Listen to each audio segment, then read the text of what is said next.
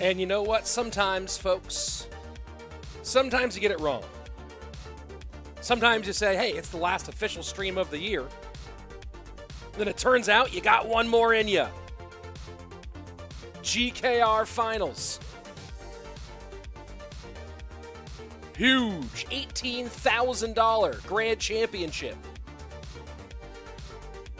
Happening right here.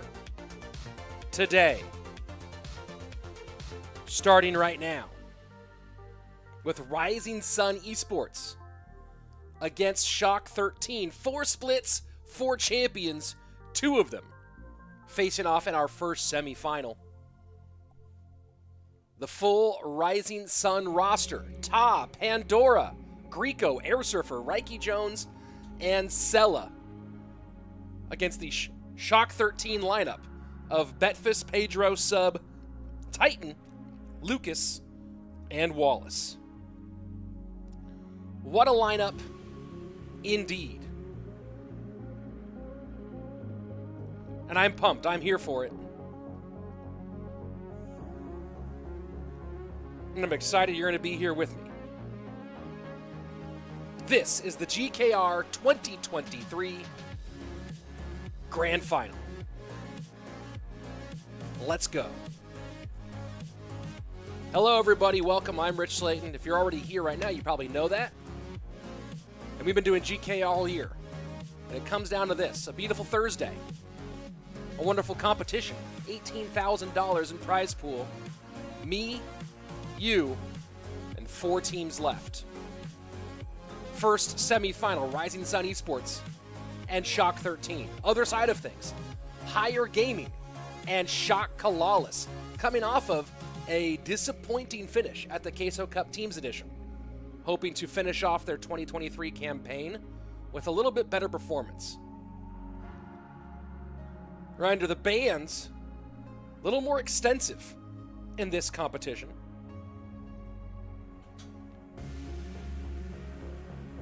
One troop, 1 spell, 1 building, and 1 evolution banned by each team. Rising Sun taking Minor, Rage, and Pump off the board alongside the Recruits Evo. Goblin Giant, Graveyard,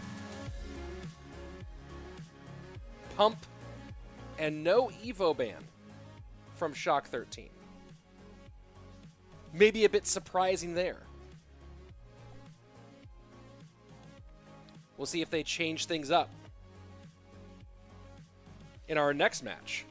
But for now, Shock-13 choosing to just let the Evos ride. I'm a bit surprised by that, considering that we have seen so many Evo Archers bans and things like that. Is there any bracket? Says Vash. Yes, there is. I don't know when they're going to show the bracket. But there certainly is. Access granted.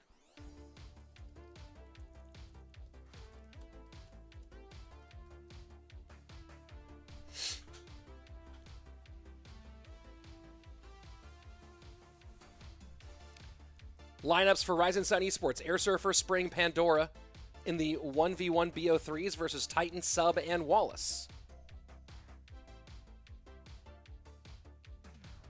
This is 3v3 BO1s, sorry. So it will be Airsurfer versus Tyton, Spring versus Sub, Spring aka raikijones. Interesting name change there.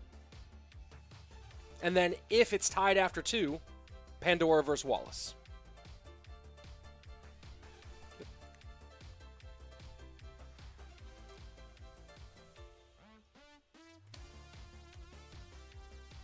This is the 3v3 BO1s. Second set will be King of the Hill, which most of you should be familiar with. If not, we'll go over it when we get there. And then if the 2 sets are split, then our third and final is that 1v1 duel mode.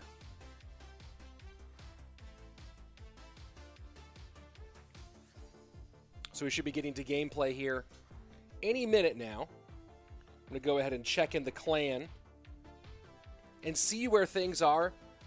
What's goody, guys? Says 38 baby. Just here enjoying some great competitive Clash Royale.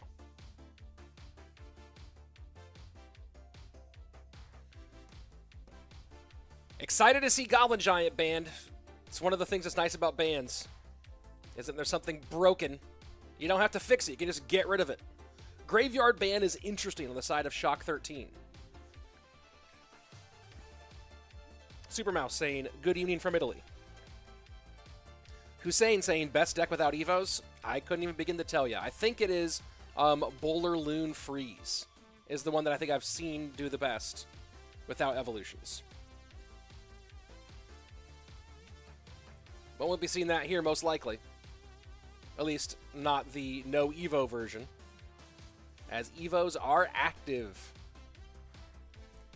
Again, very surprised to see no Evo ban from Shock-13.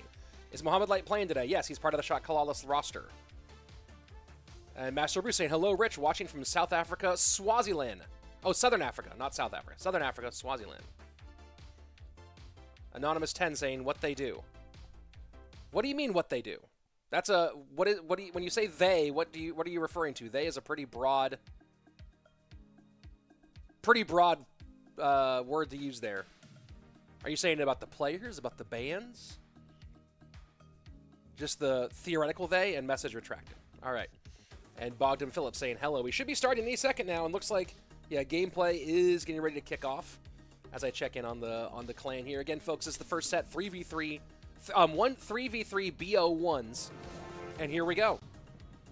Let's jump into it. And Airsurfer lying down as usual. Tyton opens up Ice Spirit to Airsurfer's Little Prince.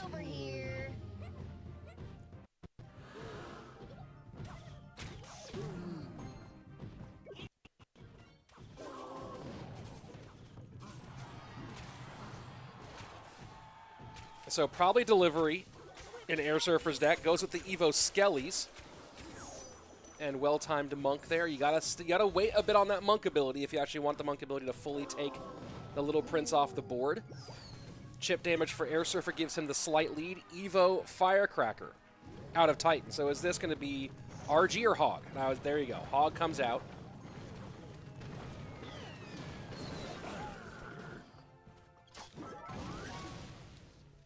Gabi saying Airsurfer, probably best American player right now. I would agree. Ian and Riley both, or Ian, not Riley, Riley's Canadian. Ian wanting to make a case for that one. And I believe Clown lives in the U.S. as well. But at the moment, it is Airsurfer.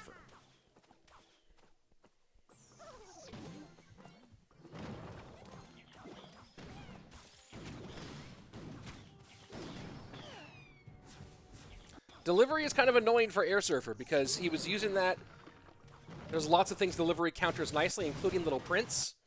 Does not counter Firecracker anywhere near as well as those other items. I hear the audio issues. Let me go ahead and check in with the production and see if they have any issues, if they're experiencing stuff too.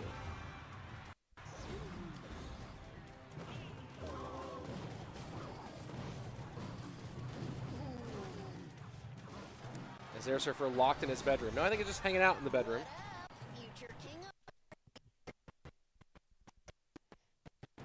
All right, I don't know if you guys are hearing those audio issues. I know I'm hearing some tremendous ones. I've let production know. And we'll see if they can get this fixed.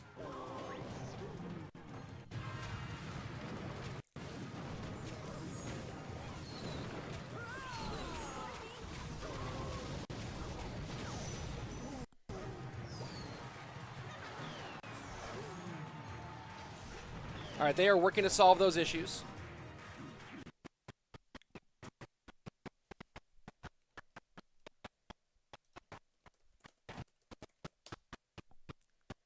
All right, I'm going to turn the sound off in a minute if they keep on having problems, and we'll have to do an a cappella version of our broadcast. Tyton setting up with the Hog in the back. It's so fascinating how this has become a meta play in the last few months.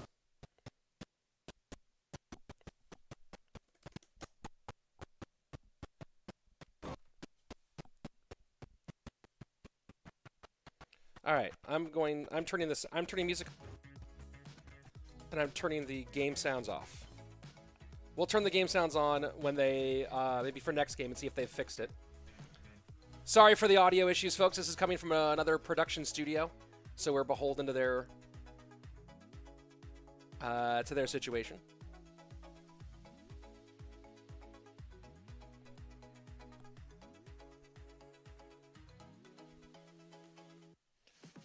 Airsurfer just solidly ahead here. And this is, you know, I've talked about this a little bit in the past, but the Monk is kind of an awkward card.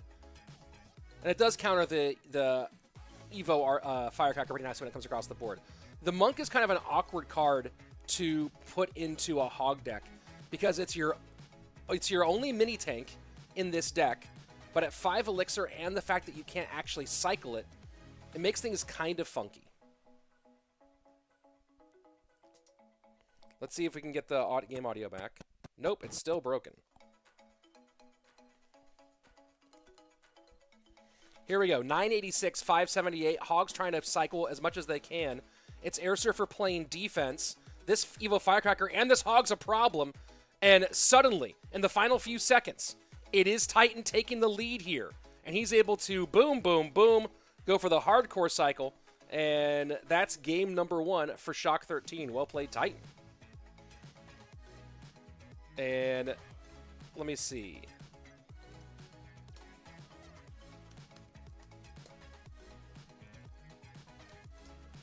All right. And let me answer a couple of questions here from the chat as we were waiting for them to try to fix those audio issues in the break between games. Hey, Rich, how are you? I'm very well. Thanks for asking. Death Adder saying good morning. Good morning to you, too. Hey, Rich, did you see Riley in the World Finals? If so, who's more handsome, Goblin Giant or Riley? I like Airsurfer a lot. He's cool. He's chilling, LOL. Yeah, he's pretty cool. Let's see. I think Tyton will win. Hey, good prediction there in the back. Master Bruce, the shades are back. I didn't see them in World Finals. Were they tied to a dress code? No. I did wear the sunglasses at World Finals, but I wore them much more sparingly at Worlds. I didn't wear them at the desk. I never wear them at the desk during CRL. I didn't wear them in 2022 at the desk either. I only wore them on the floor when I was doing intros and things like that. I didn't wear them on the desk in 22. This year in 23, I looked back at the 2022 footage and felt that it was hard to understand my emotions with the sunglasses on when I was doing player intros and the show open and things like that. So I chose to wear the sunglasses more sparingly. And I did wear them a little bit every day, but I wore them a lot less just so that, you know, I could be in the room more. So I gave some flashes to the shades, but kept them a little more chilled out. Let's see. Let's catch up things. Stop the music. What, and just have, like, silence while we play?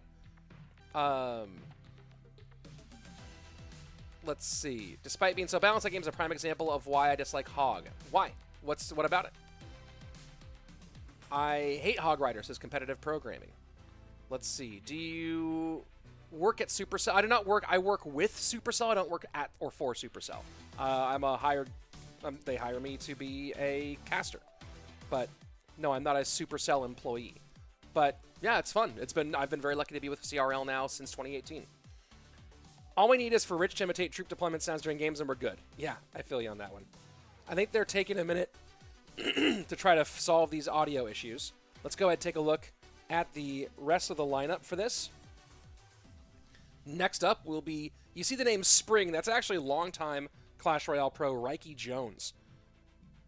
On the other side of things, you're going to see Sub as his opponent. And if Raiki wins, we'll go to Pandora versus Wallace. But Sub should be at a higher level than Raiki right now.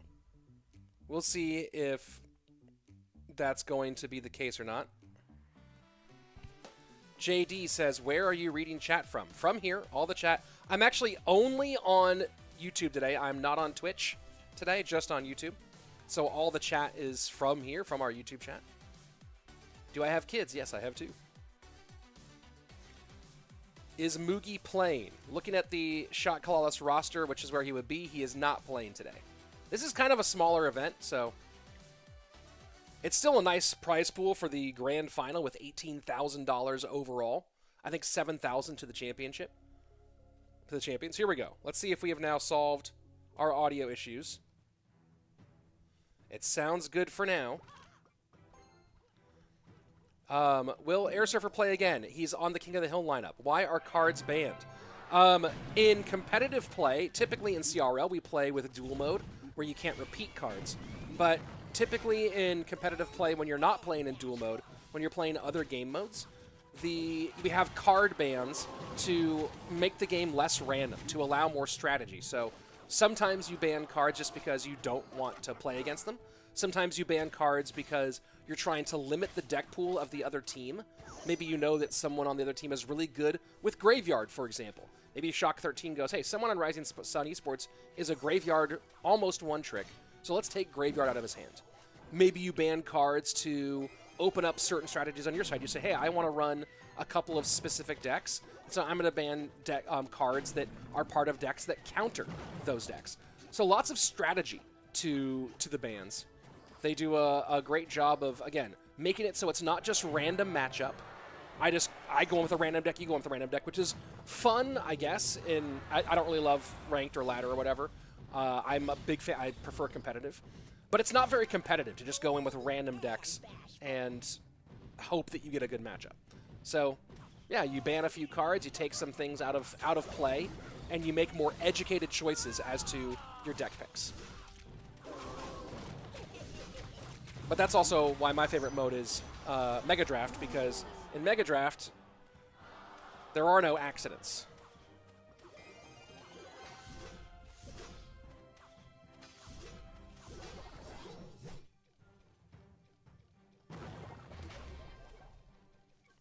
Mortar up, RG right into it. And interesting to hog on the mortar side through the RG. And those Evo archers able to clean things up for Raiki near the end.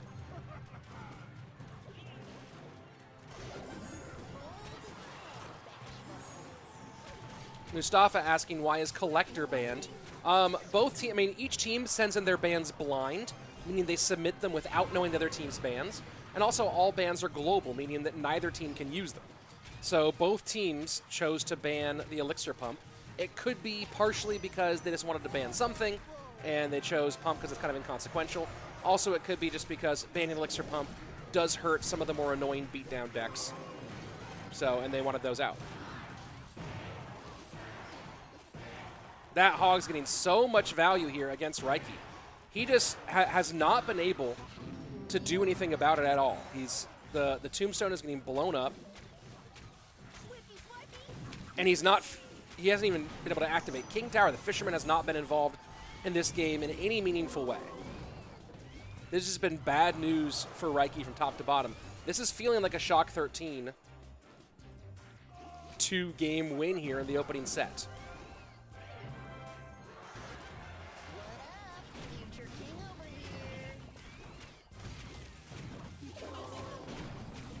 And now see a hog come down from sub. He might. He's a little low. Maybe he doesn't hog here. Sub doesn't have to. He can just play defense here. He can just play defense. Oh, there's a lightning. Wow, he's playing hog lightning? And Raiki's like, what? Hog lightning? Are you serious?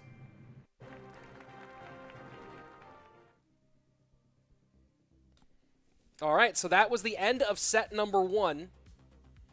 Shock-13 with a 2-0 win. Now we go on to our second set. Set number 2, 3v3, King of the Hill. KOTH, King of the Hill. Each team puts up 3 players, and you try to eliminate the other players. So first up will be Griko versus Lucas. The loser will sit down, and the next player on their team will come up. And your goal is to knock out the other 3 players from the other team. Safe Khan saying Moogie is full of himself if he's skipping matches. Well, I don't think he was ever on the roster for GKR for SKCalalas. He's in Japan, where right now it's the middle of the night. It's like, 1 or 2 in the morning. So, no, Moogie, there's no reason for Moogie doesn't need to be here. He was never on a GKR roster for SKCalalas to begin with. So, this is, again, not as big of a competition as Queso Cup. Queso Cup, the grand final was like $36,000. This is still significant $18,000, but it was a lot of gameplay throughout the year, and Mugi was never on the roster. It's very hard that we have a fully international competition, right? Where you're trying to make a roster where you have, like, Americans, where you have people playing from the Americas, from Europe, from the Middle East, from Asia, from Australia. People playing from all over the world in totally different time zones. It's really hard to make that work. So Mugi also doesn't play lots of competitions. So that's the other thing about Mugi. What are the bans? I think I already explained that one. Why no Evo ban? I'm not sure why they chose not to do an Evo ban. That's a really interesting question. I don't know their word. The link from in-game to YouTube was broken for me. Not sure about others. Let me go ahead and let me test it myself. How about that? I will go ahead and just jump on to my phone and test it. Let's see. Do I remember Expo Master? Of course I do. All right, I'm going to go ahead and test the link myself. And nope, I am here. Here we go. So it works for me. Interesting to see... Oh, where was that? I had to go through YouTube app to watch for some reason. Oh, weird. Let me catch up to the rest of this. I had to go through... Oh, yeah, there we go. So Rich, say bye. What? I don't even know what you're talking about. Let's see. I wish it was hard to work at Supercell. It sounds fun. Seems pretty cool. Good to see you back, says a dude. Thanks as well. Nerf Evo Archers. Yeah, probably. 2.6 players should be banned. They're just holding on to something that's not even a thing anymore. Let's see. RG with Monk. That's unique. Actually, that's very common now. RG with Monk, I would say that's probably the most common that's become. I mean, the main one has been RG Skelly King, but all year RG Monk has actually been a pretty common combination. So, there you go. Interesting how they use Evo Archers over Evo RG. Evo Archers are stronger. People are tending to lean towards Evo Archers rather than Evo RG. The main reason why we typically still see Evo Royal Giant is in dual mode, so you don't, if you want to play Royal Giant but don't want to burn the Evo Archers in that deck and want to use them in a different deck.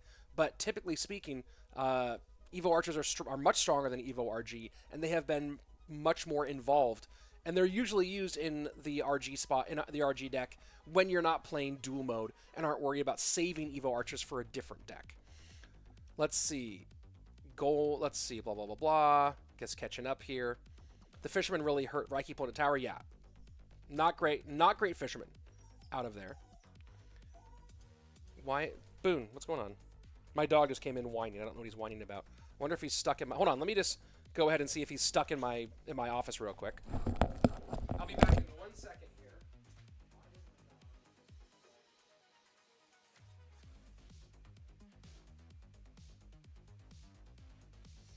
All right, folks, coming back. Not sure what that was about with my dog. And here we go. I am back. What's your favorite card? That's a really good question. I have a really, really nice foil-wrapped Ken Griffey Jr. from his last season on the Seattle Mariners that I like a lot. It's after midnight here in Japan. Yep. You are not streaming on Twitch. No, I'm just on YouTube today. Here we go.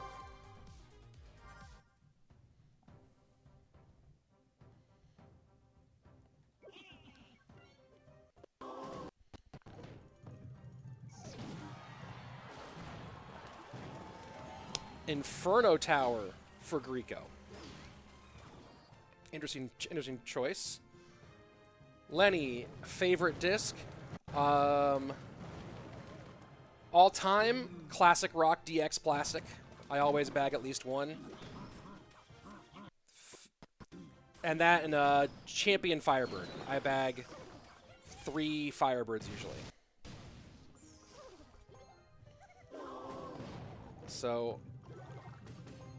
Hog Cycle versus Royal Hogs at the Inferno Tower. I guess Griko trying to hedge against some of the bigger options and finding himself in a Hog matchup.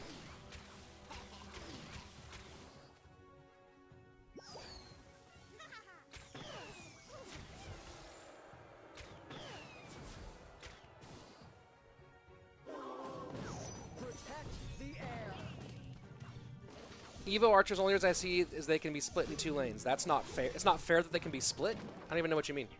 That's an interesting evaluation. So Bomb Tower for the Pigs, and Raiki's going to be playing Inferno Tower against the Hog.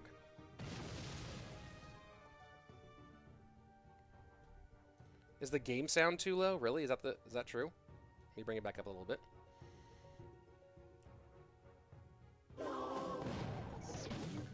Favorite drink for casting streams?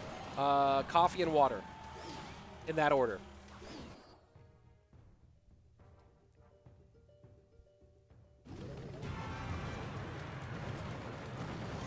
So every single time Lucas hogs has a -1 trade for Griko.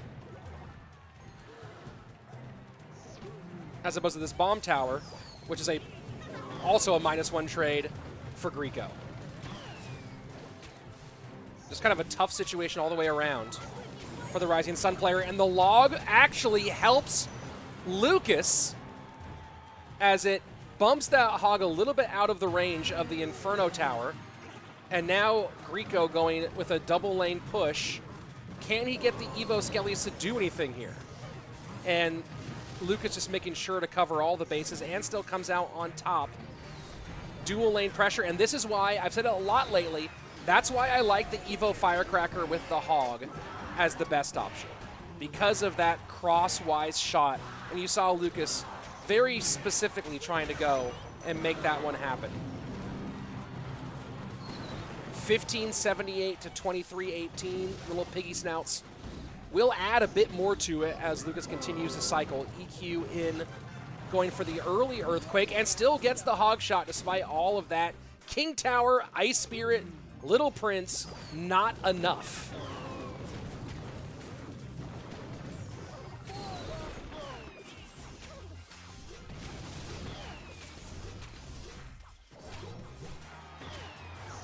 Couple critical shots there from the Little Prince for Griko.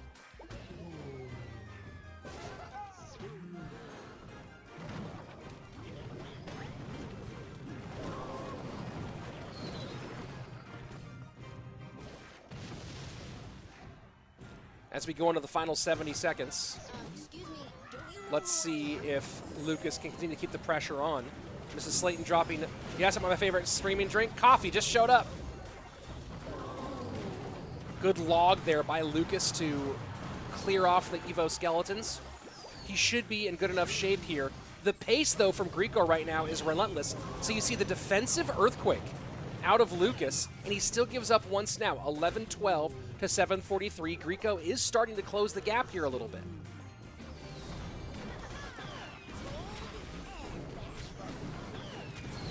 Lucas cannot be complacent here, and there we go. Does get log and earthquake damage. He needs that, and he really wants this monk damage here. Evo Skellies do get taken off all the way, and that monk reflection gonna help. And Griko knows it's over. Gonna be a hog shot. GG, well played. Valiant effort from Griko, but Lucas played it very, very nicely. And now next up for Rising Sun is going to be Ta. Let me go ahead and answer, look at some of these questions here. Let's see. I still don't understand what this means about the Evo Archers. Wait a second, why is my chat broken? There we go. Evo Archers, only reason I see is that they can be split 2 lanes. That's not fair. I don't know what that means. What's not fair? Thanks for casting, Rich. Loving it. Itching for more with CRL 2023 over. Yeah, I feel you on that one. Whoa, I have a lot to catch up to. All Japanese love Seattle because of Ichiro. Hey, well, do the Japanese now love Los Angeles because of Shohei Yamamoto getting an insane contract? Really excited to see how that turns out. Your cap is cool. Yes, it's a disc golf hat. What do you think will be the most standout evolution? Well, very curious to see what this Evo Valk is like. Do you like Coca-Cola or Pepsi or something like that? I mean, I prefer Coca-Cola over Pepsi. The bottled version with real sugar, not with the corn syrup. Just picked up a Star T-Bird. Oh, cool. Yeah, for the rock, get the classic rock in DX plastic. That's what you want. All right, let's go. Don't you know who I am? Lucas holding on to the throne for game 2.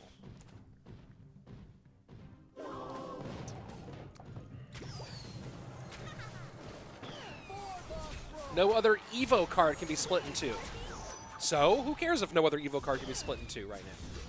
I mean, Skeletons, we just saw them actually get split on lanes. Evo Barbs, we saw them split lanes. What are you talking about? Evo Barbs can be split, and Evo Skellies can be split. We actually just saw that happen. Incorrect.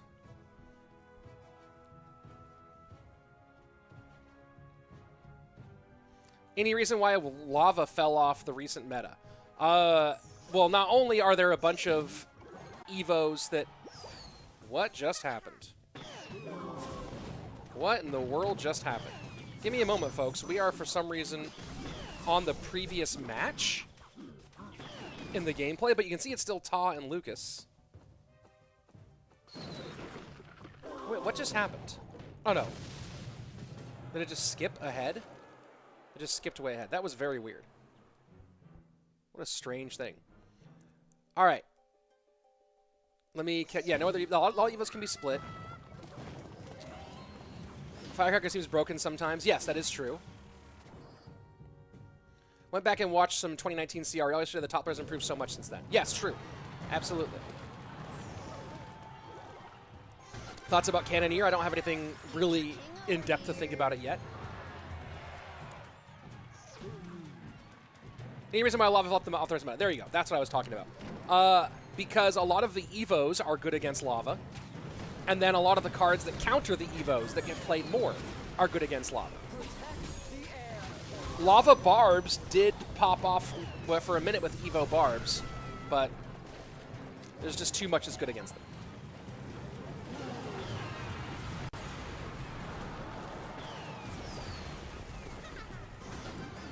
Excuse me, don't you want to play now?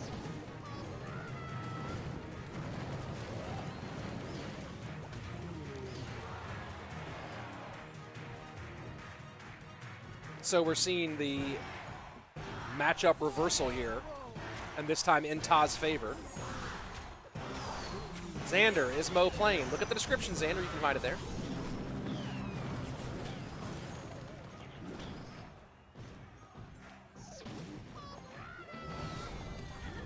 Oh yeah, Evo Recruits too. Yeah, Evo Recruits automatically split lanes. Evo Barbs split lanes.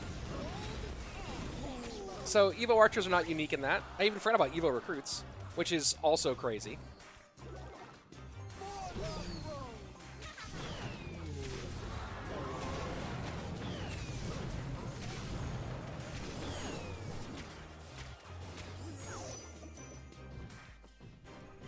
$15.66 to $12.76.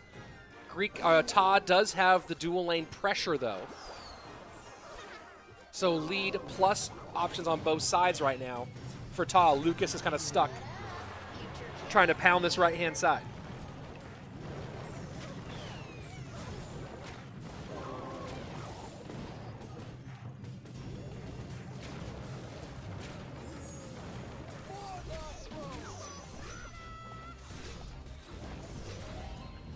Very early here with the Inferno Tower. That's a little, that was, wow. Wow, the Ice Spirit play onto the Skeletons is huge. Hog doesn't hit, but does it matter?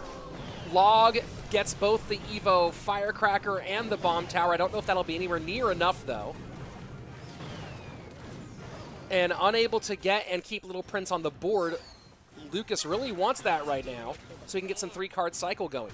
And that's one of the interesting things about Little Prince, is that while theoretically you should be getting more 3-card cycle out of it, it's kind of shockingly hard to keep it on the board long enough to really take advantage of 3-card cycle in some situations. Like that one. And there you go. Flip the matchup. Ta gets it. GG, well played. All right, let me I'm still trying to catch up to all this chat here. You're right, now LA is the favorite? Yeah. I'm a free agent. By the way, if you are a baseball fan, I am a free agent as a baseball fan because the A's are moving to Vegas, which I can't support. I've been an A's fan my whole life. I'm not going to support the move to Vegas. I didn't support the Raiders' move to Vegas. I think all of it's awful. So if you are a National League fan, not American League, I can't switch from American League to another American League team. But if you're a National League fan, Make your case to me on why I should pick your team as my new baseball team, because I'm jumping ship from the A's now that they have moved to Vegas in a really awful choice. Let's see. What's the secret behind making a good deck and the strategy behind playing it? That's a really, really broad question there, human being. Yo, what's up, says Crazy Edits. Long is in tomorrow. Good luck. Valkyrie or Mini P.E.K.K.A? Well, now that Valkyrie's into the Evo. Let's see. Rich, you have so many sunglasses. Which color do you like best? I mean, these ones are pretty up there. These ones are pretty fire, I have to admit. But these ones are nice. My all blacks are really nice. There's a kind of a blue. Where is? Do I have that pair here? Oh, well, I don't. Let's go back into gameplay. Here we go. Wallace versus Ta.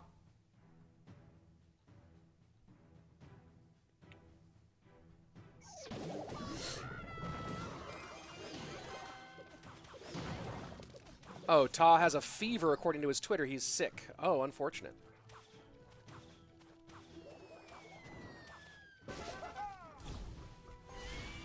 Why don't people run mortar, says Bavesh. We just saw it. We saw it a couple games ago.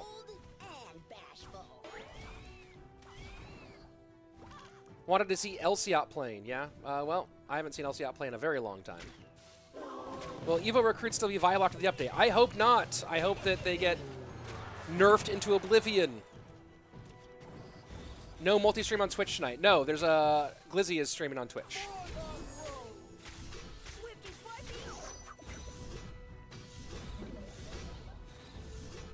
What is those bans? Each team submitted a number of cards that, for the duration of the King of the Hill and 3v3 BO1s, may not be played by either team. In our third set, if necessary, in the dual mode set, there are no bans. But they help make the game less random.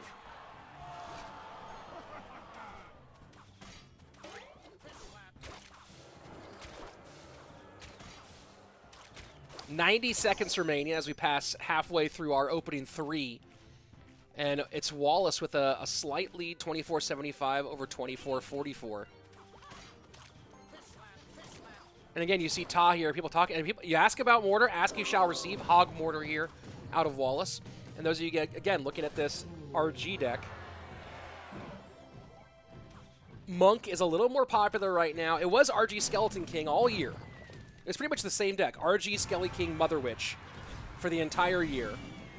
And then as the Evo RG got a little bit nerfed, and with the introduction of Evo Archers, oh, missing the Little Prince. Oh, no. And oops from Ta.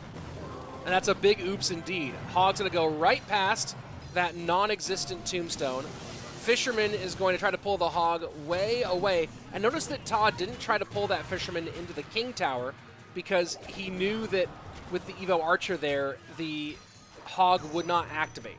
So he instead decided to play into the lane that he's attacking. Smart choice there by Ta after the unfortunate Little Prince miss with the Fireball. Keeps him in the game, although behind by 350, 360 HP on that right-hand lane. Or 340? Oh, whatever, math. Lightning makes that a moot point. And Hog Mortar Lightning. Seen it again today. Sub ran it as well.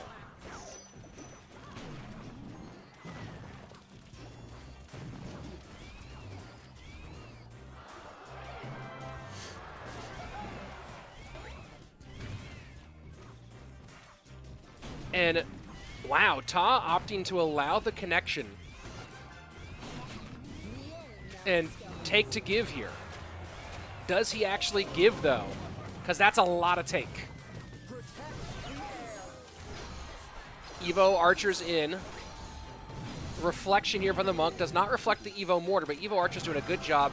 Now it's RGs in both lanes. Archer on the right-hand side, not in Evo range, so Fireball goes to clear and help see if he can get some Archer attack. And that's disconnect. Again, this is not my equipment, so I have no idea what's happening.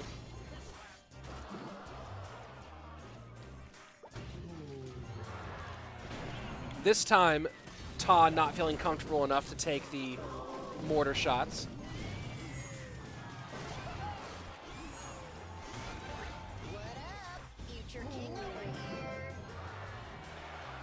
And Wallace gets the defensive mortar out early, hog down. Tombstone to pull. Lightning here for the Fisherman too? No, does not get the Fisherman. And doesn't get the King Tower activation either. I'm going to go ahead and pull that for a replay after. That was a really interesting Lightning there.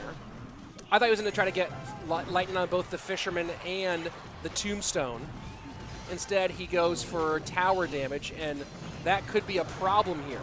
Nope, RG not going to penetrate deep enough, and there you go. GG, well played. Goes for another Royal Giant, not going to be a problem. And Wallace gives Shock-13 the lead here in our second set.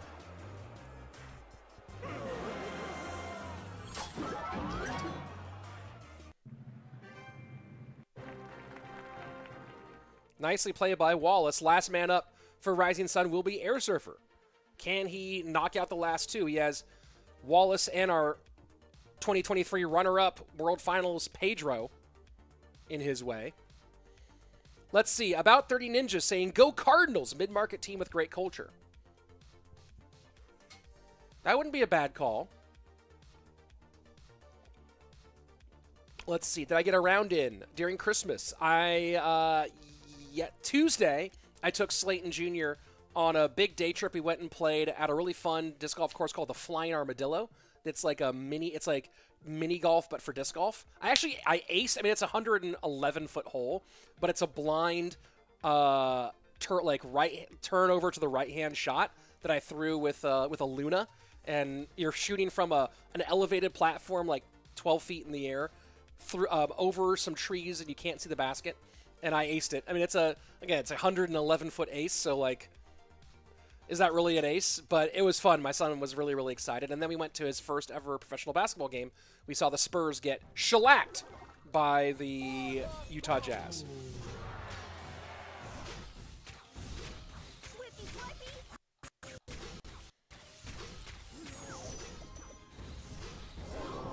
So maybe Wallace running it right back. Airsurfer switching things up a little bit, going maybe in a, well, not similar direction, but going Hog. This is interesting. Hog, Evo, Firecracker with the Monk. Monk everywhere today.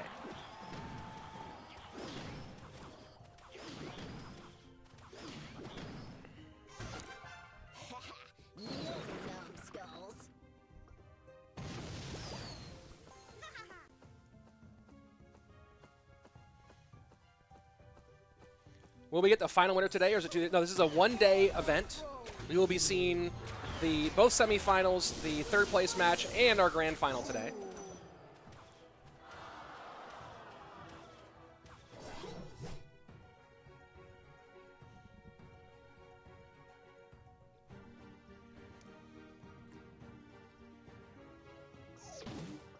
And you see Wallace putting up a 66% win rate overall on the year in this competition. Lightning is interesting in this deck.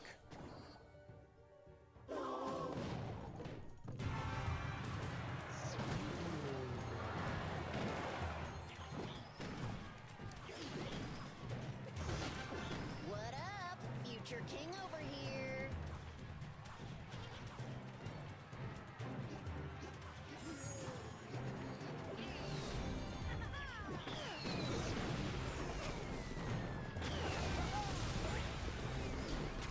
So two different looks at Hog. And this should be able to make it. And it will.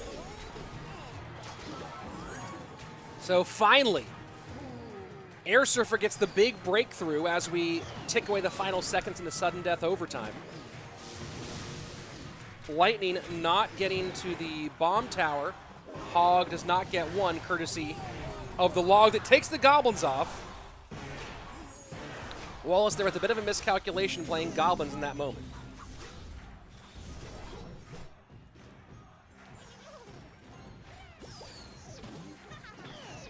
It's hard. It's a little hard for Wallace to find good lightning value in this matchup. He really wants to try to figure out how to get a firecracker and a bomb tower at the same time.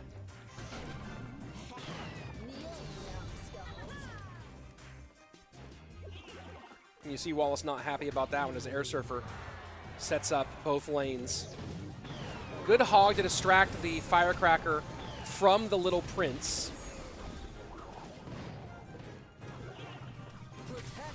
And a great ability out of Wallace. That's going to be a lot of damage on that right-hand side. Log has to come out.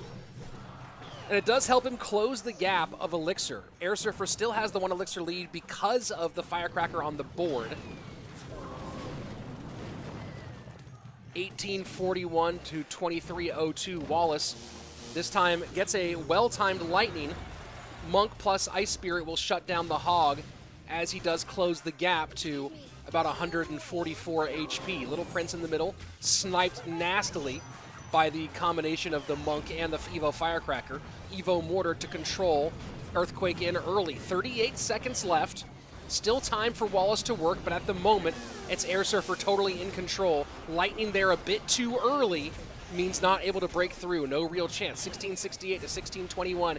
Evo Firecracker, thankfully for Wallace, not in range of his Princess Tower. Now he has to defend the next hog in that left-hand lane. No, never mind. Evo Firecracker goes down. Cannot get a hog shot. Wallace just struggling here. Mortar high. Ice Spirit will control. EQ in, and that might be enough. 1293. Log should clear.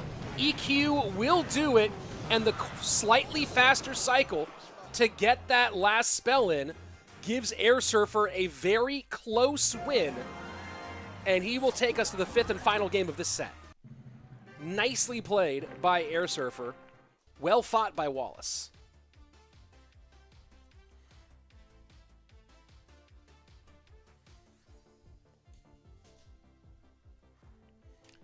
All right. Pedro Airsurfer. The final one. Why does Monk sometimes die even as abilities pop? The ability is a shield that reflects ranged attacks. It does not stop him from taking any damage whatsoever. It just reduces damage dramatically.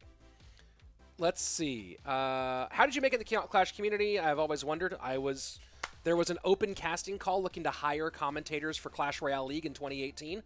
I answered the call. I went through months of auditions, multiple taped rounds and a live round, and they selected me.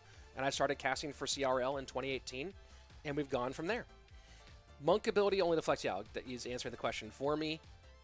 Mini disc golf sounds like a paradox. It was really fun. It's like on that course, you're shooting on holes that are like, under 150 feet, but one of them you shoot into. They took a grain silo that's 20 feet in the air and cut a hole in it, and you shoot into the silo and it goes around and then drops into the basket below it. It's kind of a famous course, actually.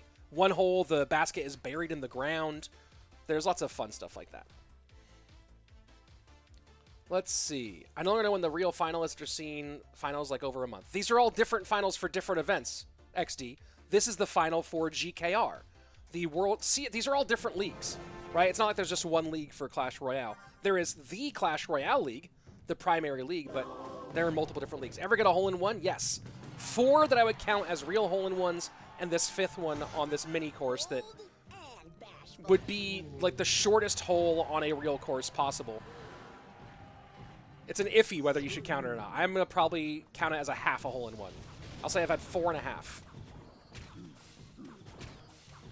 Do I like Babe Ruth? Like the classic baseball player? Was I already playing CR before auditions? Yes, I was playing it casually, but yes, I've been playing since launch. I played Clash of Clans first, and then when Clash Royale came out, I started playing that.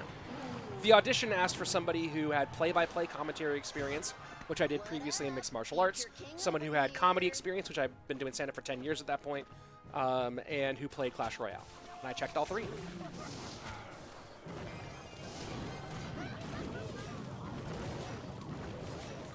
Yes, the baseball player. Yeah, I like Babe Ruth fine.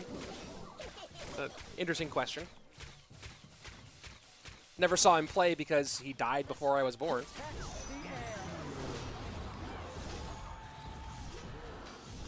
Airsurfer just out to an early lead here. Pedro, despite having the fireball, going to be cycling much slower here. Keep in mind, folks, that these these Skelly Dragons are going to be a problem for Airsurfer, as he can't really kill them with any sort of ease. I think there's going to be a lot of big shots both directions, as airsurfer really can't handle the skeleton dragons, which is going to make him kind of put him in some tough spots. Oh, that's so much damage. That's so much damage. And airsurfer takes the tower. Just as I was saying, hey, they can both not really stop stuff. All right, airsurfer has delivery ice spirit. Delivery fire spirit will kill skeleton dragons, but delivery ice spirit will not. And that Evo Skellies is going to probably end this for Pedro. Looks like set number 3 is coming up here in a moment,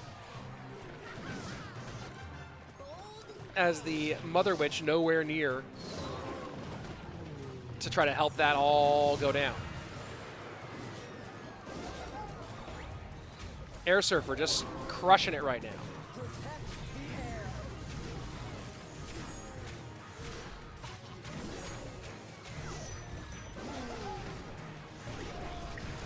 Perfectly played by airsurfer. Bed Surfer is the GOAT. Actually, great name, Bed Surfer. Love it. My favorite wind condition is calm but slightly breezy. And bashful. Calm with a slight breeze. My favorite wind condition. All right. Tied up 1-1. Going to the third set here, which will be Ta versus Pedro in a duel mode battle. No bans. And normal duels, not in-game duels. When Monk takes as in his ability, he'll take the same amount of damage. I always prefer Category 4 Hurricanes. How dare you, Rhinocraft. Opinion on 2.6 Hog Cycle. Get over 2.6 Hog Cycle. Just let it go. Let it go! Let it go! It's dead. It's like someone who insists on still driving a Ford Model T. It's like we got better cars now. You know what I mean? How were the 5 days off? They were very nice. Let's see. Give me free gold pass. No. Evo Firecracker and Hog right now is the best combination. It's a strong combination. Ranger's an option? Nope. Nope, not at all. Can't do it. I definitely can't do it after. I can't do another AL team. I can't do another AL West team, and I can't do an AL West team that just won a World Series. That's too much. That's like that's a cardinal sin in baseball. You know what I mean? Cardinals. But yeah, no, that's no good. How long is today's stream? This is the first of 4 matches today.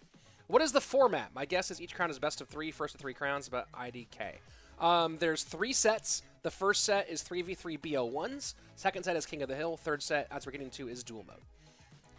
Let's see. Best Evo recruits easy to deal with, though. No, Evo recruits, Luis, you're wrong. Evo recruits are broken, and they need to be nerfed into the ground. Let me catch up with some old chat here. All right, I think I'm all caught up on the old chat. Let's see. Hey, Rich, what's your opinion on free emotes while watching these live videos? It's really nice when it happens, but it's a rare thing when it happens. I haven't given out an emote for watching a live since 2018, and actually no, they did one for the birthday in 2020, so they've done it twice ever. So sure, it's cool.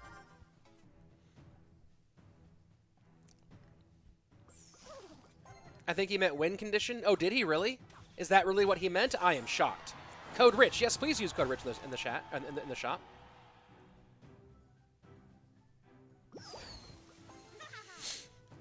Riley to SKCalalas. Thoughts? Well, I'd like to see what he does when he's actually in a true practice program with other pros and see how that elevates Riley's competitive game, because he's definitely a great ranked/ladder player and a phenomenal content creator. And we'll see if he can become also a phenomenal competitive player. Would be very cool.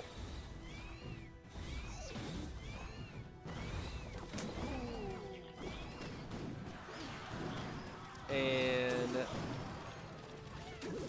notice that we're going to see slightly different constructions here now that we are in duel mode, because you cannot repeat cards. So we're seeing Hog with Firecracker here, yes, but Snowball. And picking that in game 1 is interesting. But you're going to see players now kind of playing around, and this is why we're seeing, here we're seeing Loon in this one as well. So players kind of making some adjustments to strategy only to, because we're playing in a totally different game mode.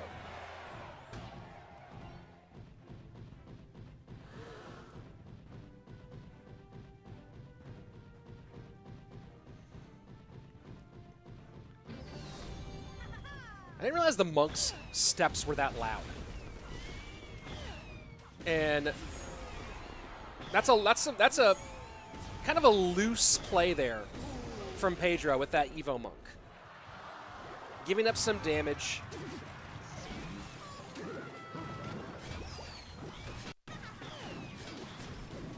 I'm curious about what else Ta certainly has a building. Is he running Bomb Tower or is he running the Inferno Tower here? Tesla's possible. I don't think he's running Tesla. Oh, he is running Tesla. Oh boy, what a pick from Ta here. He better hope that Evo Skelly gets taken out, and he EQs it out of nervousness of Evo Skelly's popping off there. That's a hard call, and that's going to put him not quite where he wanted to be. Still had enough elixir lead that's not too much of a problem, I guess. Oh, and a bad snowball. Pedro's a little bit out of sorts, it seems. Definitely not peak Pedro right now. He'll need to clean that up if he wants to have any hope of beating a competitor like Ta.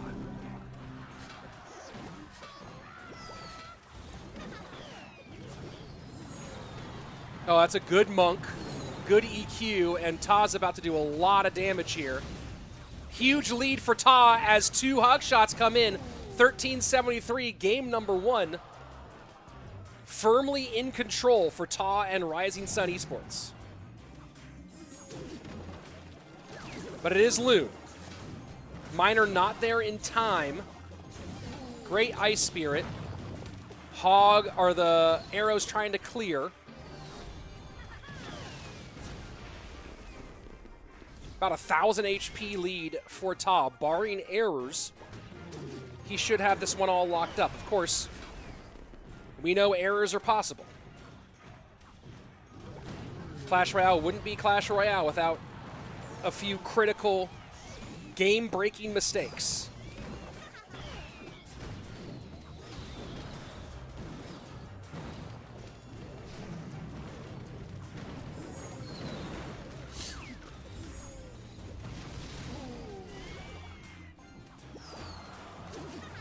And going for a double Loon strategy here is Pedro. Snowball to stop the hog. Evo Skelly's behind. Is he going to miner in here again? No, he Loons again. The Loon in the middle with the Phoenix in the middle is annoying. Just trying to cycle like crazy.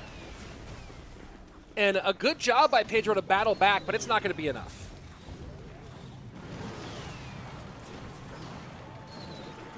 That hog is going to need a snowball there.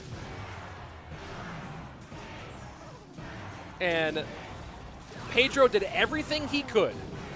Every trick he could figure out, but not able to break through. Game number 1 goes to Ta.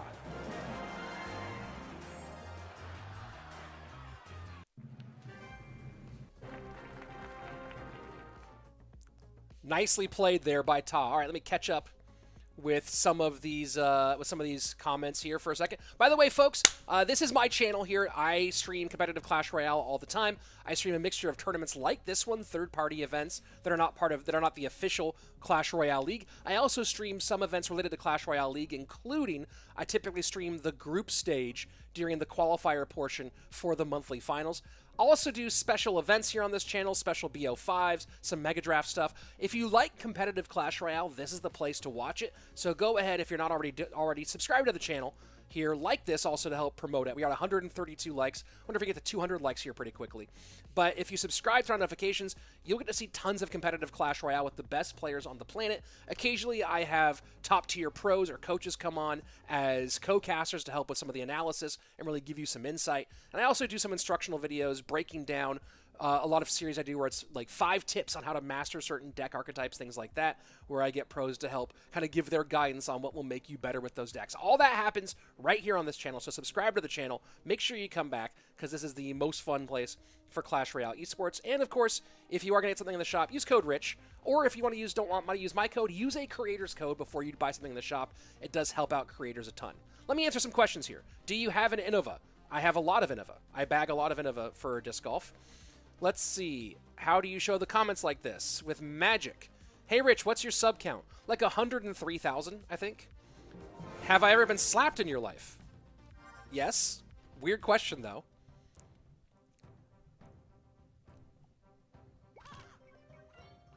I think Clash Royale needs to do something about MK being all around mid-ladder. Yes, they need to help players with their skill problems. All right, here we go. Game number 2. Remember, neither player can play any of the games or any of the cards from their previous deck. So that minor loon deck, all the cards from that are out for Pedro. And all the cards from that Hog EQ deck are out for Ta.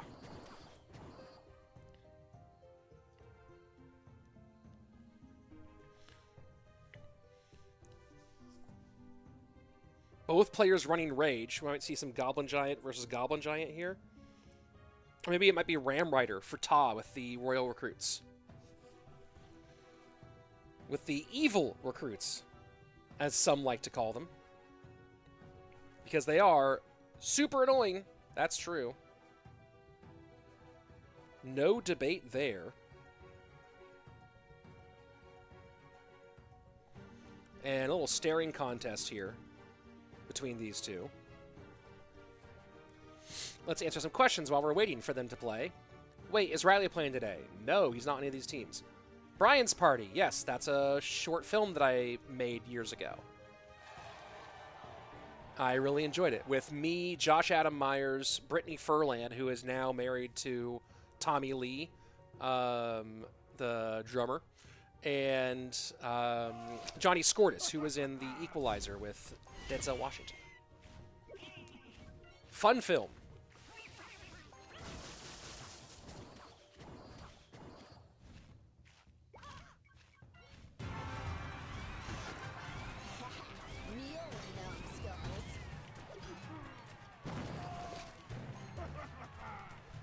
So still, might be Ram Rider both directions, actually.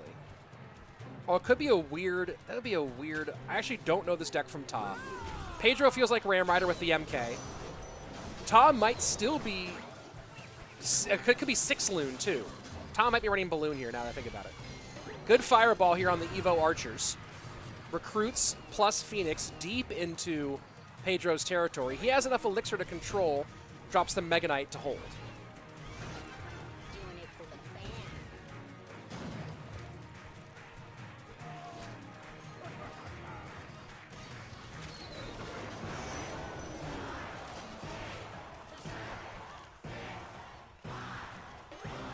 I thought 6 Loon typically ran Lumberjack. No, it's a Royal Giant. I was wondering if maybe with the Fisherman, but Recruits seemed weird. And 6 Loon does typically run Fisherman these days. But it is Royal Giant.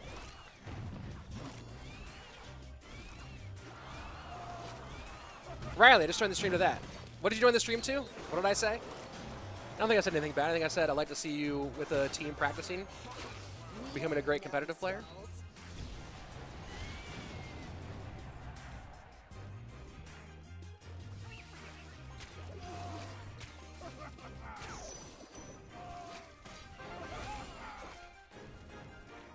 Why is it that almost all RG decks have Fisherman? Asks about 3 Ninjas. Great question, because the thing that Royal Giant is most susceptible to is single target damage. So the Fisherman allows you to pull troops away from the Royal Giant so that it can continue to do damage. Other thing too is Royal Giant techs typically don't run buildings anymore. You know, the RG Furnace Tot days are over. And so the Fisherman, in many ways, takes place of the building. And that's a quick 2-0 for Ta.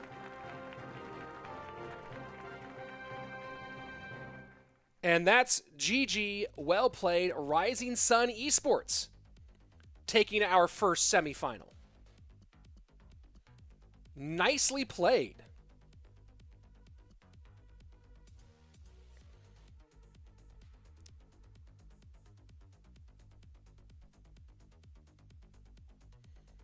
That's match number 1 down.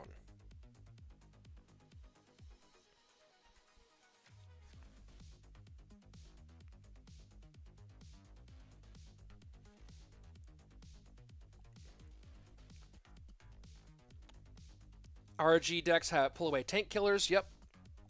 Thank goodness RG Furnace isn't a thing anymore. Yeah, I mean, it wasn't even that good for a long time. Is it still over? No, this is not over. This match number 1 is over. Match number 1 of 4. We have 3 more matches today. The other semifinal, third place match, and the grand final. Here we go. So coming up next, Shock-13, Higher Gaming. The winner will face Rising Sun Esports in the grand final. Before that, though, will be the third place match. The loser of this next one versus Shock-13.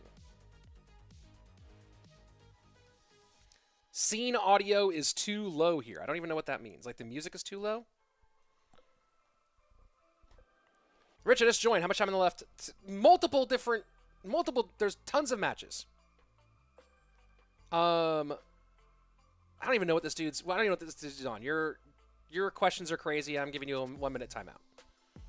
When will we see Mo Light play? Well, our next matchup is Shock-13 versus Higher Gaming. Higher Gaming with Keef, Bassotto, SandBoxm, Kodigo, Ardentoas, and Surg TS. Shock-13 with Adriel, Vitor, Clown, Mohamed Light, Ruben, and Rainbow. And of a boss, OP. I've never thrown a boss. Let's see. Pedro waiting till triple to play. Yeah, just Goblin Giant. I thought he was playing Ram Rider, but he was playing Goblin Giant there. Probably was playing Goblin Giant. Yeah, he was. Just my brain still can't handle that. Still can't handle all the Goblin Giant stuff. Oh, I did something for 5 minutes to come back to a different format. Yes, it's the match has 3 sets that all have different formats. Let's see. What is GKR? It's this tournament. What breed is your dog? He's a mutt. Opinion on an ex that keeps contacting your parents. That's weird. Rich, tell us one of your stand-up jokes. My stand-up is available on YouTube. You can look up Rich Slaton Comedy. You can find some of my old stuff. Who's your favorite pro player? You! Rich, you know the schedule? I just showed it on... I'll show it again right here. There's the schedule. I'm going back now. In some of these chats. Yeah, Reiki is not a full-time pro anymore. He's primarily a streamer. I'm kind of surprised he was on the team.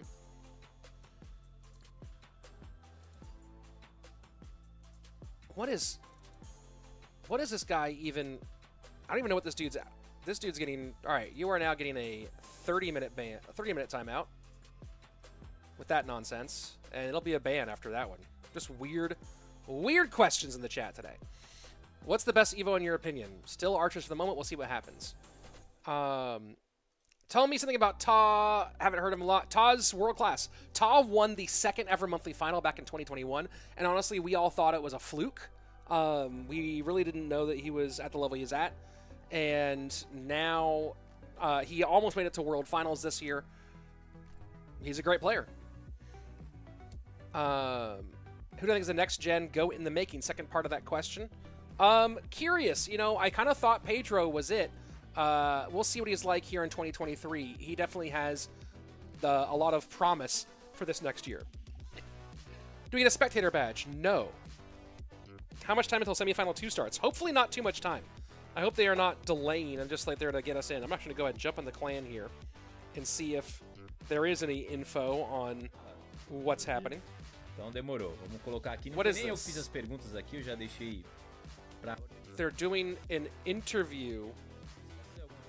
This is interesting. They're doing an interview with Samuel Bassotto in Portuguese on the clean feed, which is crazy. So, obviously, I don't speak Portuguese. I can't translate that. Let me go ahead and ask the admins. How long until next match? Do I have mods? Sometimes. Did Mugi play? Mugi's not on a team for this event. How about the new update? Any news about the new updates? Yeah, they're coming soon. And let's see. Guys, hey Rich, how are you today? I'm doing really well. I'm doing fine. Just waiting for our next matchup. No Split Summer, né, no Split de verão, contra a SKCalalas, onde você fez 7/0, né? Como é que você se sente aí hoje pra enfrentar ele de novo nessa revanche? Have you played at Wells Branch? Yes. Savage, you're asking a lot of, like, really specific questions. Can you commentate a match with a Russian accent? We'll see how long I can stay in a Russian accent. Opinions on Evo Valk. Too early to tell. The ability seems OP, but also I just don't know if, like, I think there's no stat buff, though, or they didn't, like, overbuff her stats. Can you also add point of views between matches? No, I'm not set up for that today. What is the best champion in your opinion? Still Little Prince right now. Can't wait for Evo Hog Rider. Ugh, that'll be a day when almost everyone freaks out. I think Evos should mostly be for cards that aren't played a lot, which is why I think some of the Evos were good calls, some of the Evos were funky calls. But I would lean at like 60-40 towards cards that are underplayed right now. What about the new Tower Troop? I haven't looked at it very much. I think the current one, the Cannoneer, is like shoots slower but stronger. Is what I've gathered. Not 100% sure. I hope Shock-13 makes it to the final. Well, since they won, they are in the final.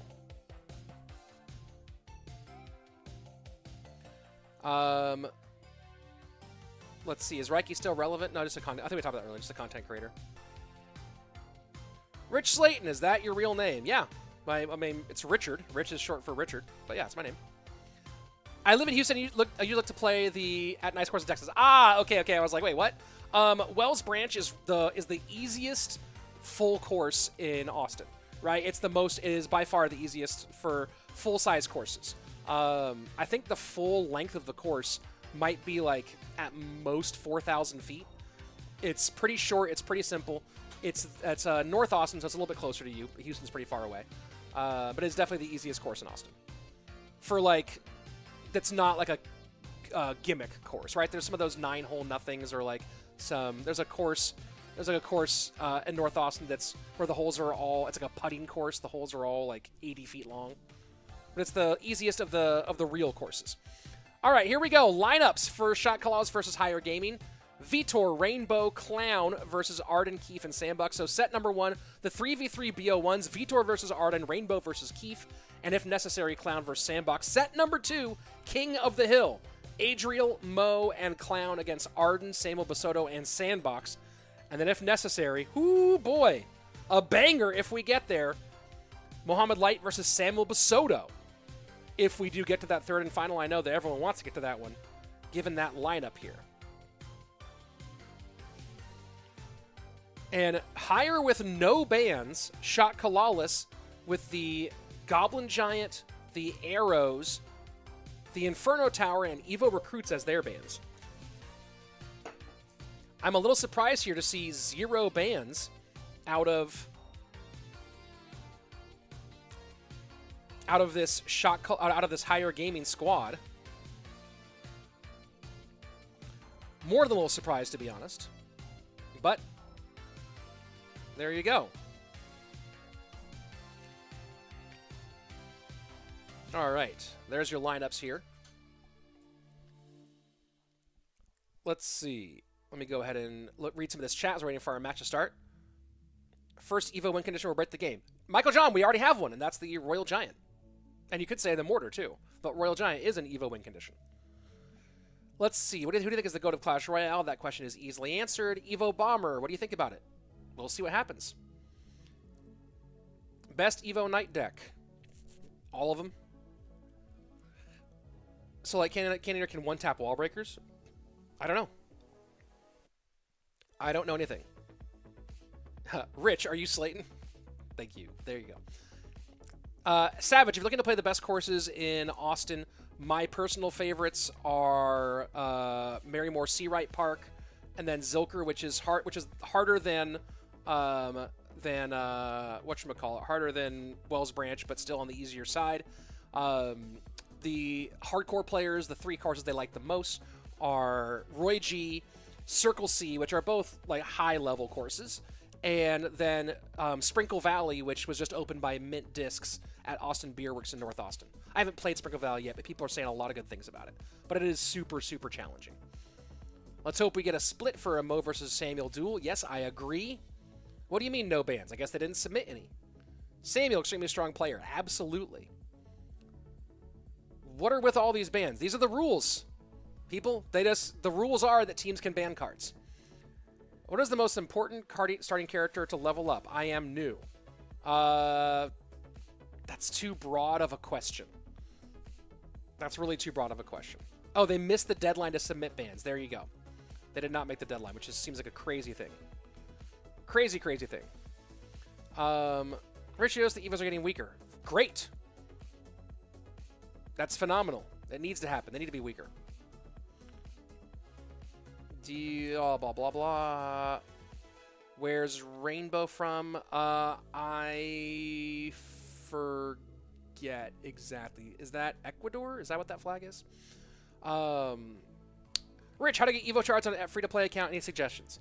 I mean, the number one thing is to be doing all of like the weird shop, the shop on the tournaments page. What is that shop called? I don't even know what that shop's called. Hold on. What is it? Hold on. The season shop. That's the number one thing you should be doing is playing all the stuff on that page, getting the season shop, and then making sure that you get the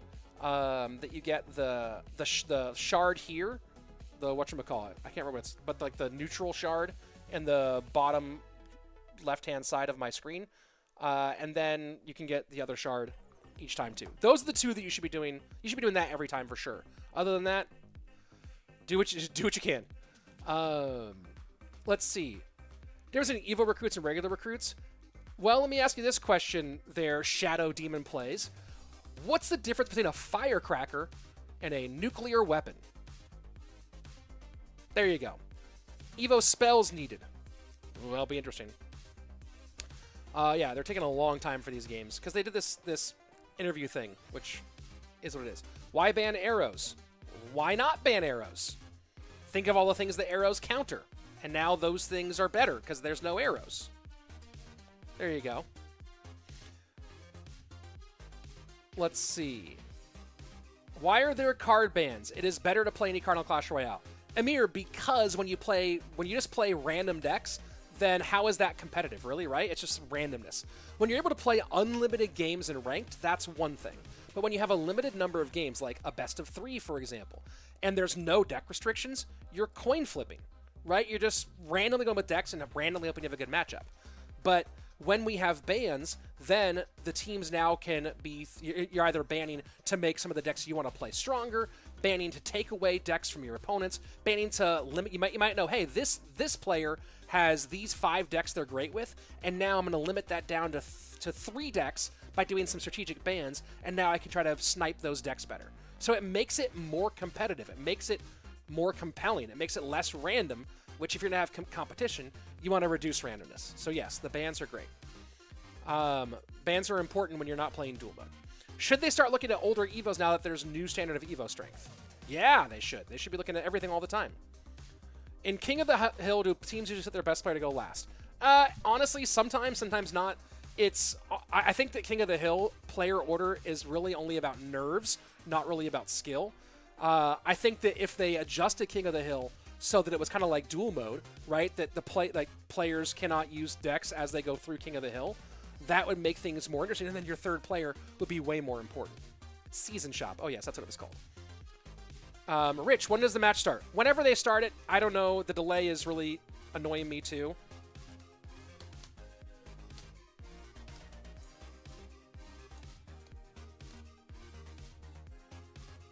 One second. As a content creator, do you have access to the dev build? Yeah, I do, but I don't use it. I should use it more. I use it sometimes, but it's not the kind of content I typically create, so I don't use it a ton. What is your favorite card in Clash Royale? The Ice Golem. Also, grind challenges. Yes. Yes, less yapping, more gameplay. As soon as the gameplay happens, it'll be on. I'm not in charge of that. So as soon as gameplay happens, we'll have gameplay up. Do you think Royal Hogs will be unusable because of the new Tower Troop? I don't know. Why not show the interview? Because it was in Portuguese, and I don't speak Portuguese. What do you mean? Why would I show an interview in a language that I can't translate, and that's... What do you mean? Like, I just put it on there so you can see them talk in a language that we don't understand? If you want to see the interview in Portuguese, then I suggest watching the Portuguese stream. Let's see. I have let them know that we need to get this game going, but they'll get it going when they get it going. What's your biggest tip for a noob? Conserve your elixir, right? Like, don't just drop everything at the bridge all the time. Learn how to not overspend on defense and how to not overcommit on offense. The better you get at elixir management, that's like the #1 skill that will make you better at this game. Hello, I'm from Bangladesh. Cool. Evo champions needed. No. Michael John McCaffrey, good to see you. I hope you enjoy still watching without chatting. Why your voice is small? Like, my voice is quiet? Is that what you mean?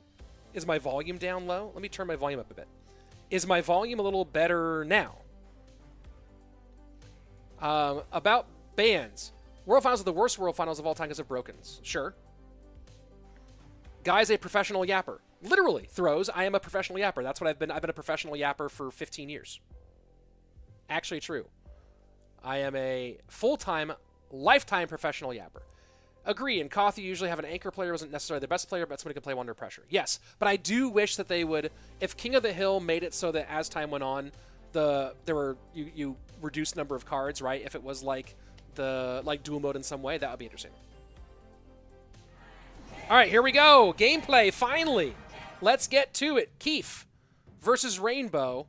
And looks like there was a free win. Ardentoas. Oh, that was what was happening. Ardentoas didn't accept the game in time. So that's what was going on.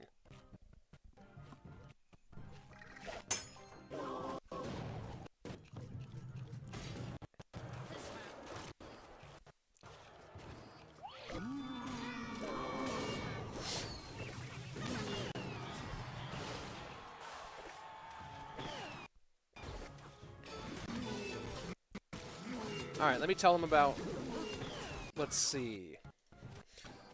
Sound scuffed again. Yeah, the game sounds kind of scuffed. I'm not sure what's happening. I've let production know. Hopefully they get it fixed.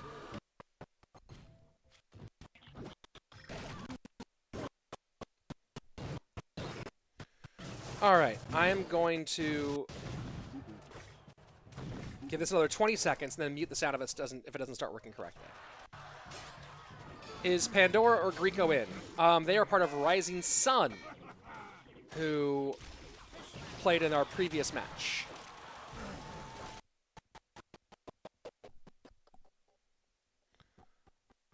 What is happening?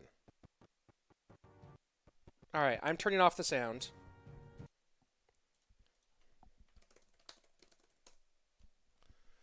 And it's just going to be me until we check the sound again.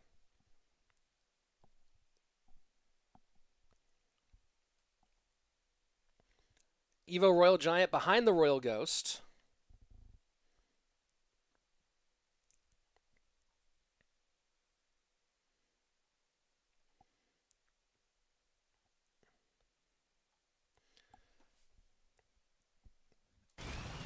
And sound better. Nope, not for the moment. Yeah, there's a whole bunch of problems that are happening that are all coming from production. Sorry for the issues, folks. This is frustrating for me as well.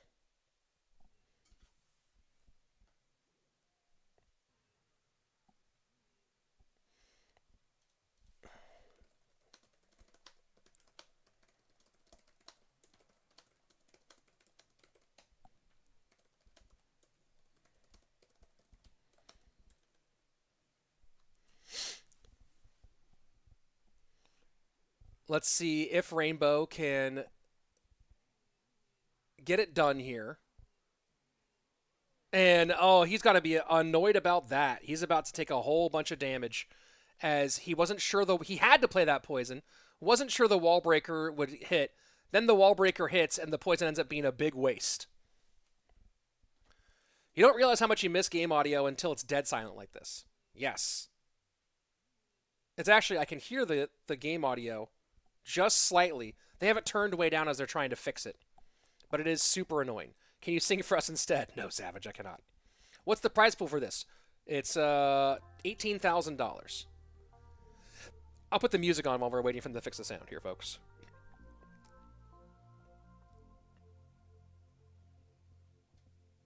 But the production is having a bunch of challenges here today. And I'm going to time you out for some toxic chat.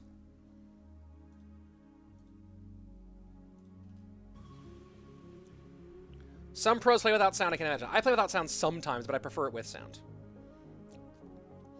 Why is there so many legend cards in low arenas? Because this is competitive play. We're playing on friendly mode. These are all pro players who have, you know, top accounts, but who are playing on level 11 because that's what friendly mode is. This is crazy bad.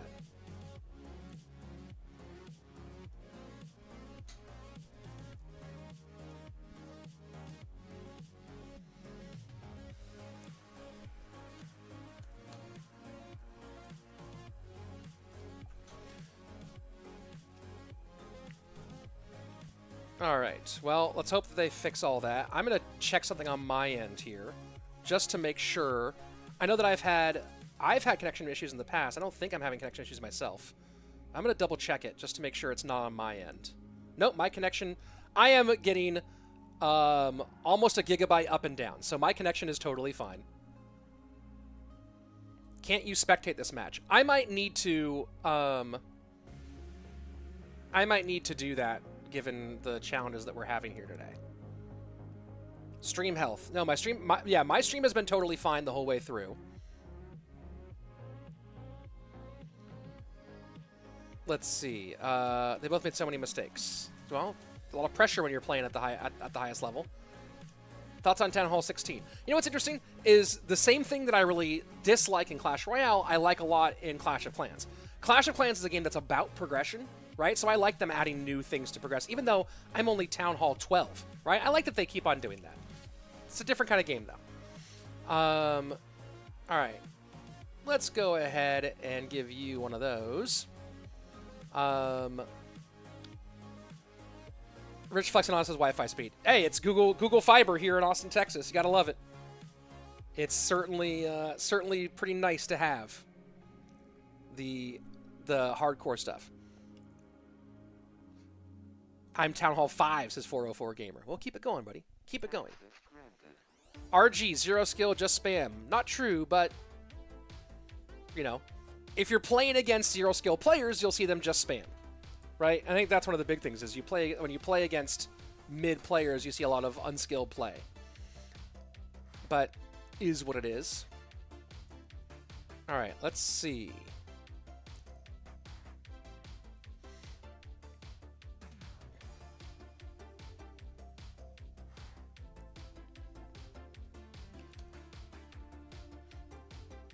Give me 1 second.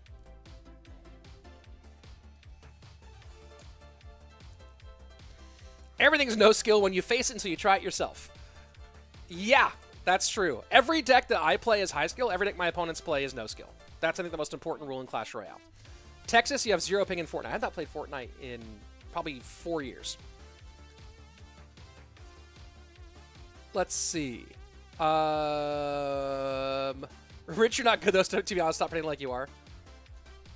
I am better than average, but I'm not good, right? Like, you can. It's so funny when people like realize if you go on Facebook and see the conversation there, you realize how bad you can be and still be better than like 85% of people who play Clash Royale. It's kind of crazy.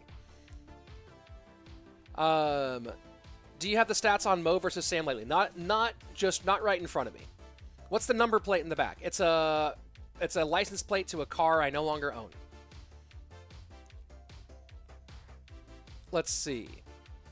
Oh, that's some other not interesting. Some other guy. Oh, I don't know which one's the real Smurf Blade now. Someone's in here pretending to be Smurf, the real Smurf Blade. That's unfortunate. You deserve commentating in a bigger game like LoL, CSGO, Valorant. Just don't leave us, though. Oh, no, I would never leave. As long as CRL's a thing, I'm doing CRL. I'd love to commentate other games as well. Apex is my favorite of the other games. Let's see. And then I'm going to go ahead and just ban that guy full time. Let me see, right? That was the one? Yeah. You're banned forever. Here we go. Next game. And let's see if they have... Do we have audio yet?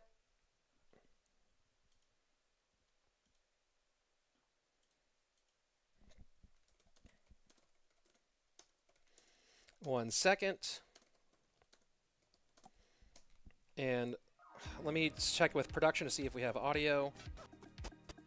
Oh my gosh, it's still... All right. We at least have it temporarily.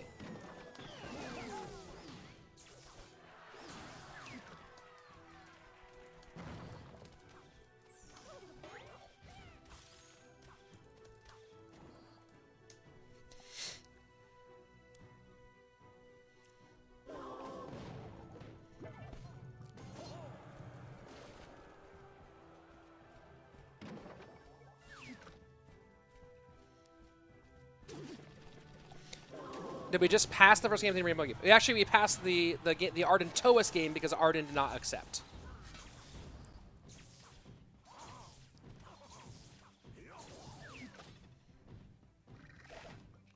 Why did I ban him? That was a fake Smurf Blade, guys, who was imitating the real Smurf Blade. And he was saying toxic stuff in chat. And I banned toxic people.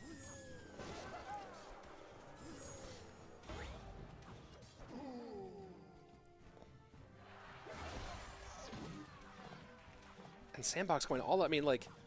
It's interesting, I guess, now that he knows there's no NATO, that he's happy to play it there. Still weird to play that behind King Tower rather than behind corner.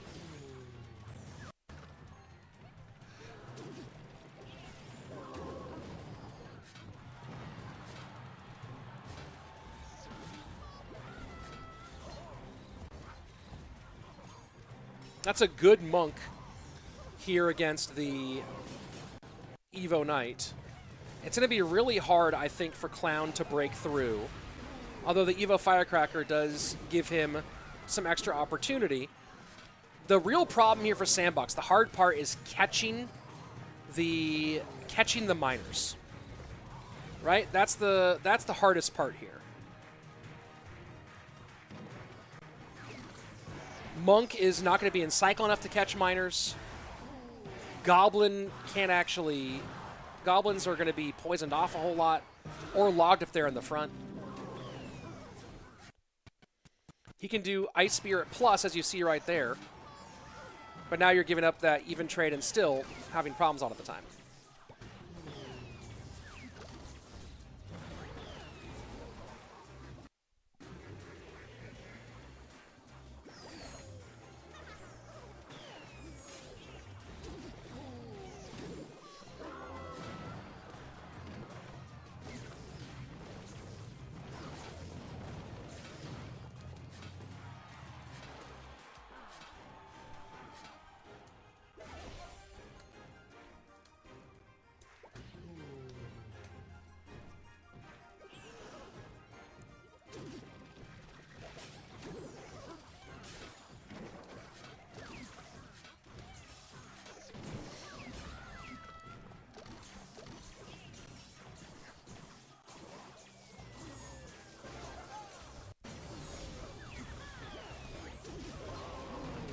Monk finally getting some reflection value. This hog might get one, and it does. That's a huge one.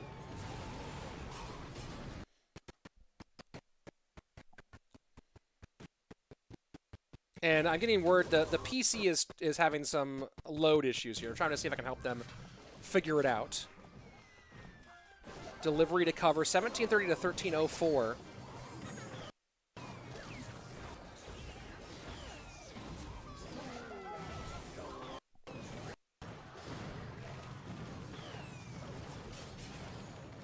And SandBoxm did a good job here of fighting back.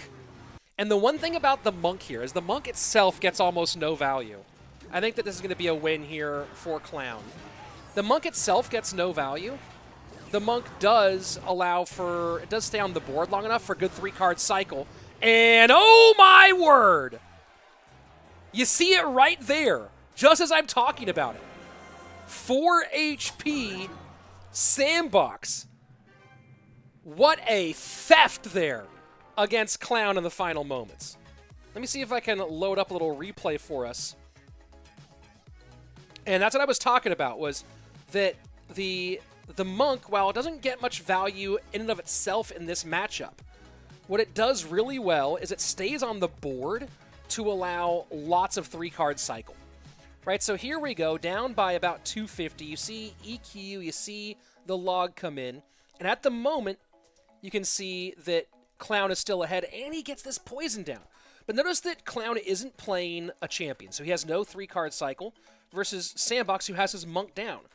So this poison comes in, it starts ticking off. Miner comes in. Ice Spirit's out of cycle, which is really good for Clown. But the Goblins, as you can see, don't pick up the Miner, but they do help get it off the board. So now you have this lead for Clown here, but the Monk is still out. So with the Monk still being out, look at that. Back to the EQ, back to the log, and while the poison does get out, it's just enough damage to beat out one poison tick. One poison tick is all that he needed to beat to go ahead and get that win. And the Monk ability there as well, right? So take a look, and you can see, wait for this one as the Monk is going to go ahead and cross. So the Monk gets across, the Monk pops the ability, and then now easy back to that Earthquake and the log, just enough to win. And that's what I was talking about here, was that I think that Minor Poison overall is better. And Monk was kind of a weird, kind of a funky card overall in that matchup, because it did almost nothing against the Miners. But we saw, as long as he was able to keep it close, able to get the 3-card cycle, boom. Very nicely done. One poison tick, or even one longer, could have won in the game. Yep. Indeed. Akash, I have 6 Evo shards. Who should I Evo? Wait until balance changes come through. Let the meta settle a bit. Let's see how the Valk goes, and then choose your Evo. Don't get hasty right now, Akash. Wait a little bit and see what happens. What god tier play by Sandcastle? By SandBoxm? Yeah. Super god tier play. Clan must be slapping himself right now. Certainly not super happy about it. Once again, caster cursing players. Yeah, maybe. Maybe. Let's see. I think that we're all... What if they had stamina behind cards? You could if you use Hog behind the tower, he's tired. That'd be a weird thing to add in. Is leaking elixir bad? Not in generally. To an extent, yes. There are times when it makes sense to leak elixir, but that's more of a higher level thing. In general, when you're newer, yes. Considering how often Goblin Giant is banned in these competitions, how are Supers not taking the hit and nerf it again? Well, hopefully they will. Rich rocking the Evo Gooders, which is hilarious. What do you think about Hog no buff, no nerf ever? Because it's balanced. That's why. It's tremendously balanced. Tell us about the shades. What about them, Savage? I think these are the Waka Waka Wakas is what these ones are called. Evo Valk is really bad, like it's not useful? Is that what you mean? Or it's overpowered and that's bad? I'm not sure what you mean when you say Evo Valk is really bad. Switch to Slayton commentating, and that sunglass is always there before me.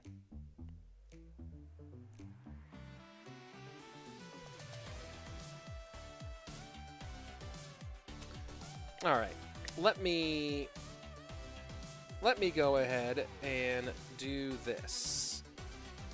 Let me go here. I'm checking something, folks. And there we go. Again, ban, yeah. Yeah, I need to get a mod in here. One of these days. Valkyrie has the same stats as the Evo one and not as good as others. Great. That's good. That's what the Evos should be like. They should have the same stats as the regular, but then also have they should have the ability. That makes Evos way more. That should be true for all Evos. What if I can draw out the minus path? We have 30,000 max. I don't know. Yeah, I'm actually quite infuriated. Fighting my chat makes this guy so infuriated. Well, actually, he's trying to get me to click on to put his dumb stuff on the screen because he knows I put you up so much. How is leaking elixir bad? I don't really see the effect. Well, it's wasted elixir. It's not bad if your opponent is also leaking elixir, or if you are leaking specifically to make sure that you have the right card in cycle for the right response. But if your opponent is not leaking elixir and getting elixir advantage because of it, and you are just letting the elixir leak, that's a problem. Vishal, come on, start the next game, man. I am not in charge. So when the next game starts, we will have it. Let's see. Game 1, set 2, Ardentoas again. What is going on with Ardentoas? Is he just not there? Is he just not? I'm gonna go check in the clan chat. Looks like there's a free win for Shock-13 again. What is going on? Is he not in the clan? What is going on with Ardentoas? I'm looking to see if he's even in the clan. Why aren't they subbing him out if he keeps doing this? All right, I am looking in the clan right now. I see him there. He's just not... It was supposed to be Rainbow versus Ardentoas. Arden just, again, does not accept.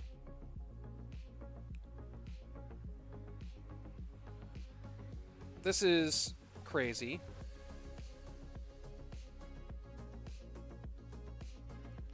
And here we go. We're going to be having Rainbow versus Samuel in a second. Arden's in the clan. So twice now, Ardentoas has not accepted the game in time and has cost Higher Gaming 2 games. Luckily for him, the rest of his team carried in set number 1 and won the match, or won the first set. But now they have to do it again here in King of the Hill. Let's go ahead, jump on in.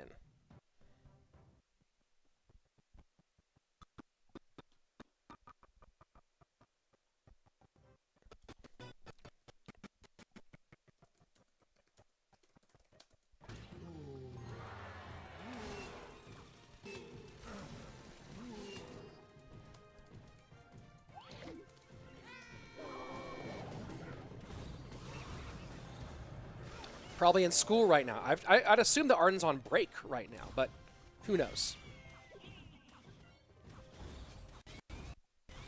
And the sound, I know the sound's still busted, folks. They are experiencing technical difficulties in the studio that's producing the show. They are trying to work on it, but it is, as you can see, not totally succeeding.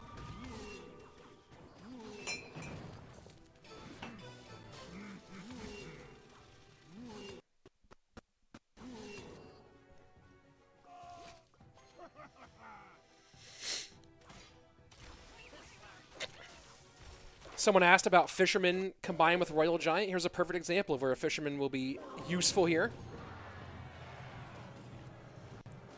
The Mighty Miner can get pulled away from the Royal Giant.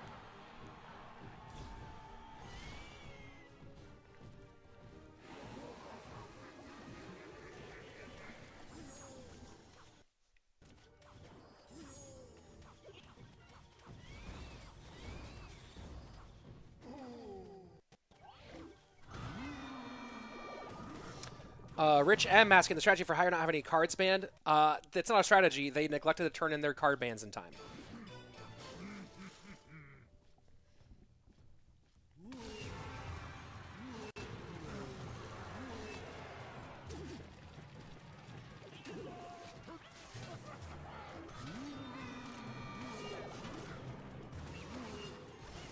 Just barely stopping the wall breakers at the Electro Spear. Rainbow now with a lot on the board. Monk to the left-hand lane. He should be able to be fine against that Evo Archer. Fishboy plus Ghost on the right-hand side. Poison down. Monk does get the reflection. Evo Archer gone. Fisherman there. Does it pull away from the RG in time for some shots to get in? And it does. Nice lead here for Rainbow as we go into the final 20-something seconds of our regulation time. Miner to the back, wall breakers in front. The Evo bar barrel to clean that up easily. It is a negative trade there for Rainbow. Keep an eye on that as time goes on. Samuel certainly looking to exploit that.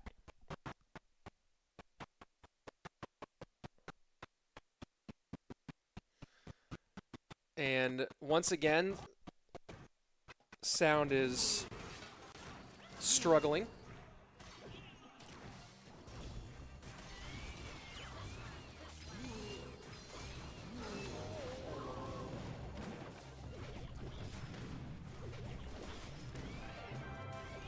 So Rainbow might have the lead right now, but he really has to extend that if he wants to beat out the minor poison cycle that will come in, and that's good. That's great ruse for Rainbow there to get those shots. Those shots are critical, and now things change for Samuel quite a lot.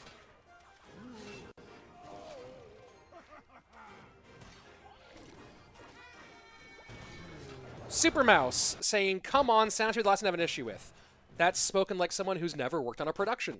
Sound is often one of the most difficult things to deal with, oddly enough. Reflections in for Rainbow. I think Samuel's in a lot of trouble.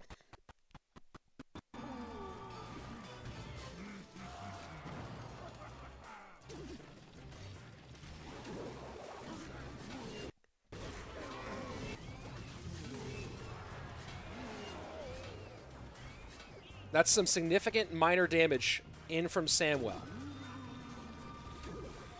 He needs to get, he wants to get the Mighty Miner out for that 3-card cycle, but unfortunately for him, he needs to save it for the Evo Royal Giant. Here we go. Fireball onto the Evo Archers. Bomb Tower to try to hold. Evo RG getting hit a little bit, but this is going to be more damage here for Rainbow. He should get 2, maybe even 3. DPS not there in time, and that's going to be GG. Rainbow giving Shock-13 its second win in the set.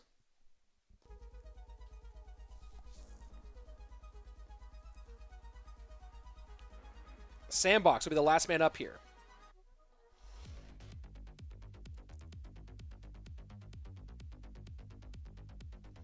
People who want to see Mohamed Light, on one hand, if Rainbow wins, we get a full BO3 between Mohamed Light and Samuel.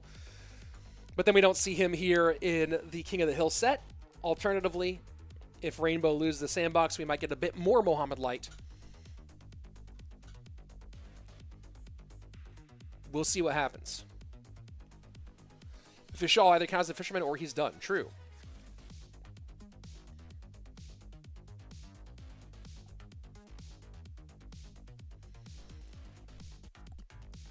Wasn't Samuel in Tribe Gaming? Maybe for a different competition. These players, it's interesting because kind of the ecosystem for Clash Royale has changed. The players aren't necessarily consistently on the same team for every single event. Also, we are at the end of 2023, so players are beginning to switch to switch around. As you can see, Clown now signed by SKCalalas. That's a big change here. Riley, of course, joining SKCalalas as well. That's a big one. So lots of different things. From viewer perspective, it's not a big problem to watch the game without sound. I don't know what you mean by that. Let's see. For Queso Cup, maybe. Why is only one team has ban cards? Because the other team did not submit their bans in time. So this is a nice opportunity for SKCalalas as they are in a good position to send us to the third set. Then it will come down to Mohamed versus Samuel. A fun BO3 and normal duels as well, which I strongly prefer, as I've said many times, to the in-game duels. Rainbow is interesting. Rainbow, if I remember correctly, he finished top 30, maybe top 20. Let me go ahead and take a look at Rainbow here. Rainbow had a really good start to the year, and then, if I'm remembering correctly, and then kind of slowed down. He's Honduran, not Ecuadorian. Honduran. Yeah, Rainbow made it to the round-robin stage in the second and third month, finally qualified for the bracket in month 4, and was in a pretty good spot, and then was not able to make it past the Swiss in month 5, 6, or 7. That backpack, yeah, the backpack is really cool behind me, but it's so nice looking. I don't want to use it for anything, so it's gonna sit there in my setup forever and never actually be used. Very sad for the backpack.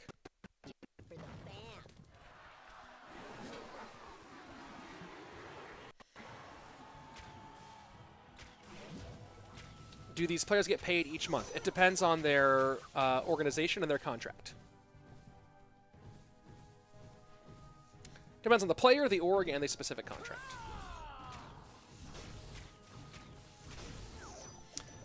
Lightning Dynamite, what are they winning? The prize pool for this event is $18,000. I'm going to go ahead and actually put that into today's final.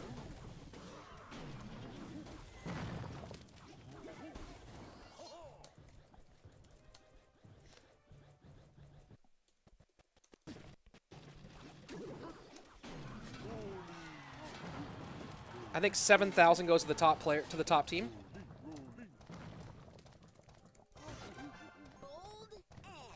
There we go. I've added that to the description. I'm gonna go ahead and put something in the. I'm gonna go ahead and put something in the pinned comment here in a second as well. Give me one moment.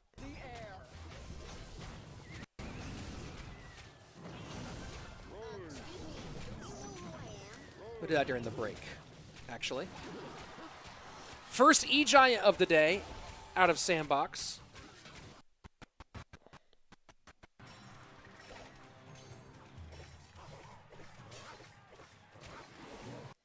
Thanks for coming, Akash. Glad to have you here.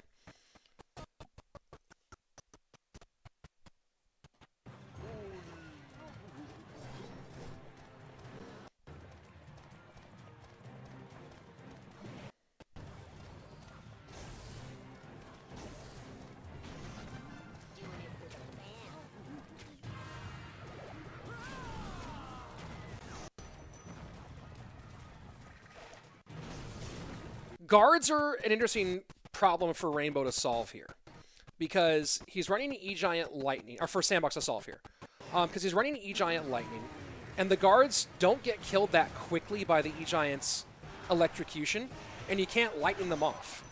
So SandBoxm needs to try to find out maybe he can NATO Barb Barrel, and this might be where he does it. If he can get the NATO and the Bowler to do a bunch to these guards here, and there he goes, lightning's off the Little Prince, and you see they're killing the sound because they know the sound is messed up. I'm going to put music on in the background. But then the Mortar.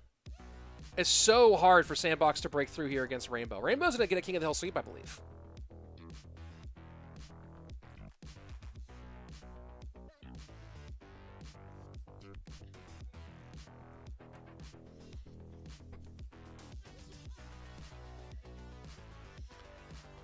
Rainbow playing really, really well.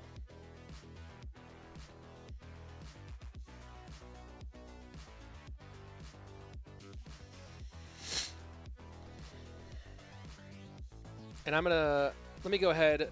I'll do this actually during the break. I'll wait here another minute. Finally, a little breakthrough here by SandBoxm. I think that's too little too late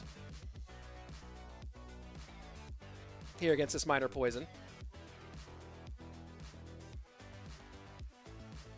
It's a nice little NATO from SandBoxm, lightning into clear. Maybe is there a NATO to go with this, but he just used the NATO against the Minor, and that's going to be a King of the Hill sweep for Rainbow. Very nicely done. Too many layers to Rainbow's defense. Get things done. And then let me go ahead and put this in. You wanted it, folks. You get it. Mohamed Light versus Samuel Bassotto. Ah, darn it. I was trying to do... Give me something. Let me do this. First... I probably can't do what I wanted to do there.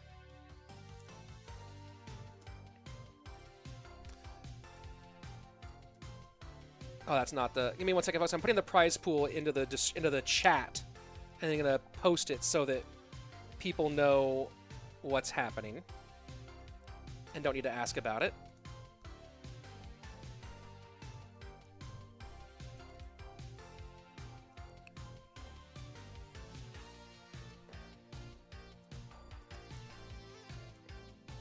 Not as much difference between first and fourth as I would think. I'm going to pin this so that anyone who wants to know what the prize pool is, there you go. Do I think Little Prince should die to Fireball? Yeah, I think all 3 cost cards should... Not all 3 costs. That's such a hard.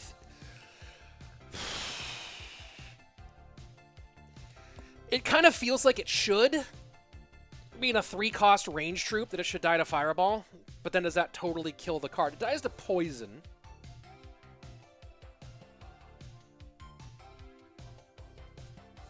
I don't know. That's a hard one. It feels like it should, right? But I don't know. Is Igor still around? Yeah, he's played in some things. Rainbow on Fire, yes. This is about to start, hopefully any minute now, for our last game. I'm going to go ahead and jump into the clan and check things out for a second. They're going to restart due to sound problems after this match is over. Okay. All right, here we go. And I guess they're not putting the sound back on. Here we go. Samuel versus Mo.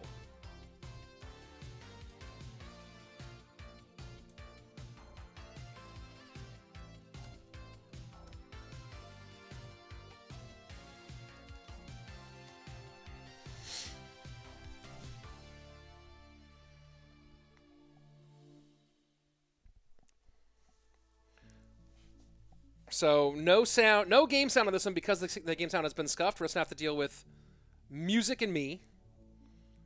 And nice monk reflection for the King Tower activation. Really well played there by Mohamed. Ooh, we have game sound for the moment. Let's see if it works.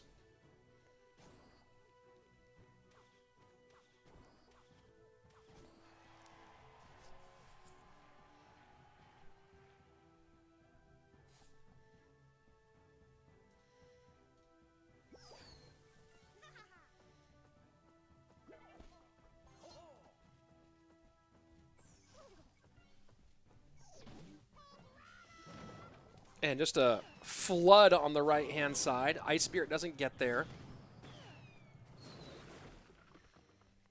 Tons of damage to open up here for Samuel.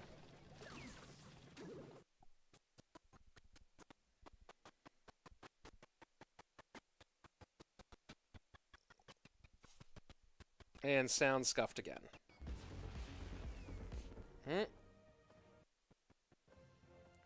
Volume really low. You mean for the game sounds? Yeah, they've been having issues with the game sounds all day.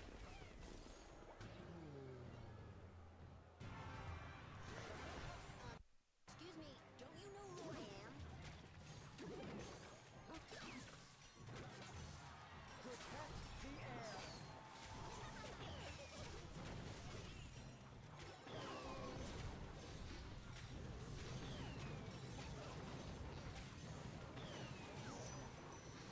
Big comeback from Mohamed Light. What a huge, huge exchange. You see Samuel unhappy with that one.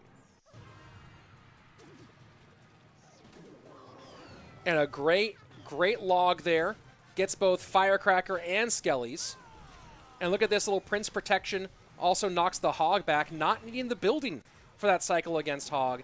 And Mohamed Light, great job to battle back in this game.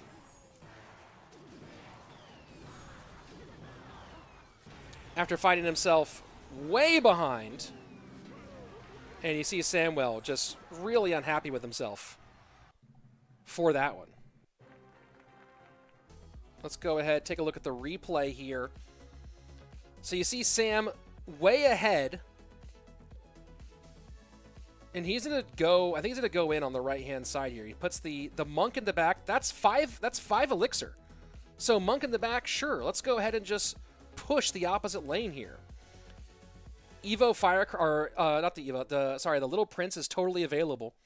And you can see Sam trying to hold on with all of this.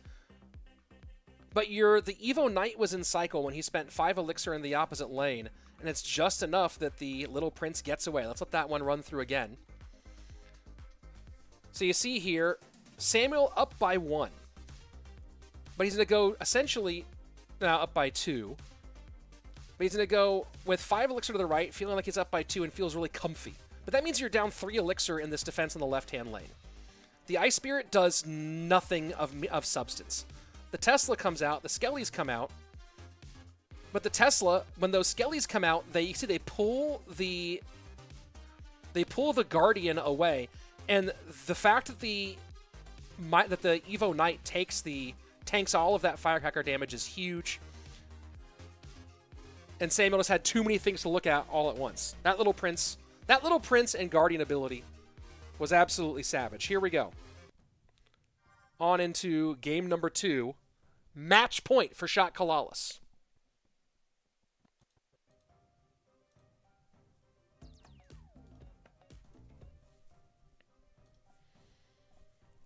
Log out from Mo. Is he playing Goblin Giant here? And he is. Is he playing Goblin Giant Bowler to counter this little prince?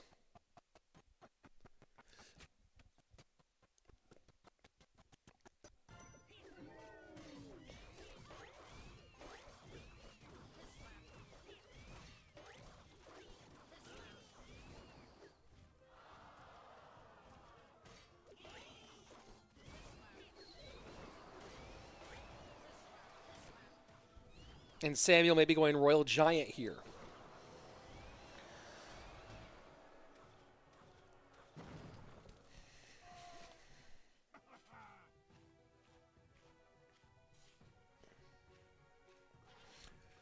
Jerry Cressanti saying, not using an opportunity to ban Miner from Mo is a mistake. You can't do bans in this mode. This is dual mode. There are no bans, as you can see on the screen twice. But now Mo can't play Miner again because it's dual mode. Insult to injury there. You see Mo gets a little nod as he does get one little globule thrown by the final minion. Sable Bassotto splits his Evo recruits 3-3.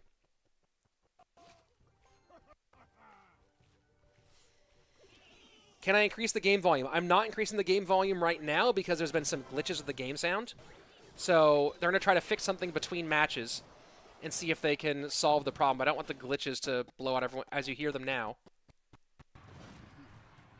So game sound, I'll try to turn it up next match if they are able to fix the game sound issue.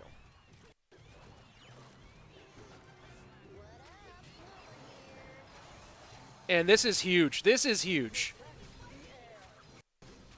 And this is why Goblin Giant needs a nerf, and why, in my opinion, Rage probably still needs a nerf. Maybe the Goblin Giant nerf will be sufficient. But I still say that Rage gives too much value for 2 Elixir. Now that it does the damage as well. I think that one of the proposed balance changes is reducing the time of Rage. So we'll see if that one makes it. I'd be strongly in favor of it. I think the damage, bad fireball from Samuel, and that's going to be it. Mohamed Light gets the win here over Samuel and wins the semifinals for SKCalalas.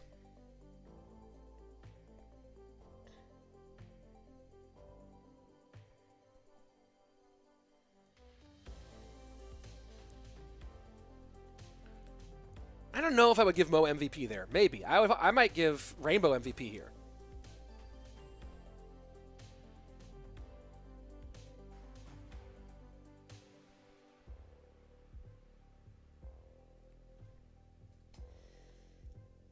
And we're not done yet, folks. Matt saying thanks for today. We still have 2 more matches. We still have the 3rd place match and the grand final here, folks. All of that still happening.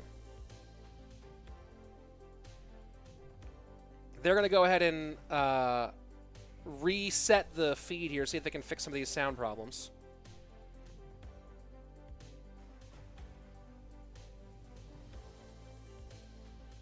There is more, yes. Today we are doing both semifinals and the 3rd place match, and there are 2 more matches left, folks. So don't go anywhere. Who are in the grand finals? Well, we'll look at the bracket here in just a minute when they put it back up. The winners of our first 2 matches.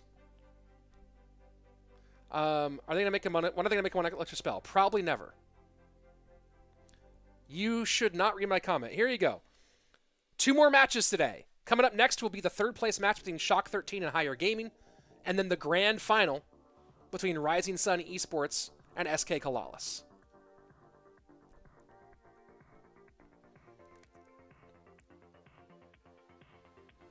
You should not read your comments, so goodbye, Rich. Good day.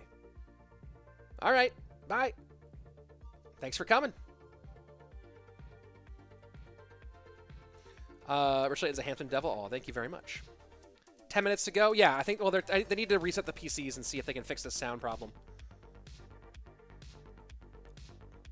So you can see on screen right now, coming up next in 10 minutes will be the third place match between Shock-13 and Higher Gaming. 2,000 to fourth place, and 3,000 to first place. And then we will have the grand final between Rising Sun and Shock-CalaLAS, with 7K going to the top team. Do I think Evo Valkyrie is OP? Too early to tell. I don't know. Light gets the revenge. It was nice. Feeling bad for Sam as he dominated early matches. Yep, he did. But not here. Is it a team event? Yes. That's why... Yes, it is a team event.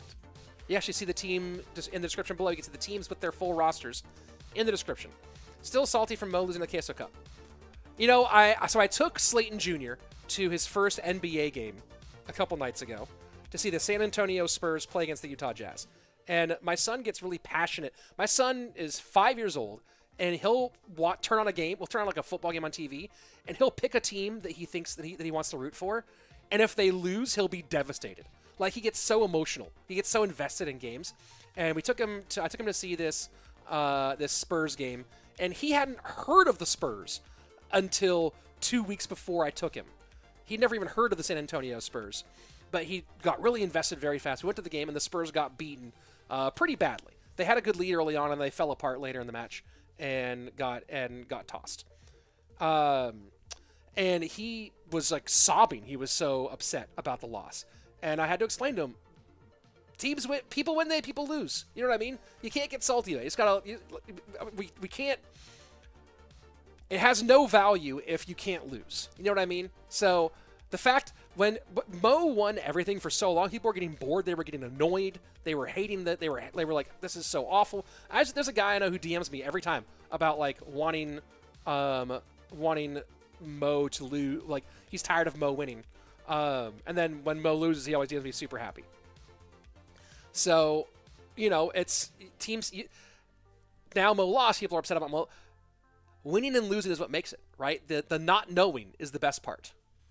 And so trying to explain that to Slayton Jr. Let's see. I think they are trying to fix the feed here. Let me go ahead and do it this way. They're trying to fix the feed. Let's see if they actually did get it fixed here. And I'm going to see if they have the sound. Well, I'll leave that up here for now.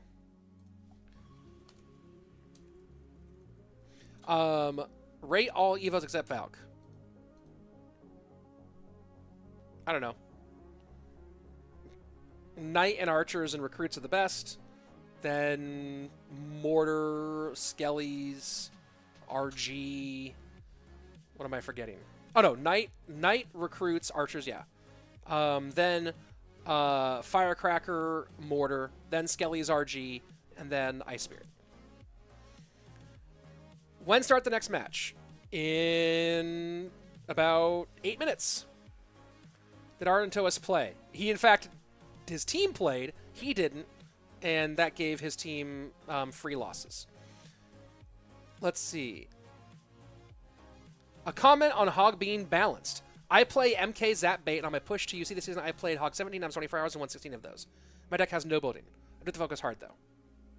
Yeah. Everyone wins and loses at the Pistons, they just lose. Someone asked, am I a Spurs fan? No, I grew up in Sacramento. If anything, I'm a Kings fan. I was a big Kings fan during the old days, but have not really followed basketball that closely. Firecracker is number 1. No, it's not. Do I watch Ken? I don't really watch anybody. Barb's, oh yeah, Barb's probably on the same tier as, maybe like a tier lower than Skellies and RG at this point, actually. I don't know. Rich, your opinion on Ice Spirit Evolution? It's kind of not useful. Hey, Glizzy, how are you?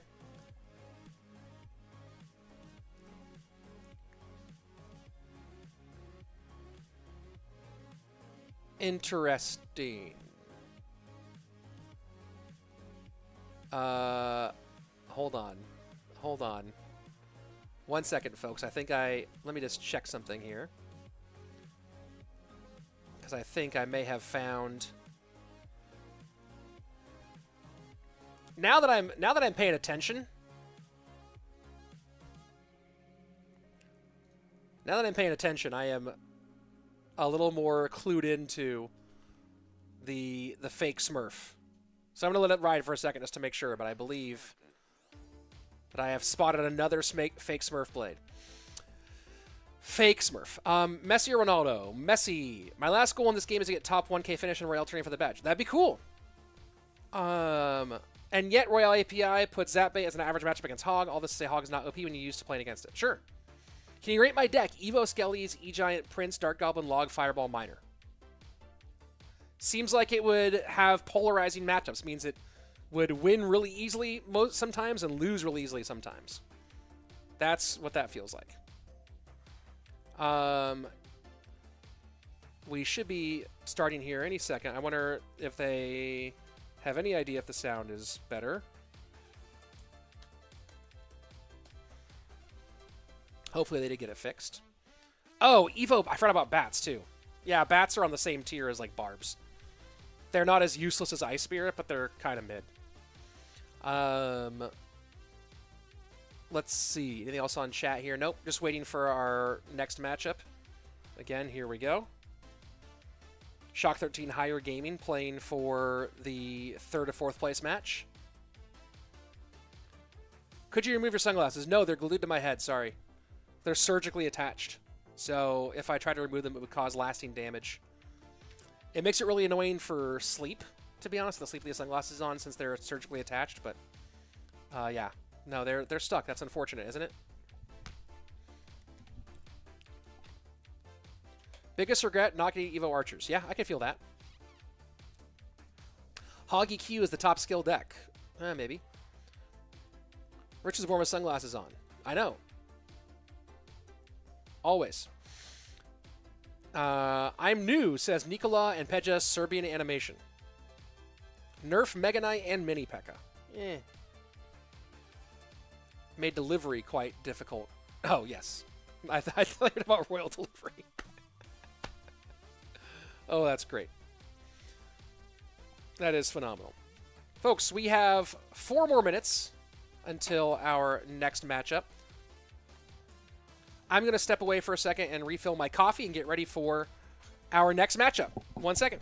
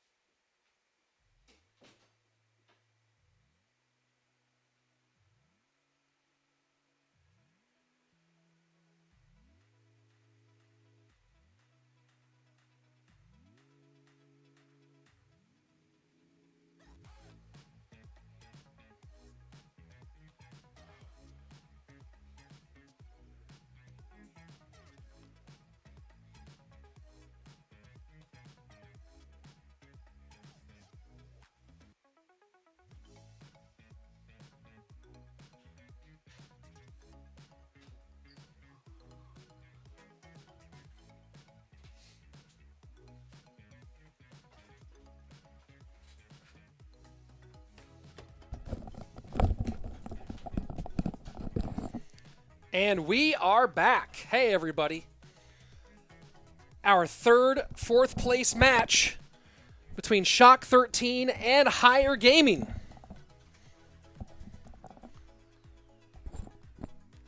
And for those of you who go, hey, who cares about third place? Well, that's $1,000 difference in prize pool. Certainly some important money in the pockets of these players. Tyton, Sub, and Wallace in the first set for Shock-13. It'll be Tyton versus Ardentoas if he shows up.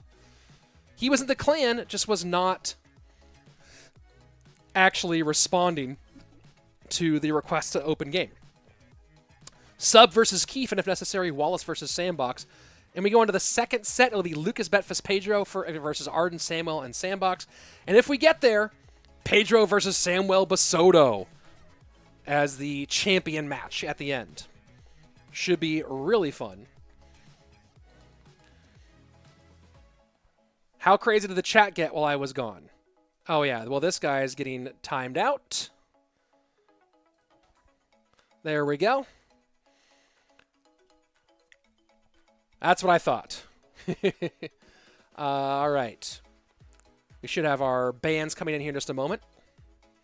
How can Archer Queen be overrated when no one uses it? Seaman Claudia, I think you don't understand the term overrated. Overrated means that people think maybe we're kind of misinterpreting the term or defining it differently. But yeah, I think people who use it don't know that it's not that good. I don't know. That's interesting. And you know what? I take it back. I'm not sure if I disagree with your definition or not in this case. I take it back. Who is this match? Well, it's these guys right here.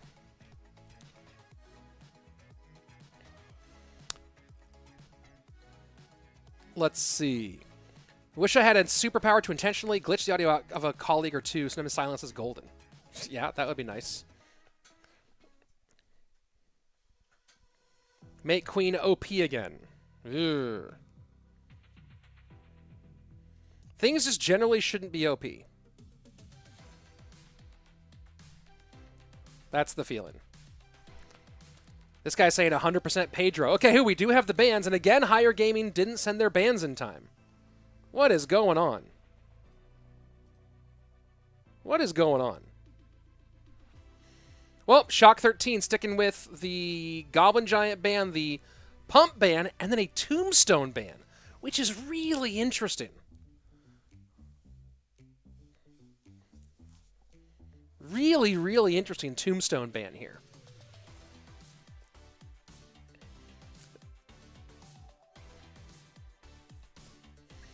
Isn't Archer getting a buff this season? Maybe. There are the work-in-progress balance changes. So they announced some potential balance changes and letting people kind of talk about it and vote on them. Harshit, the ban is for the opponent. No, the bans are always global. Oh yeah, since when is Tombstone a spell? That's wrong. That's very... I didn't even think about that. That's very wrong. Bans are wrong at literally everybody.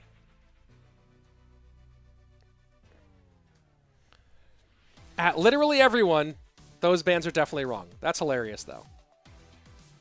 So, guys, don't even trust these bans right now.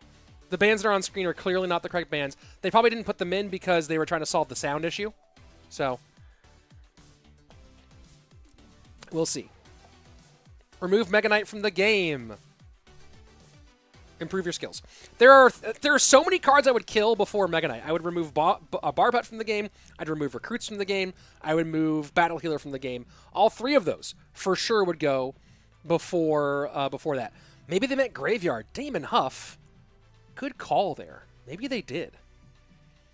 Maybe they did. My favorite spell has to be Barbut personally. Yeah, me too. Why? Don't remove Mega Knight. It's free King Tower. So hopefully they get this fixed here with the bans in a second. I think Ice Spirit even must be buffed so that it can't get killed with a log. Oh, that is super toxic, Abu Zaid. I think that the Evos need to be nerfed in general so that they are impactful but not game-breaking. That's my theory. But again, I might have different priorities than decision makers. All right, Arden versus Tyton. This time Arden did actually show up. Here we go. I'm trying to message everybody that the bans are wrong.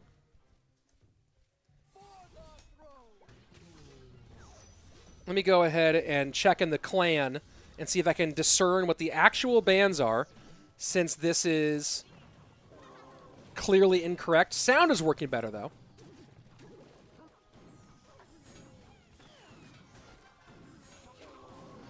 All right, the bans are... So it looks like only bans came in from Shock-13, Goblin Giant, Evo Recruits, Graveyard, and Elixir Pump. I don't know. Higher Gaming, again, just forgot to put in their bans. That's crazy.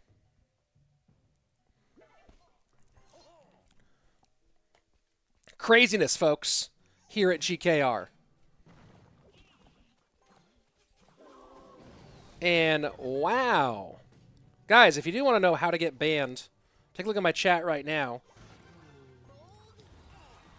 That's an easy way to get banned forever. Wow.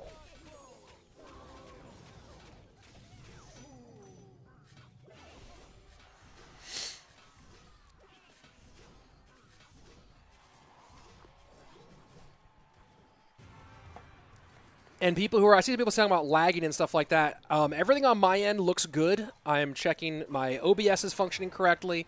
I can see everything fine, and I don't see any hits on my side of YouTube. So if you're experiencing any issues, that would either be on the YouTube delivery side or on your side personally.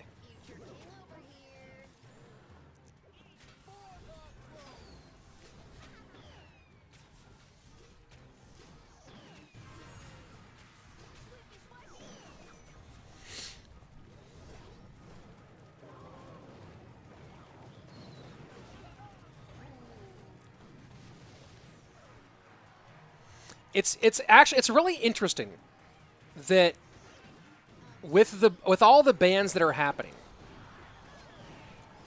that we're not seeing poison banned as a spell. Right?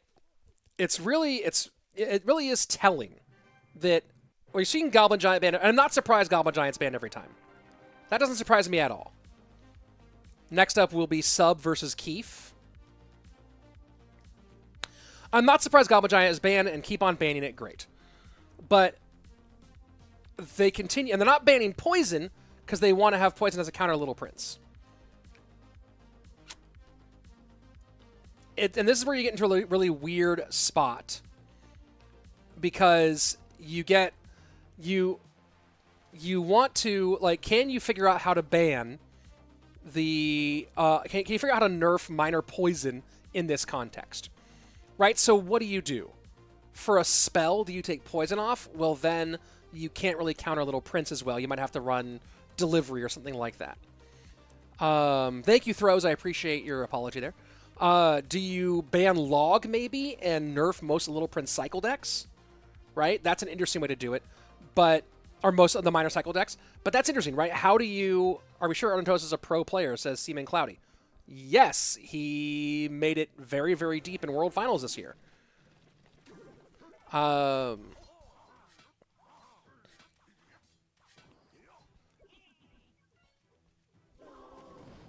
And let's see. Little Prince survives Monk's ability reflection when he uses his ability after Monk's ability. Yeah, timing is really critical in that interaction. Teams should just agree to both ban Goblin Giant and LP. You're supposed to not collude on your bans. Right? But that's the big issue, right? And we have not seen minor poison out of this competition really at all. And I wonder if it's because people don't want to remove minor poison as an option, or if it's more because you really want to make sure you're not dealing with the super annoying stuff like Goblin Giant. If I were creating bans, especially against a team that I thought had better micro, first of all, I would let them ban Goblin Giant, not me. Maybe they would, maybe they wouldn't. Maybe I would still ban Goblin Giant, but honestly, if I'm against a team that I think has better micro, I'm not banning Goblin Giant. Maybe what I'm doing, interestingly enough, is maybe I'm banning Log and either Hog Rider or Little Prince. Or maybe I ban Little Prince and Poison. Right? So I'm not worried about trying to counter Little Prince, and I take away Minor Poison as a strong option.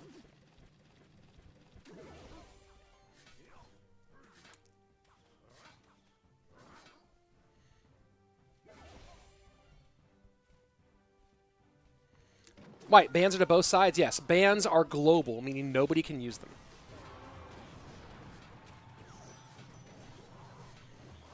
Thanks for joining, Thomas. Happy to see you here. What up? Future king over here.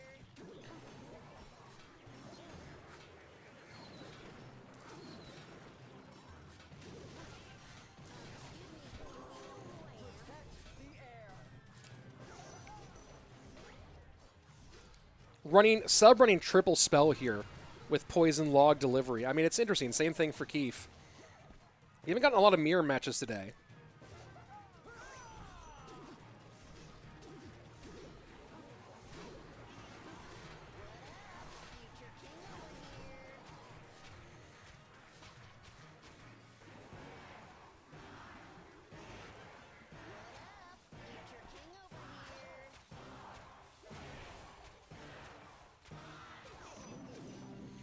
And I don't know, what do you think the key is to this mirror matchup? Right, is minor damage, because you're both going to get into minor poison cycle at the end. Is minor damage the real key? Or managing the Evo Night cycles?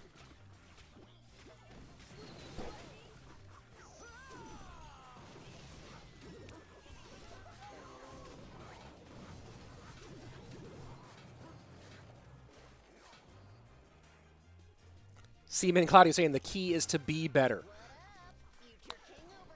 I don't think that that mirror matches inherently tell you who's better, because starting hand is certainly a factor. What your cycle position, like getting your cycle in the right spot. But a lot of mirror matches have like a meta to the mirror match.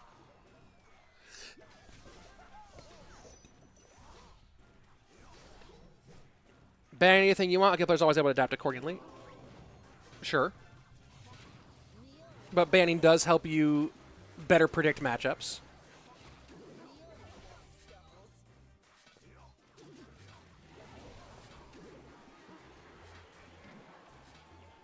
He's a tank for minor with Knight, then Log Goblin, says Mr. Unplausible. I mean, that's a way to get damage, but what decides the winner in this mirror matchup? I mean, Sub just ran through Keef there. Catching some minors. That might be a big factor here.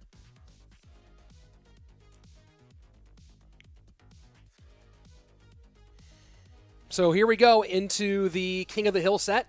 Lucas Betfas Pedro against Arden, Sam, and SandBoxm. Pretty easy win in set number 1 here for Shock-13. Develop saying, how you doing today? Good to see you. I'm doing well.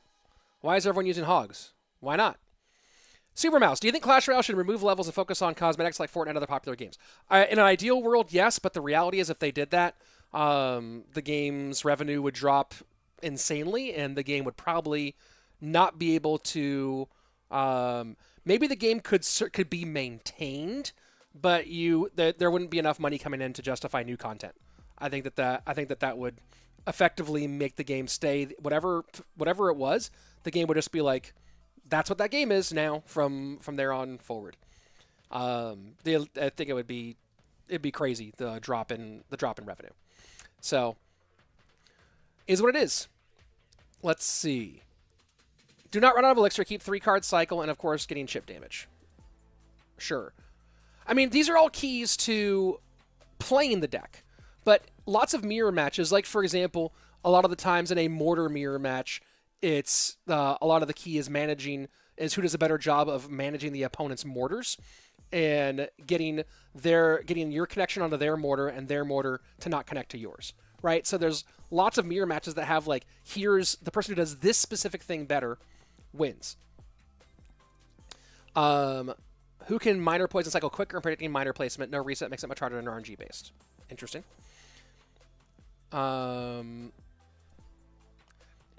Let's see. Rich, how are you? I'm doing all right. Really want to see Lucas versus Samuel again? Maybe. What needs a buff? What needs a nerf? What needs a buff? What needs a nerf?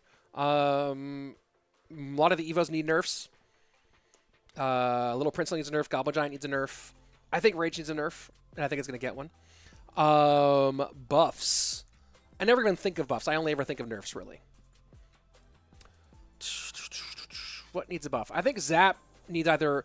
I think Zap needs a rework or something. Zap's been dead for so long.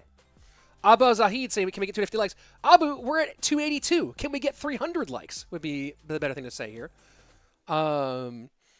Yeah, makes sense. I want to... Okay, you are going to get a little bit of a short timeout there for creepy posts. He is 3-card cycle and minor poison minor. All right, here we go. Lucas Arden to kick things off. Zapped 1 elixir? No.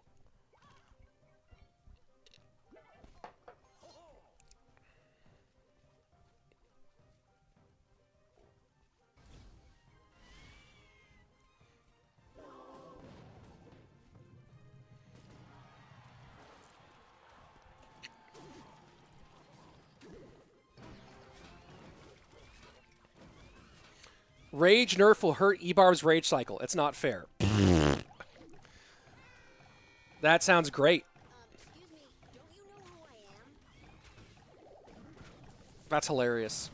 Zap, more stun or damage, maybe? Maybe. Zap feels like, to me, if there is going to be a spell that gets an evolution, Zap feels like the first candidate.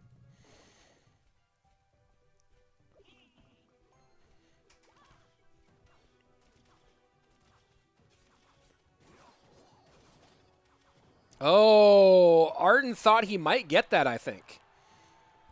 You saw him kind of raise the finger there. Increase radius of Zap, maybe.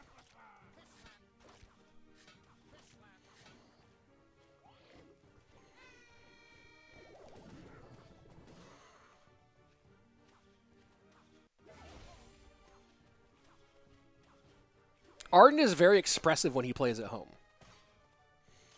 I also learned at World Finals that Arden, when he plays at home, plays like in a totally quiet room with no distraction. A lot of people can play with distractions. Some players play and there's like family walking around in the background, stuff like that. Some people play in public. Arden plays at home, no distractions, which is part of why people thought he was, myself included, thought he was not going to do well at World Finals this year.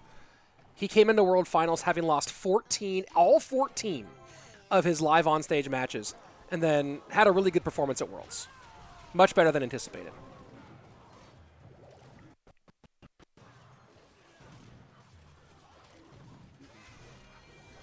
Good RG damage here. Wallbreaker should sneak through for a connection.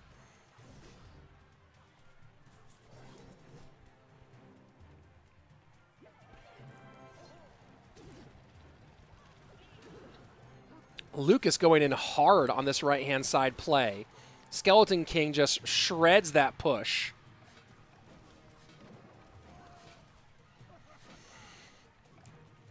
Will I come to Italy one day? I've been to Italy. I've been to Rome and Florence many years ago.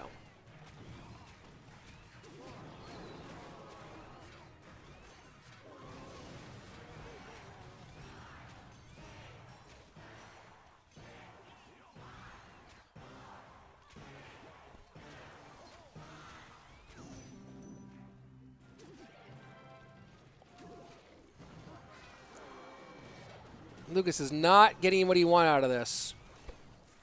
Arden playing this very, very nice.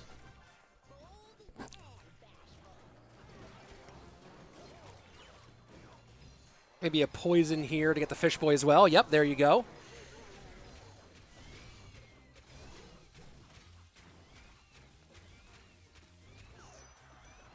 (13-18, 17-38). Royal Giant down one more time. Wall breakers to kite the Phoenix. Bomb tower in a little bit late. Evo Knight. Phoenix does go down. Evo Knight knocked away from the Royal Giant. He might have to log here to keep the damage off. Lucas will still take one shot from the Royal Giant. 10-11, 17-38. Lucas is having so much trouble. And now the early fish boy to the right-hand side. The Guardian does not get down in time to be impactful. But the question now is, can Lucas get a meaningful minor poison cycle going as we get here into triple? Minor to the back. Wall breakers trying to sneak on through. They can't get it done, but gap lowered to about 400 HP. Knight sets up to the right. Little Prince to the left. Little Prince to the right. And good king ability there by Ardentoas to not let the poison get played. Lucas now just trying to stack everything against this Royal Giant. Poison has to come to the left-hand lane against these Evo Archers, and this Skelly King, and this Fish Boy, and the Extra Archer, and the Phoenix, and a Royal Giant, and everything.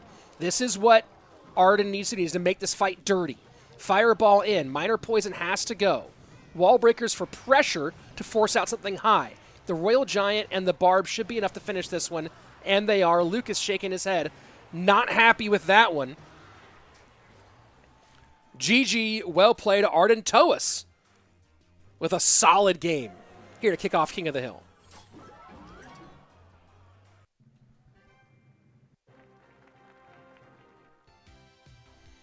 Next up for Shock-13 will be Betfas.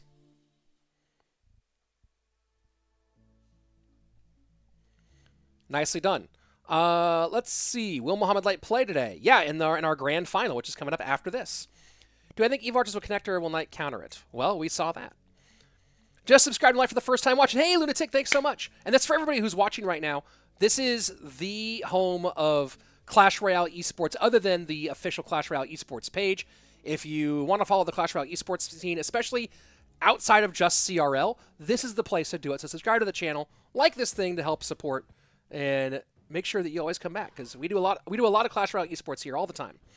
How do you think Cal decides which players to put on which team, since they always have two? They don't always have two, but I don't know how they make that decision. Can the players talk to their coaches during game? Not really much of a way to regulate that in a remote show. Do I think Zap should get its 1 second stun back? Should get something going on. I want to go to Holiday to Bali. Cool. Is he even a pro player? Eat those words. Yeah, he played very well. Which game does your creator code work in, says Jay? In all games, JD, in all Supercell games. So if you play Brawl Stars, Clash of Clans, Clash Royale, Heyday, whatever, if you're going to get something, use my code, Code Rich. It's a nice way to help me out. And Ahmad, thanks for subscribing. Appreciate that.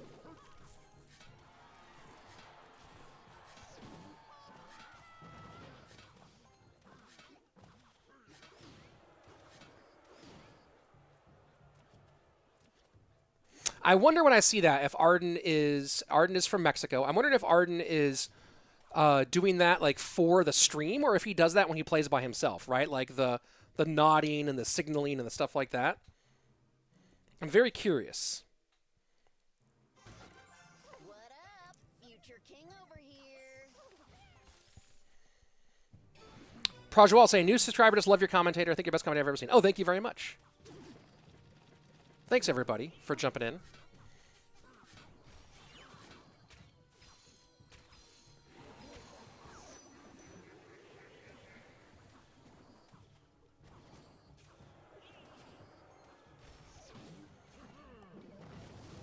Oh, that was a great Mighty Miner there.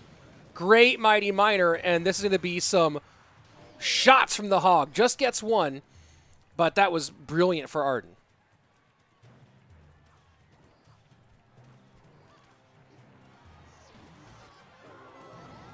Future King over here.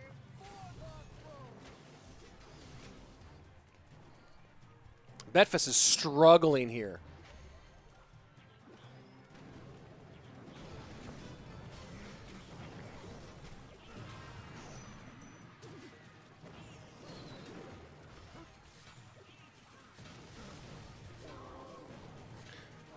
You know, Betfas known initially as an Expo player, and for being an Expo player, he feels he's in a tough matchup situation.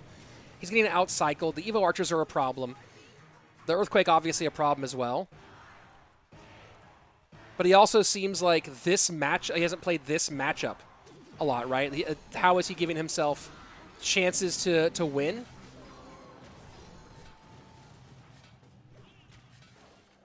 But playing this matchup, especially already playing Mortar into Hog EQ, but then you add in that these minions keep getting ruined by the Mighty Miner.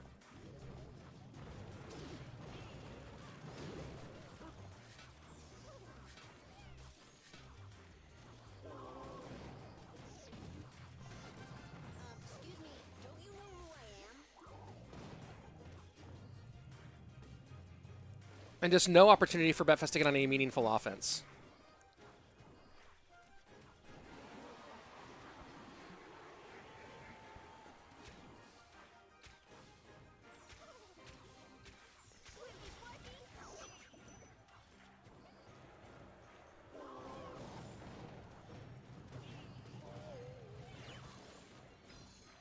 And he was at 10 there.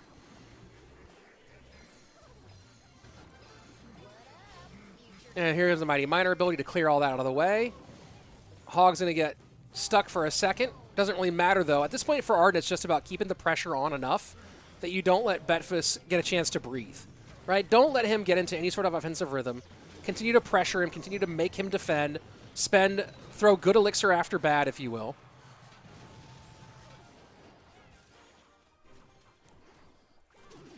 And notice, because of the lead that he has, Arden's not really even super worried about getting a ton more damage. He's in an EQ cycle here. Oh, look at that. Just opposite lane. Force the expenditure away from the side that Betfas wants to play on. Evo Archer stays alive.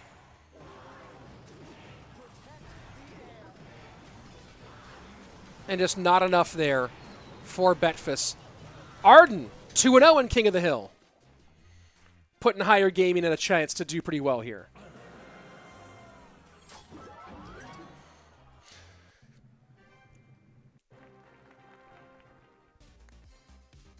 All right, Pedro, last man up for Shock-13. Can he disrupt the flow of Ardentoas? Or are we going to be going to the third and final set? We'll find out soon. Betfas can do Mortar Ice Spirit push for Hog. Well, he wasn't able to there. Was not able to figure it out in that situation.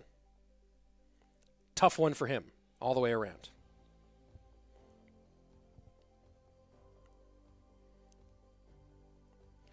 One second, folks. Just handling something here.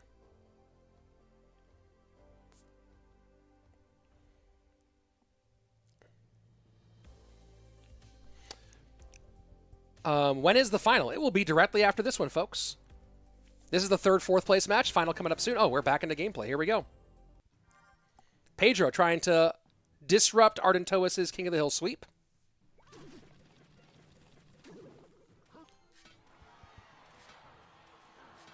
We'll see if he can.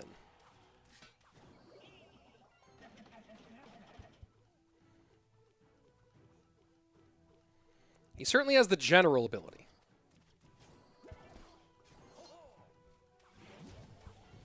And E-Giant for Arden.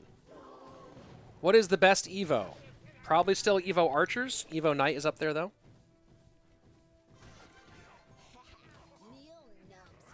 What's the green badge on Pedro's profile? Was it the creator badge? I didn't look. I wasn't paying attention when that came up. If it was the green with the C, that's the creator badge. What is Arden doing?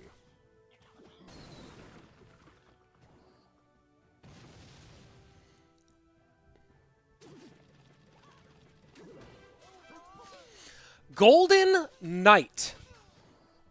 I feel like I can count on my two hands how many Golden Knights I've seen competitively this year.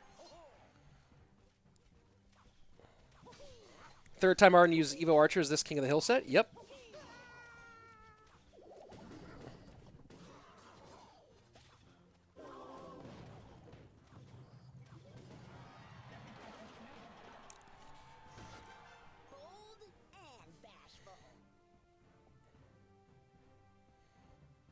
What an interesting choice here to go Golden Knight.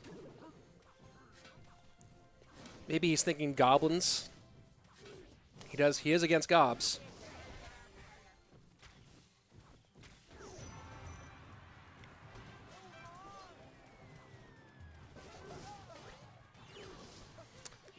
Great Evo archers here. A little too late to the bomb tower, actually. And Arden's not happy with that. Yeah, I miscalculated my assessment as well, just like Arden did.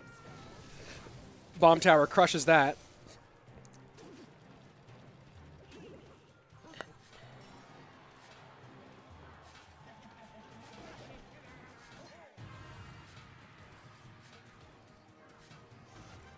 What up? Future king over here.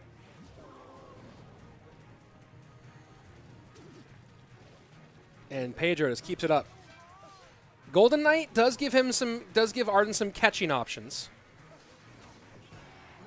But again, as we've seen in similar situations, not great. And also notice how there's no NATO has not been used to activate against the miner yet. Hasn't been able to. Miner's of course been in the safe spot.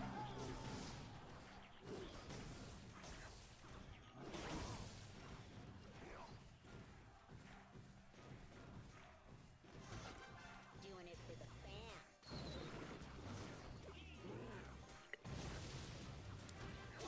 Just a little pressure. Interesting choice from Pedro to add the miner to that.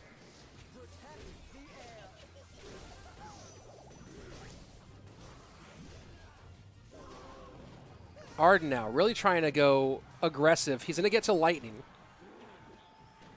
but he's not going to use it here.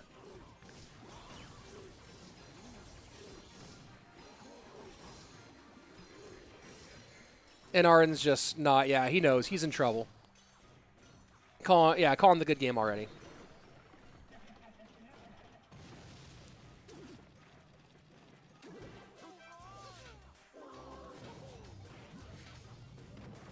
I don't love the Golden Knight here. I really don't. Excuse me, don't you know who I I think that you're in a game that you're a very winnable game, and you're using a card that just ain't getting the wins.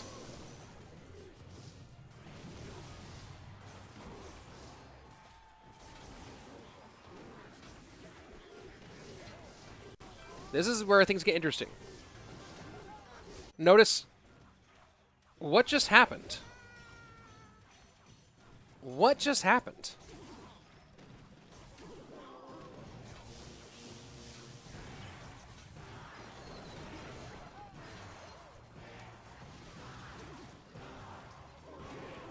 Well, I wanted to see if Arden battled back. He didn't. Pedro gets the win.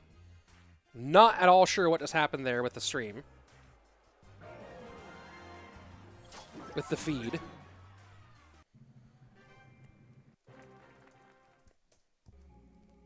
All right. Next up will be Samuel Bassotto.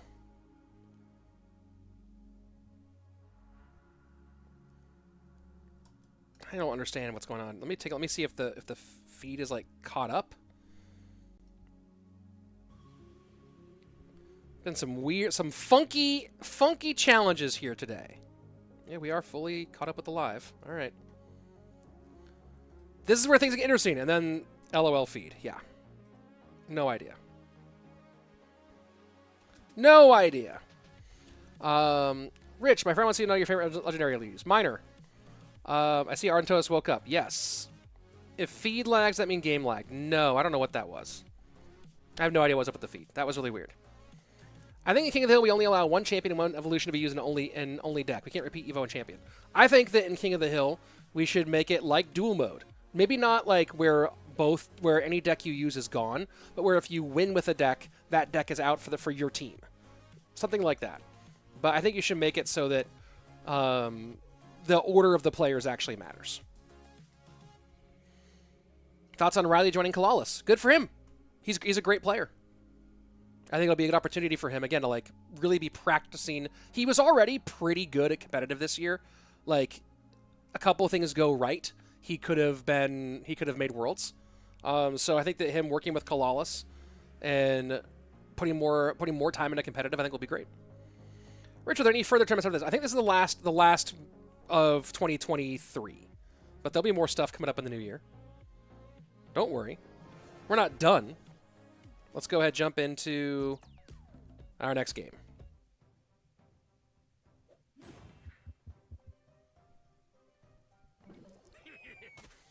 Is a final. This is the fourth place match. Finals after this. What up, future king over here? Did I complete Trophy Road? Yeah, Trophy Road is easy sauce. But maybe they'll expand it, which would be cool.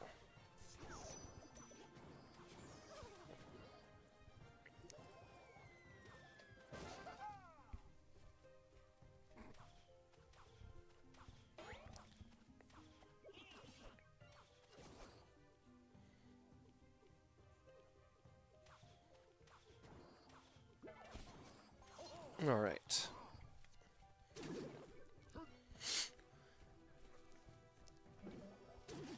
So, not exactly a mirror, but pretty close. Expand the road route. Make Trophy Road go to like 10,000 trophies or, 12,000 trophies or something, right? Just make it continue further past 9.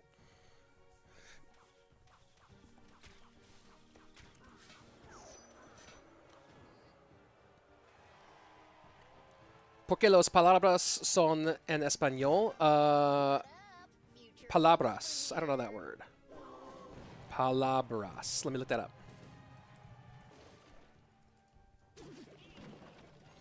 Palabras on inglés. Words. Well, I didn't know that word. Why? Oh, why are the words in Spanish? Ah, there you go. Because the team producing the show is a Spanish-speaking team. So it's coming from a Spanish-speaking studio.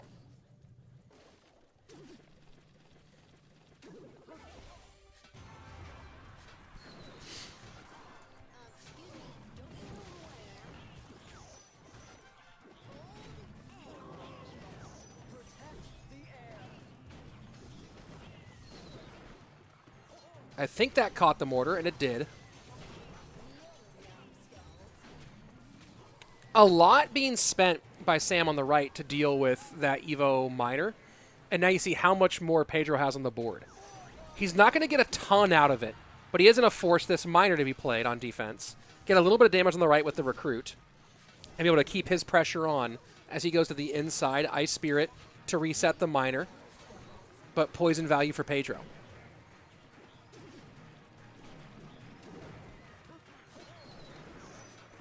Can I increase the cannon hit point? No, I don't work on the dev team.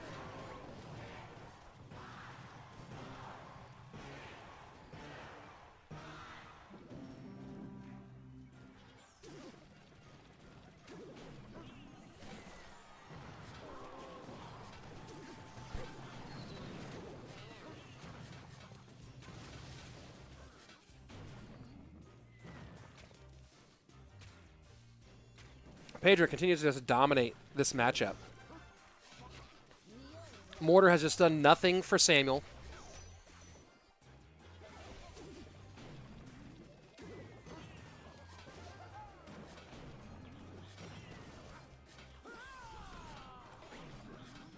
No delivery for Pedro, so this is a little bit of pressure on the left-hand side. He handles it well. The pre-log does not pick up the goblins. Pedro just spent quite a lot. He has to contend with the little prince, and he has to miner. Samuel has to miner defensively.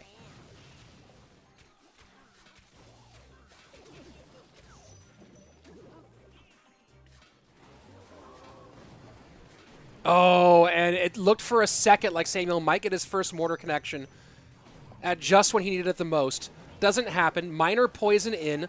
Delivery shuts down the minions one more time. And notice again, we saw this before, Pedro controlling little princes no matter where they are. Not only getting value on tower.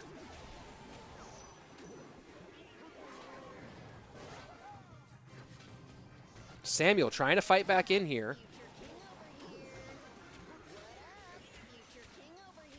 But his little prince cannot stay on the board long enough to make any meaningful minor poison cycle. So Samuel minor poisons again, covered easily by the goblins. Poison, log, opposite direction. Mortar trying to hold, not going to do it. And unbelievable. It looked like it was going to be going to a third set here. And now Pedro has put that in doubt. Can he finish off the reverse sweep? Now SandBoxm, the only one standing between Shock-13 and a 2-set victory and 3rd place.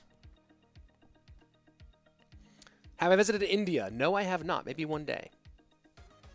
Poisons on Little Prince to be a key with this deck. Sub was always the same when he was on that mirror matchup. Yes, it was. Pedro's so locked in. Pedro's playing really well right now. We need to see more. When are we going to see more of you and Josh and you together? CRL next year. The way they changed Trophy Road and separated it from Ranked is what I'm going to add on to this. Make it they can expand it forever. Yeah. Is there a bracket reset? No, it's not a double elimination bracket. And this is the 3rd place match anyway. Do you think regular Prince needs a nerf because he lost a lot of damage and has a bunch of hit points? I don't know. I don't know the answer. I haven't thought about that before. A nerf for regular Prince? He's only in like one or two. He's only in one deck essentially. He's in that Mega Knight Prince deck, either the minor or the hog version. How good is your British English? I wouldn't even want to embarrass myself with doing an English accent right now on stream. Are the glasses stapled? No, they're screwed in. Yeah. Who's in the finals? Rising Sun Esports versus SKCalalas. We'll be seeing that just after this match is over. How soon? Well, it depends on this next game between Pedro and SandBoxm. Do I think Zap should get its 1 second stun back? Maybe. Zap needs something. Zap is the worst 2 elixir spell by far. When Mohamed Light play in our grand final coming up after this match is over. Rich, we have 2 new Evo this season? I don't know. I know there's the Valk Evo. What else? Delivery help a lot for Pedro. Yes, for sure. Just came back to CR. Why am I facing Hog and Firecracker every game? Because Hog is the most popular win condition in lower matches, and Firecracker was one of the first Evos, maybe the first Evo. Was Firecracker the first Evo? So it's the most common evolution people have, and people are wanting to play an evolution. So there you go. That's why. Future king over here. Zap is actually good. Not who. What decks run Zap? Rich, who do you want to win finals? I don't have any particular opinion.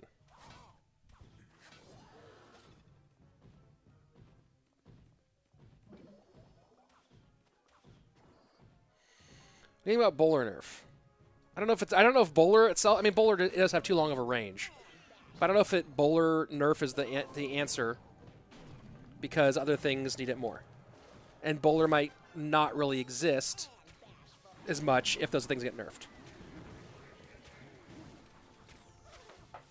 Giant GY for SandBoxm? Or is this... No, he's running Poison. Maybe Giant GY. Why isn't RG in the meta? It is in the meta. What are you talking about? It's not as strong as it was because the RG Evo got nerfed, but it's still in the meta, for sure.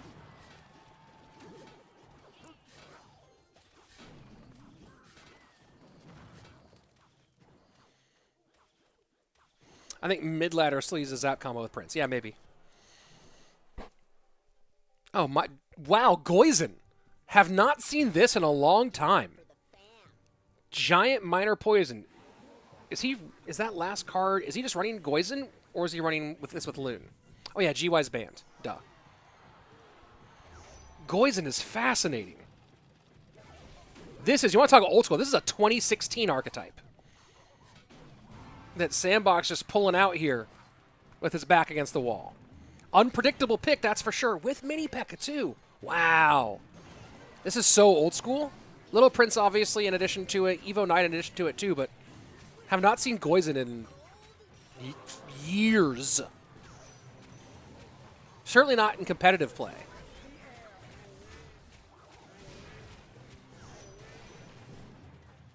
Mini P.E.K.K.A. gets one.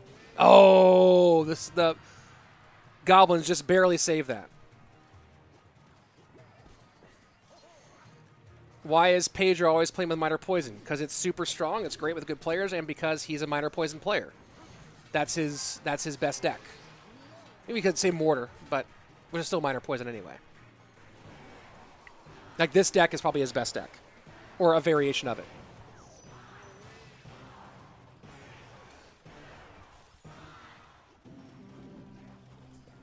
What a fascinating choice from SandBoxm.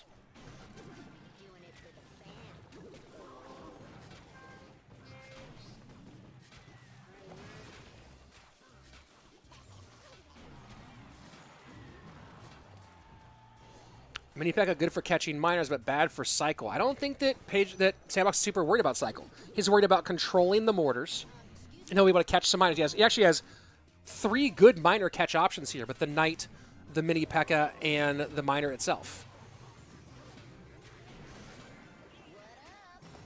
And by having the minions behind these giants, he's really forcing the poison out in awkward positions from Pedro. This was a great deck pick. This is a really great deck pick out of SandBoxm. And you see Pedro has to eat a Mini P.E.K.K.A shot there. This is just full-on wow. Pedro's being forced to make a lot of uncomfortable decisions damage-wise. SandBoxm going to the vault, pulling out a deck, an archetype that has not been meta at least since 2017, really. But what a pick indeed. 35 seconds left. I don't think there's any way for Pedro to get enough damage to make this a game. I don't know if Sandy picked that or if someone else picked that, but that is pick of the day right there, folks. Pick of the day. Wow. And SandBoxm sends us to the 3rd set.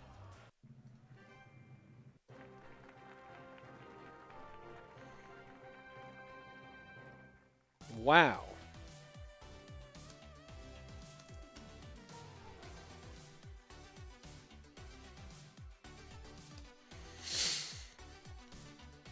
That was awesome. All right, Pedro and Samuel will be our dual mode battle to end things today in this matchup. And of course, we still have one more match after all of this. Tremendous, tremendous game.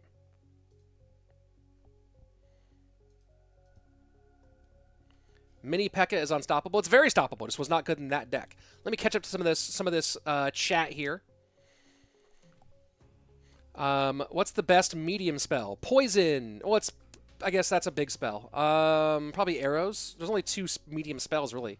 I have 3, I guess. Delivery.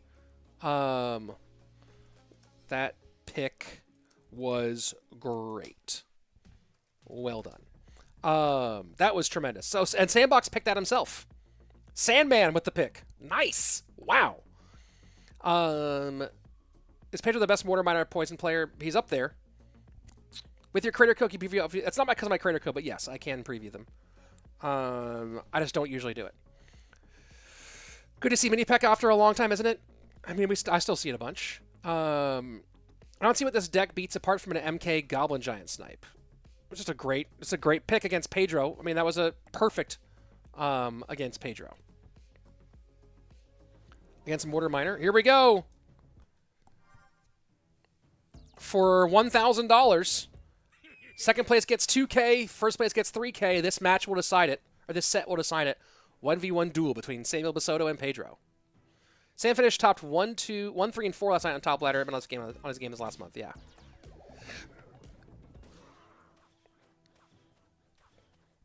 Rich is Evo, Archers, Goblin Barrel, Mega Knight, Inferno Dragon, Little Prince, Mini P.E.K.K.A. Arrow is a good deck for an 11. It's a weird deck. I don't know if it's a good deck.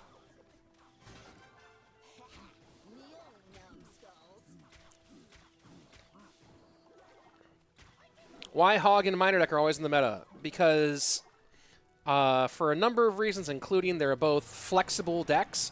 Cycle decks give you more outplay potential typically than heavier decks. A lot of people have also only maxed 1 or 2 decks, and typically with Hog and Miner Cycle, there's some crossover, so you might be able to actually go back and forth between those 2 different archetypes.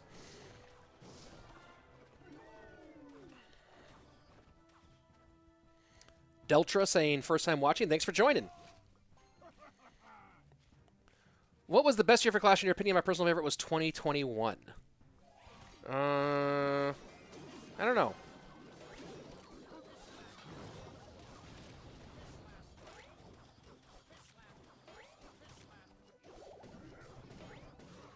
That's a lot of minion damage. Oh boy.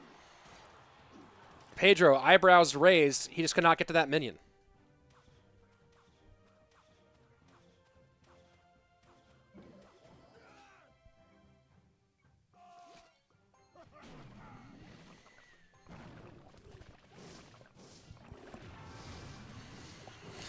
Funky Mortar Miner choice here from Samwell.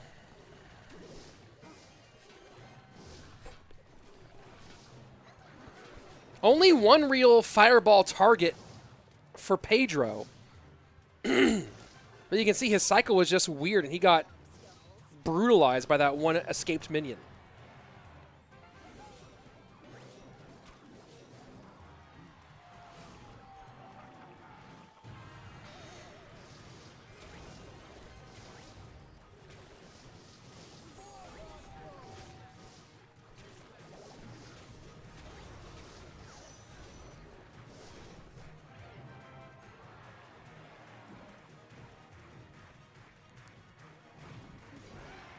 Monk not going to do much here to help.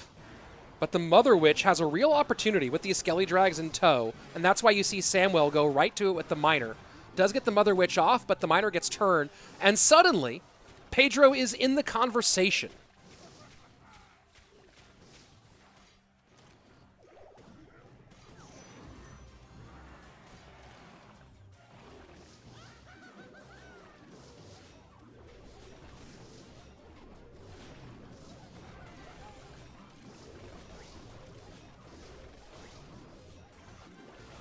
And look at that. The Mother Witch. So much value.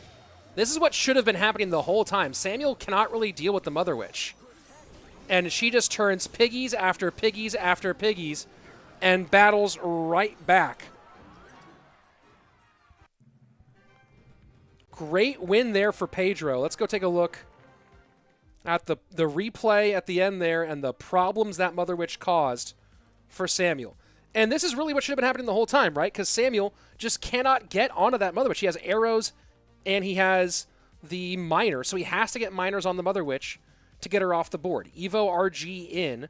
Mother Witch takes all these Skelly Drags off the board. And notice these recruits can't get near her. These recruits are getting distracted by so much, and now Monk comes down to keep her on the board even longer. Hey, here come arrows. Guess what arrows don't do? Kill a Mother Witch. And while Samuel got way out ahead early on, that was not really going to be enough to turn that into a conversation of any kind.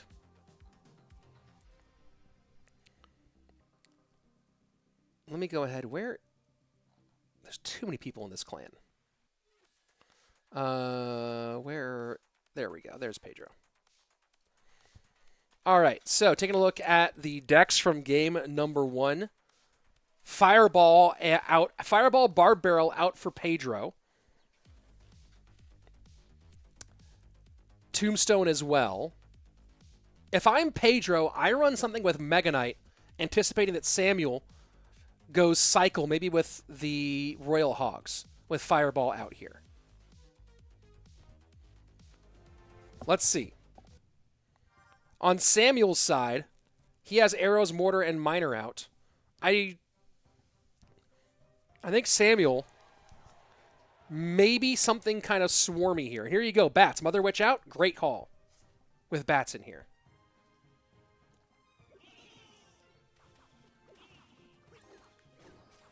Beating recruits of fishermen is also a really good point there. That was kind of wild. So you see Samuel going super swarmy here with Mother Witch out. Mother Witch, Barb Barrel. Looking like Pedro going Hoggy Q.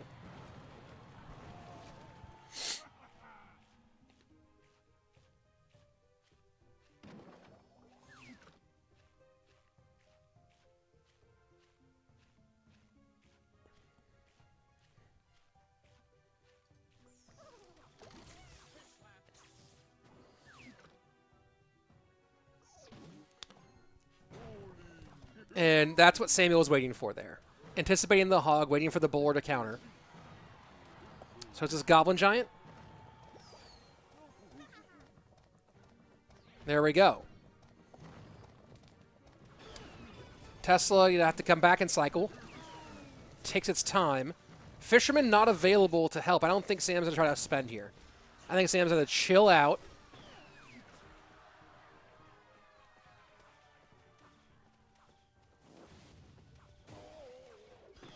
Attempted prediction there. Interesting.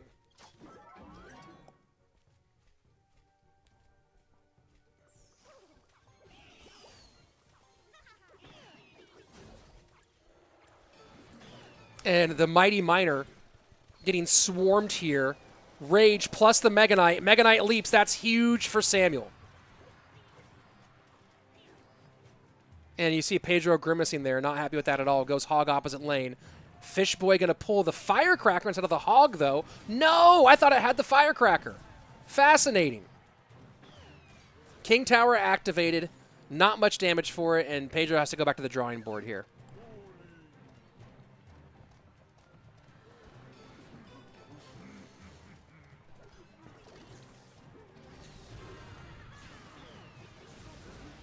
And that Fireball is going to create a lot of pressure on the right-hand side as those bats get snowballed off. The Rage here, you're going to see why you're seeing why I don't like the Rage. I think it's too strong right now. Look at all the different stuff to counter there and just couldn't do anything about it. Here's my problem with Rage, right? Is that, of course, this game, matchup is a key feature in this game. But I think that when cards are so polarized, right, where they're either super-duper useful or super-duper dead, that's not great. And Evo Rage, just look at that. There's not much at all Pedro could do there. Rich, I don't agree with Zap killing Evo bats. Do you? I don't know.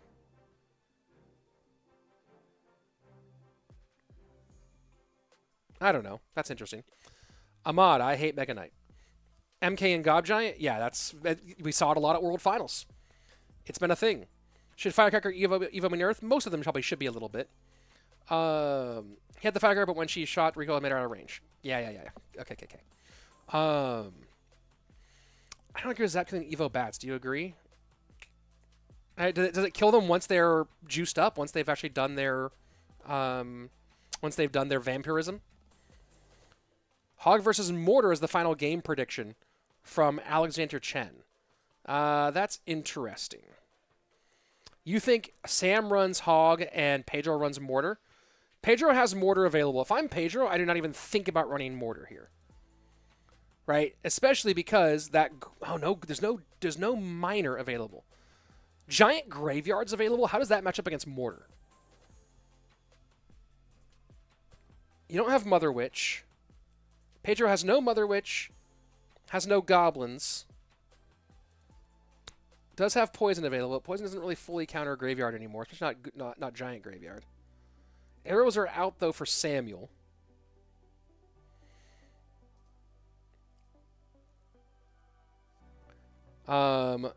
Giant greater than Mortar, yeah. Ujwal saying, what's your opinion on this whole Evolve cards? I think Evos are a good idea conceptually. I think that the idea of them is good. I think they need to be balanced dramatically. And they need to be more accessible.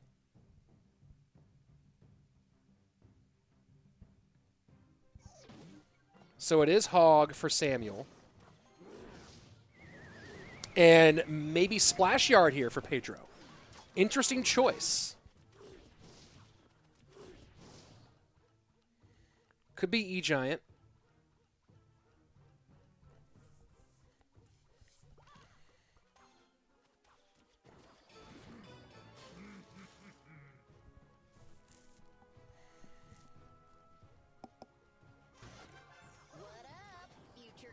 I think it's probably E-Giant.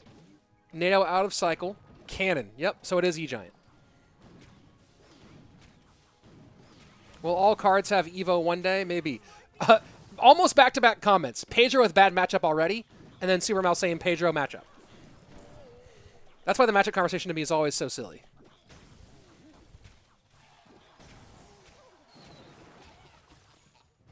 Oh, great value. Skelly's come out at the end and cover. But now Samuel has to eat something. He's going to take a couple shots from that Guardian anyway. And Hog won't do anything. Pedro with Cannon and NATO and a lead against Hog. Talking about I'd rather face E-Giant than GY as Hog. I don't know, with Archers, Skellies, and Earthquake.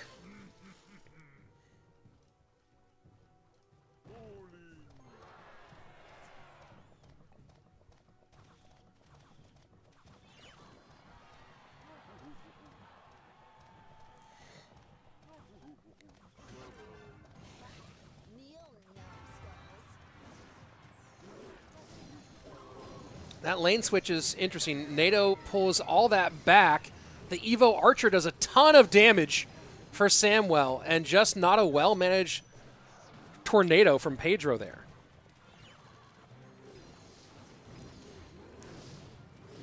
And that's going to put Pedro in a weird spot. I don't think he likes where his cycle is exactly.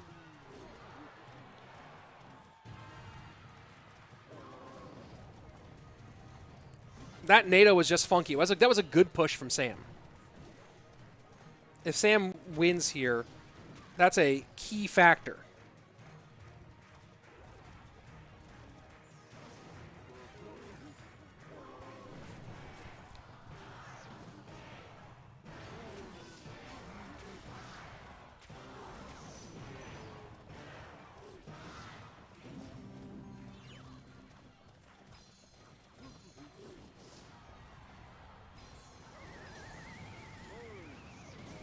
NATO out, Hog goes opposite side, cannon down, Earthquake not going to be used here to defend. And that's a good Mighty Miner. But now Pedro back in it. A little sloppy with the Archers there from Pedro. Maybe he was trying to force that out.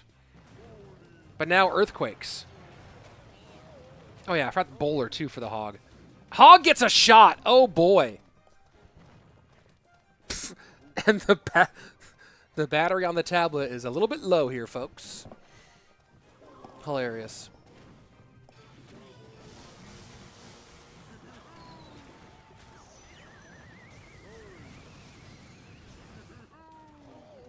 Oh, this is so close here. Bowler getting a big shot. Hog opposite side with the pre-earthquake. And gets a hit. These Hogs are getting a shocking number of hits, but Pedro also trying to calculate how much can I give away to set up these E-Giant pushes.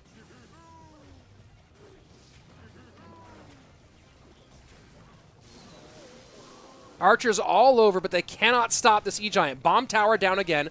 Guardian goes for tower. Skelly's to hold. 30 seconds left. Mighty Miner does cover. What a cheeky NATO for damage from Pedro. Wow.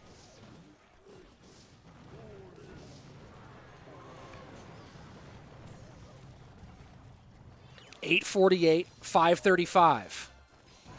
Hog in. You got a cannon high, I think. Can you DPS this? EQ in. Lightning other direction. And there you go. Pedro. Great job coming back. Samuel made it interesting. But third place for Shock-13. GG. Well played.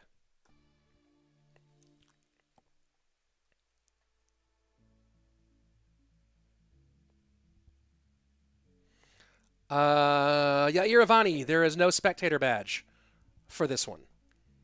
There's almost never a spectator badge. Very nicely played. Let me go ahead and queue up some replays here, folks. I have a couple. Available. Whoa, that's the wrong one. Hold on. Let's go to the first replay, which I already had queued up and I forgot. Okay.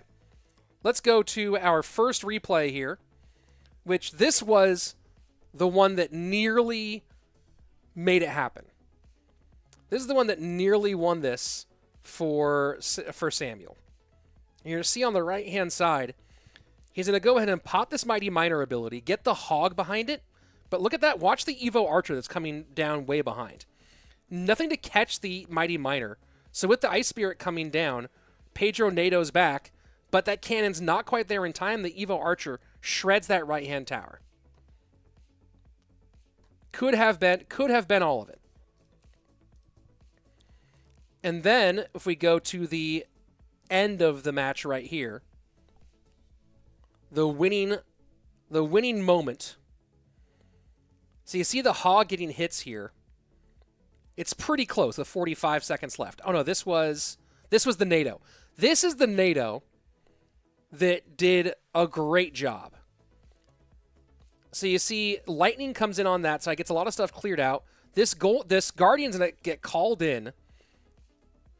And then watch this NATO to pull the Mighty Miner back and get the Guardian on for what was essentially the game-winning maneuver.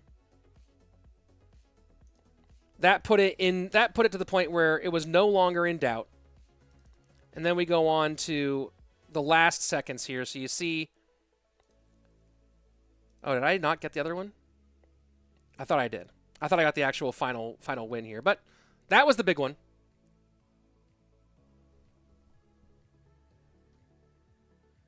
Nicely played. All right, here we go. Grand final will be in 8 minutes between Shock-13 and Rising Sun Esports.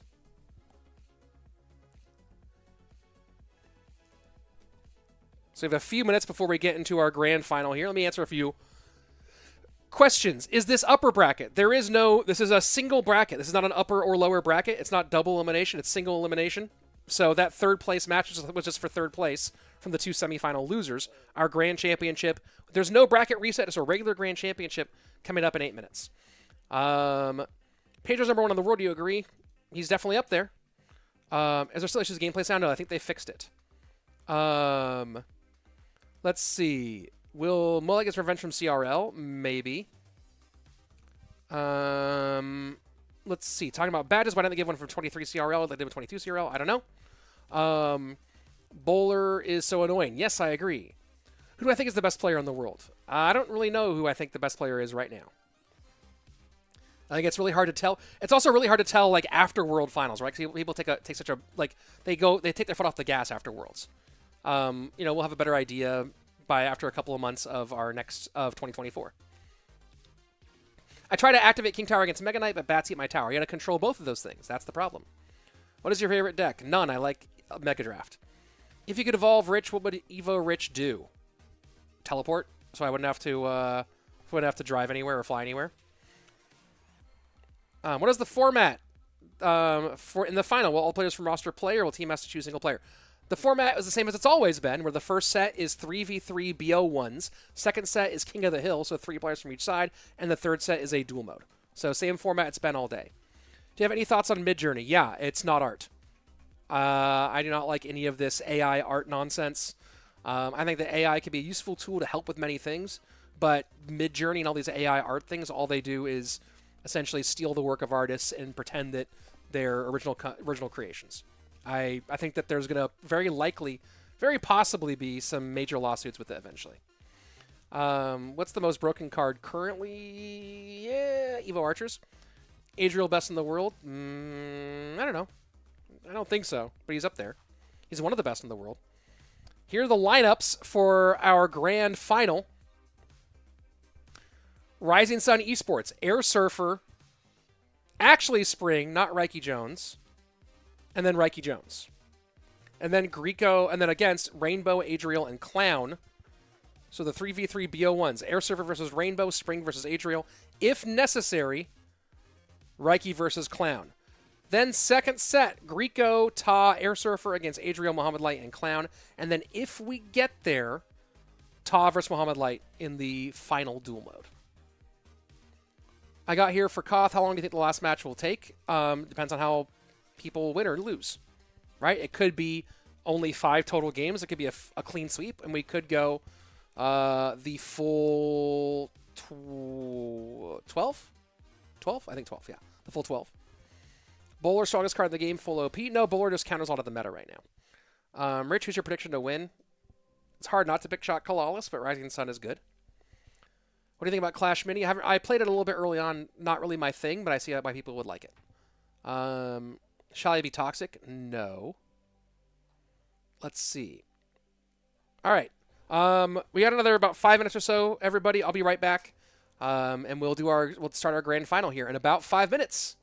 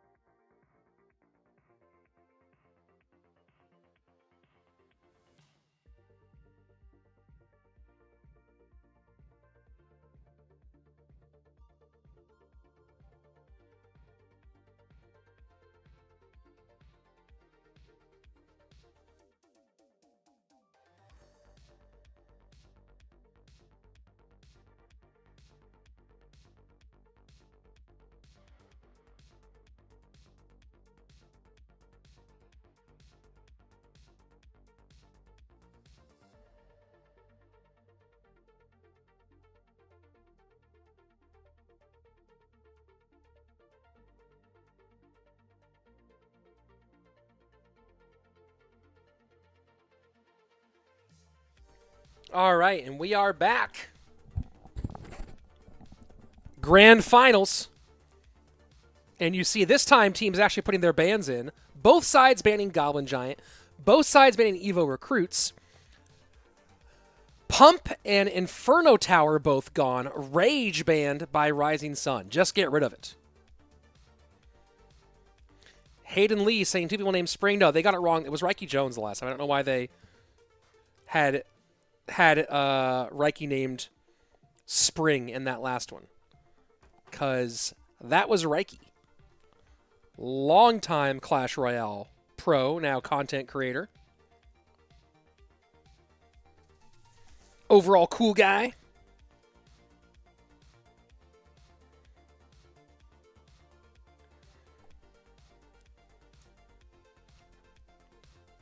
What does King of the Hill mean? Says Clutch God. King of the Hill is a team mode where each team puts up 3 players, and your goal is they play a game, and if you win, you stay on and you knock out a player from the other team. First team to knock out the 3 from the other side gets the dub. This is the last match. This is the grand championship, folks, between Rising Sun Esports and Shock-13. This is for all the marbles. It's the big enchilada. After this, your entire season is done. Winner gets $7,000. Second place gets $6K.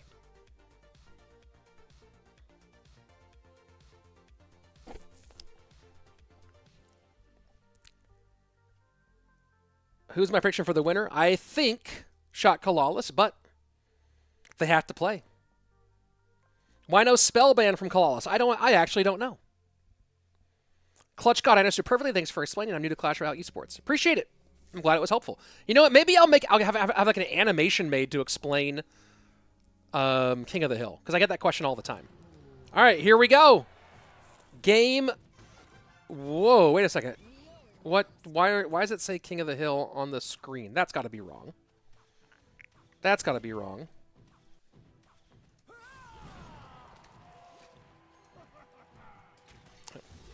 All right, they fixed it. Do I think Evo Archer should be nerfed? Yes. Where is Ruben? No idea. Where is Mo Light? He's on this team, and we might see him play later.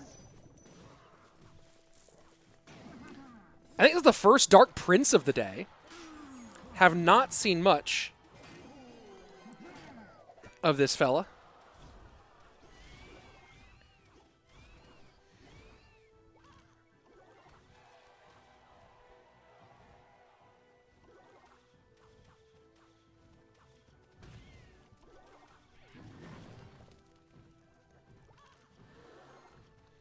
And Giant for Rainbow here.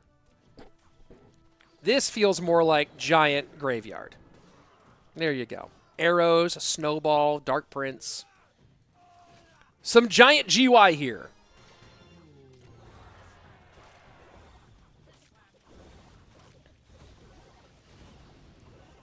Snowball makes a lot of room, and that's a lot of damage. But 8 elixir on the board right now for airsurfer, Rainbow. Gonna have to spend down a bit. Airsurfer can pop this ability happily. Is he not going to? He's just gonna fight the Dark Prince. Interesting choice. Maintain the elixir lead here. You know what? I like that. I like that a lot.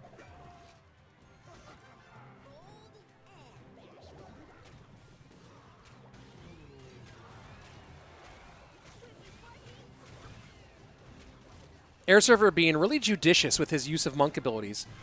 And I think he's going to let this go a little bit. And there he goes. You got to wait until that little prince ramps up. Good monk ability there. Gets both the minions and I guess the Phoenix was involved in the mix too. Vosh saying, Rich, which gameplay moment shocked you the most in 2023? The biggest one that shocked me was when the monk in the Adriel versus Mohamed Light match at World Finals, when the monk reflected the Evo archers to the inside. And then the Goblin Giant broke right on through to win. That was why I understand the mechanic there, of course, but with the monk being on the far side, I didn't expect it.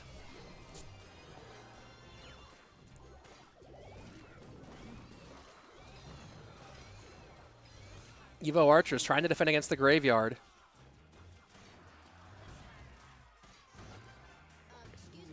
They're sort of able to make good plays, but just can't get anything from them.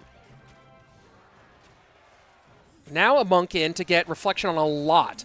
That was a great monk ability. That monk ability gave tons of value. The Little Prince does not get taken off the board, though, because airsurfer was forced to monk a little bit early. That could have been a completely different situation had that monk ability been able to be a little bit later. Instead, still in it, though.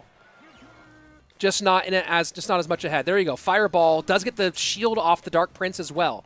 So Rainbow kind of giving value a lot here and getting punished for it. You see that in 2 back-to-back plays. I'm going to grab a replay. Maybe it gets both of those. But 2 back-to-back plays where Rainbow gives way too much value to airsurfer.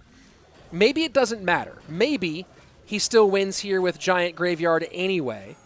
But Fishboy holding, and now it's time for airsurfer to respond.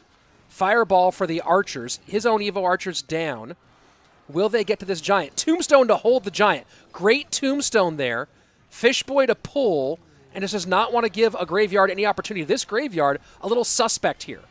Is there a snowball to make room for the Graveyard? No, there isn't. Oh, but doesn't matter. The RNG just ruins airsurfer here. Trying to break through. Little Prince ability knocks back the RG, and Snowball will do it. airsurfer played that very, very well. Rainbow kind of got given a free one there, as he was not on it in that matchup. And let's see if I can go ahead and get the replay of the time I was talking about up, because there was a real moment there where 2 back-to-back plays, just too much value given. So here we go. You actually see this. We're catching this play a little bit late, unfortunately. But you see the monk ability has to pop a little bit early, and so that's not going to get the Little Prince off the board. But you saw that monk was reflecting Archers, the Little Prince, and the Tower. So lots of value there given to airsurfer.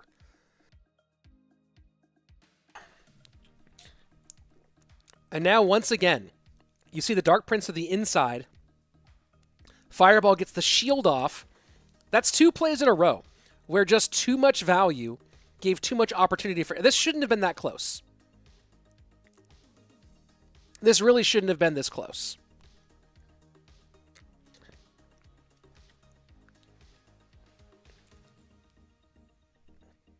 So there you go.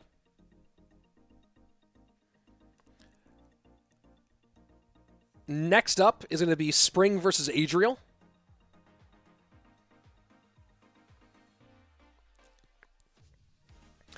When is next CR Esport? You have anything planned in the near future? Probably after the new year, most likely.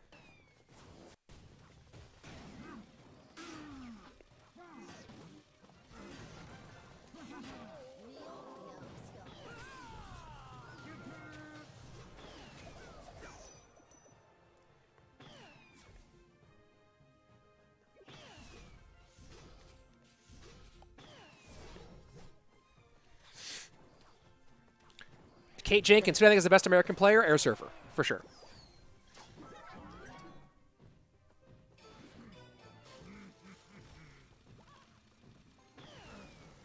Spring going, hey, you can play Giant GY? Well, I can play Giant GY. And Adriel going, cool, I will get Mighty Miner.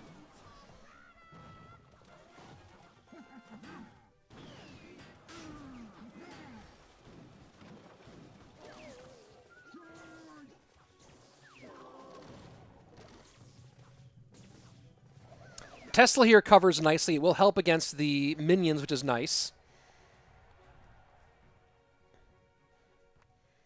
Mixer exclusive. airsurfer, the best American player. What a joke. Name me someone who's better than airsurfer who's an American right now. Name me a currently better American player. airsurfer coming off of top 4 at World Finals this year. Top 6 the year before. People saying, what about Ian? Ian's not a better competitive player. Ian might be a better ranked ladder player. He is not currently a better competitive player than airsurfer.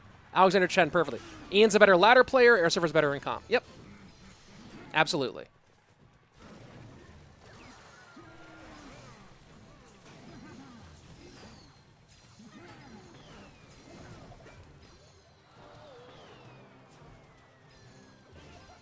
And that Evo Archer doing so much damage on the left-hand lane.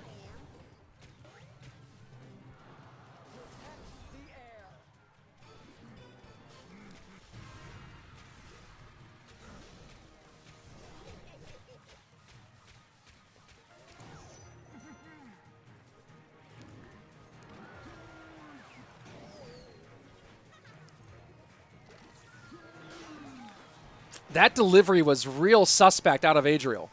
You have to make sure that delivery gets onto those minions, and he might get punished for it here. The does finally Mighty Miner away, and EQ to cover,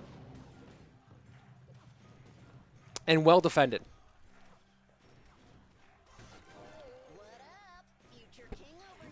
Giant in, Little Prince behind, Evo Firecracker low, and is there a snowball behind these arrows? Otherwise, what are those arrows for? And a very late snowball. And Spring just getting ruined here. Adriel with an easy win. And that's SKCalalas taking the first set without breaking a sweat, really. Really without breaking a sweat at all. All right, let me answer some questions now.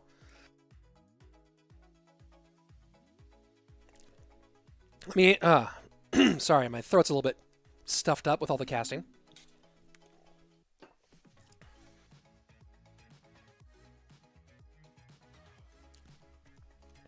All right, let me answer some questions here. How do you join a pro CR team, though, if you answer me that one? Get good enough to be noticed. That's really the number one thing. What is King of the Hill? Well, since we're here now, here's how King of the Hill works. King of the Hill, each team puts 3 players up, and the first 2 players have a battle. They play, and if you win, you stay on. If you lose, you sit down. The first team to eliminate the other 3 players is the team that wins the set. Isn't Boss a pretty good competitive player? Pretty good, but he's not like anywhere in. He's not in that range. He's not at that level. He's pretty good, but he's not great. Riley says he's going to work hard this year to be competitive. Cool. Would not make him the best American player because he's Canadian. Riley might be the best Canadian player, though. Adriel for most improved this year. Pedro for most improved this year. Pedro for sure. Pedro was a non-factor last year. Adriel was very close to making World Finals last year and had some issues that came up. But Pedro's definitely most improved, for sure. Do I like tea? Yeah, I like it fine. What are my plans for New Year's Eve? Still working on those. Might just do my family and my wife's sister's family together, and the kids, we'll put them to bed, and then we'll all hang out and ring in the new year. Molite versus Moogie, best of 3, who would win? Make it 100 best of 3s. You know what I mean? You can't do one best of 3 and judge who's the better player. Moogie is not playing any of these teams. Like, you would need to do, like, a BO305, right? Best of 3s in 5 best of 3s. You know what I mean? First to win 3 best of 3s. That might be a better valuation. When will be World CRL 2024? Sometime in 2024. Probably somewhere between September and December. Do you know about Iranian CR? I don't know any Iranian CR players. But Adriel beat Mo at Worlds. Yes, that happens. People win BO3s over other people. What's up, Rich? I'm back. Thank you, Stuff Royale. Glad to see you here. Thanks for coming back. Let's see. We're waiting for King of the Hill to kick off here in just a minute. Oh, no, wait. No, we're not in... Yeah, King of the Hill. That's right. So it's going to be... King of the Hill is going to be Griko, Ta, airsurfer against Adriel, Mohamed, like Clown. That's the lineup. Prince should be nerfed like a tank. No, Prince is pretty balanced right now, I think. Overall, Prince is pretty good. Here we go. KK beat Mo last year, and Mo still won the World Finals. Exactly. Exactly. Folks, we are at 356 likes here on YouTube. I see 700 plus of you watching. If you haven't yet, like the stream. It's an easy, simple, free way to help promote the stream. And Look at this. Griko running Valk. Does he know the Valk Evo isn't out yet? Smoke saying airsurfer is the best American player by far. Yes, he is. I mean, he's clear. I wouldn't say by far. He is clearly the best American competitive player. I think that Ian has a good shot at catching up. I know that Clown is listed as Korean, but Clown honestly, Clown lives in the U.S.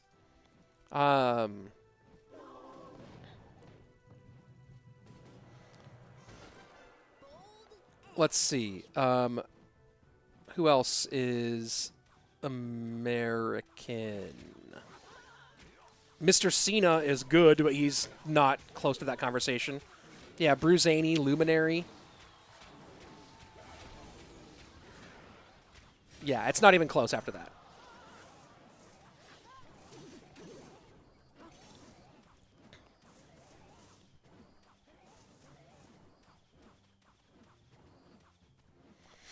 Interesting to see Griko running Lava here. Unpredictable for sure.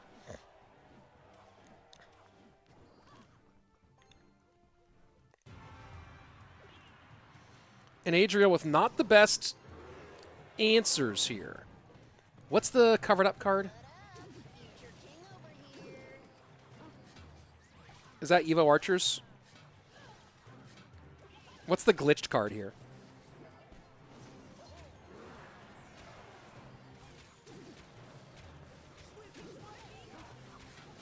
That little prince is gone. Oh no, great goblins. Poison in defensively. Arrows come out. Bomb tower trying to hold here. Poison plus bomb tower might be enough, but that's a lot of damage in. And good kite on the Inferno Dragon. And good opposite lane pressure here.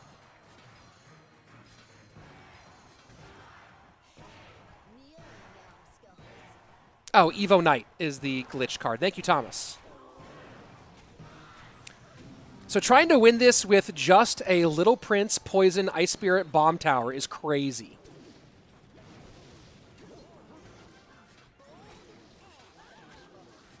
You got to stop that. There you go. Ice Spirit in. Goblins down. I mean, Adriel's playing brilliantly right now. Valk is not normally played in lava. It might be a snipe attempt. Guardian does get out here. Adriel needs to go. He's going to go into the lava now after spending so much in the opposite lane away from the lava. Two Valks down. Little Prince trying to pressure. And now it's Adriel trying to do everything he can to make that left-hand side happen. Knight does get in front of the Little Prince, which is huge. Fireball won't kill the Little Prince. Guardian down. Guardian gets on tower. Guardian gets on tower. Is he paying attention? The Goblins do stop the Inferno Dragon. Oh my word, 358 to 307. Inferno Dragon stopped. Does Adriel have the bomb tower? He goes high. He has to put something else on. This Little Prince is going to get hurt quite a little bit. But look at this. Miner down. Bomb not in range from the balloon. Arrows. Poison gets it done. Oh my word. 40 HP. What a game from Adriel. What a game from Adriel. Let's go ahead and look at the ending of that again. What a game, what a comeback. So here we go, behind by a lot, and it's this we got a little bit late. This Guardian, it's the Little Prince, and we didn't really we're too far back on the replay. But you see that this fireball comes down, but Little Prince is still alive because the Knight had just gotten in front of it. Kind of a bad fireball out of Griko. And that Guardian gets on tower, doesn't get picked up, and look at that. And now Adriel does get to the bomb tower in time. And that Little Prince was almost dealt with. Not quite. If that Inferno Dragon, if this Inferno Dragon here comes to the middle, comes like a one tile over, right? If the Inferno Dragon goes one tile over, look, he predicted the end of the Little Prince. He predicted it. But Griko didn't quite put it in the right spot. That would have been a win. That would have been the win for Griko if that prediction had been one tile over. And Adriel, maybe he thought he was about to lose there, but gets the dub. Here we go. King of the Hill game 2.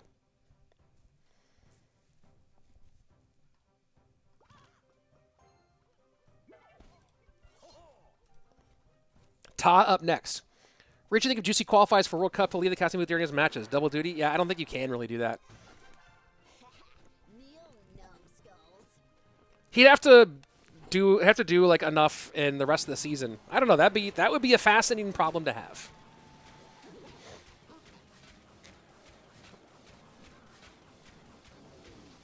And now Ta going with Loon again. Why does Rising Sun like Loon right now?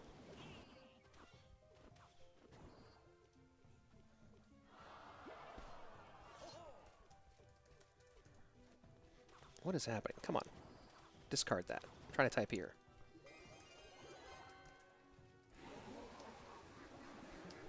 Why do they like lava so much?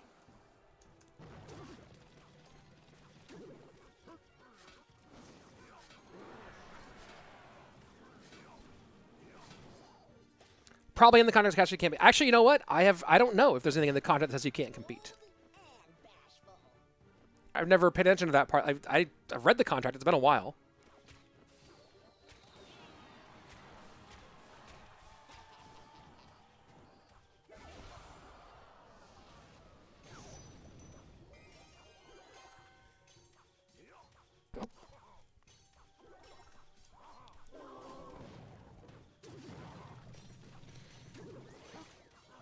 Good miner to the back here. And just running the same deck here. The Valk, too. And you see Adriel adjusting a bit. Now has delivery in as well. That means no Ice Spirit, though. So this deck cycles a little bit slower, but has more answers to the air. Sort of. Has more answers to the pups, at least. Much better sequence for Ta than we saw similarly for Griko. And now, look at this now. Adriel, though, playing under the lava rather than opposite the lava.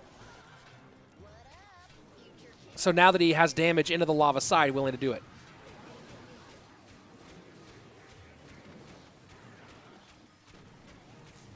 That Inferno Dragon stays up quite a while. 1888 to 1495. Going to be death damage from the Loon on the left-hand lane. And you see Ta going to keep on doing that. He's going to keep on trying to get lava pushes one lane, Loon pushes the other, because he knows there's not that many responses.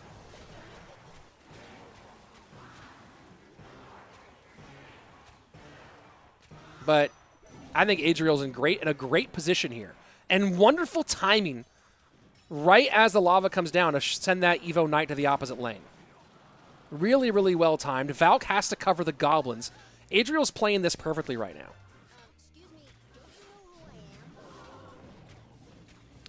And this time letting the Inferno Dragon be the opposite lane pressure.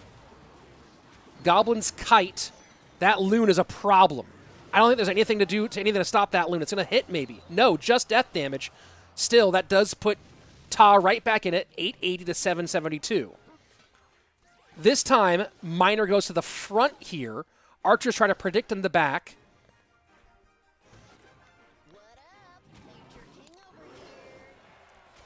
This gets scary for Adriel. He's going to try to get back to this bomb tower quickly. He wants to keep the little prince on the... oh, he does not, because fireball arrows, that's a big expenditure from Ta to get that off. That might be too much. Adriel's going to miner. Miner gets caught. Miner gets caught. That's going to be a Loon connection. The bomb tower's not there. 49 HP, and the miner gets caught after going to the back over and over and over again. He goes to the front, and Ta gets him. Ta just gets him. What a catch. Let's go ahead and look at the replay here of this ending. What a catch. So here you see the little prince played high to make it so you can't get as much spell value. Bomb tower in. Adriel wants, at this point, what Adriel wants when he gets this little prince out, he wants to go to a 3-card cycle back to another bomb tower in time. So now he has all this out. Bomb tower comes down. And then you're going to see the arrows fireball. So fireball goes, only fireball for, does it get the bomb tower too? I think the fireball gets the bomb tower too. Let's see. So fireball's going to go ahead and get the bomb tower. And yes, it does. So fireball gets the bomb tower and it gets the little prince. Goblins come down afterwards to cover. Miner goes, does not get picked up. Arrows now for little prince, bomb tower, and the princess tower. The goblins come down, Evo archers, and the poison value for the Evo archers. So right now, you see the huge lead here. But remember, if we go back a little bit, bomb tower got played. Let's go back. Here we go. Bomb tower got played before the miner. But the little prince get taken off here kind of kills that whole 3-card cycle. Bomb tower down. Goblins down. So he's still a couple away from bomb tower, only has 3 elixir. Poison down. Still needs to get 1 more card down before bomb tower. Log. And now he has to choose. He miners. And the bomb tower, he has enough for the miner, for the bomb tower. But it gets caught. Here we go.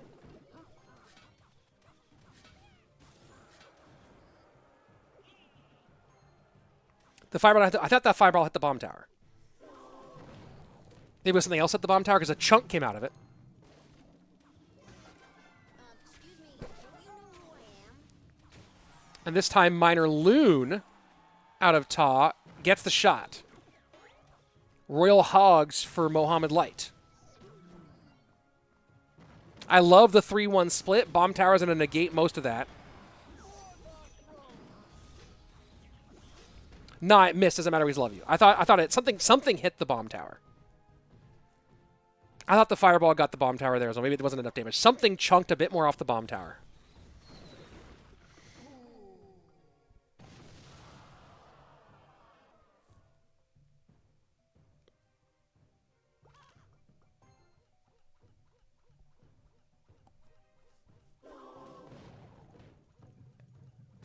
Pigs is an interesting choice here.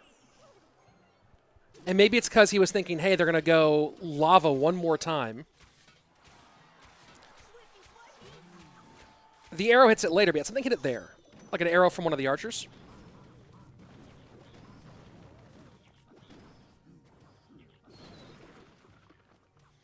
Mo's going to get 1 little touch. No, goes down.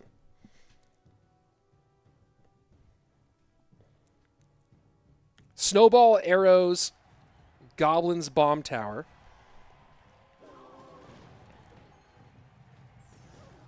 And Modus doing some chip and cycle on that left-hand side.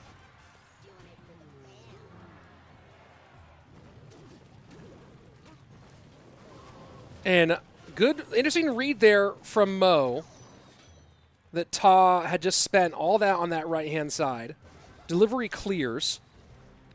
Ta's going to have a little elixir advantage here. Let's put, I'm not actually not going to put your name up on the screen now because I saw the number after their new master, but new master saying Mo on the way for another L. Let's see. Does your comment age well? Miner tries to go up and predict from Ta. Delivery covers. Little Prince going to work on the back of the balloon. Death damage will be in. Pigs go left-hand lane. And they will get some damage here. Snowball has to come out to stop it. Right now, as we go to sudden death overtime, lead for Mo, 1286 to 1620. Monk is doing a good job reflecting on the cannon, which is actually huge here. Evo Skellies for the Monk, Snowball in, and that's just brutal. That's just absolutely brutal. There was nothing about that push that could be stopped. Hey, we actually have a mod in the chat.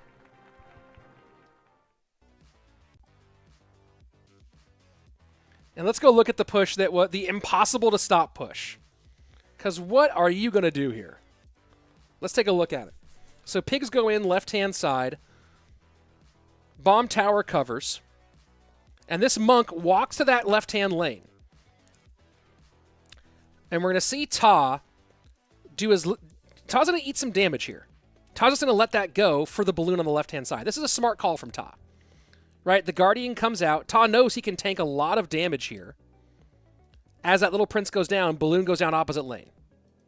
Great spot. So Ta's mostly tanking that, and Mo knows this cannon is a problem, right? He can't do, all he has to defend against Balloon is Ice Spirit, Cannon, Delivery, and Little Prince. He can't Little Prince because of the Monk. He can't Cannon because of the Monk. So he's stuck in a rock and a hard place. He tries to Cannon late here and get the Ice Spirit to hold everything, but can't get around in time. And you see he's desperately trying to get to Cannon again to stop that Loon and can't quite do it. Impossible push to stop there. And Ta with a great call as soon as to tank that damage on the right-hand side and to go Loon behind the Monk on the opposite lane. Great work. Oh, here we go. Next up, Clown for Shock-13.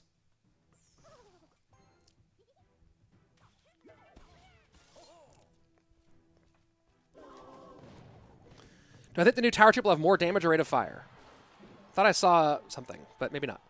Remember when Tesla stacking was the best strat? Yeah. Mo shouldn't have pushed Hogs EQ.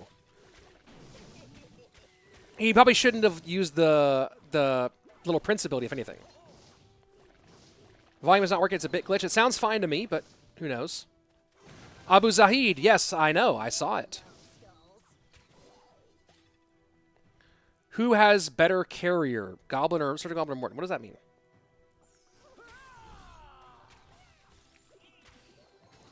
Oh, nice arrows from Clown. Ta has to spend the Miner to stay up. But Clown's going to get some damage here and end with an elixir advantage. Very low game sound? Oh. Let me pump it up a little bit. It sounds really loud to me, but I'll bump it up a bit. What is EQ? Earthquake.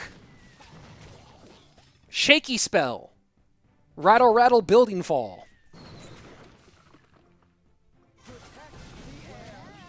Future king over here.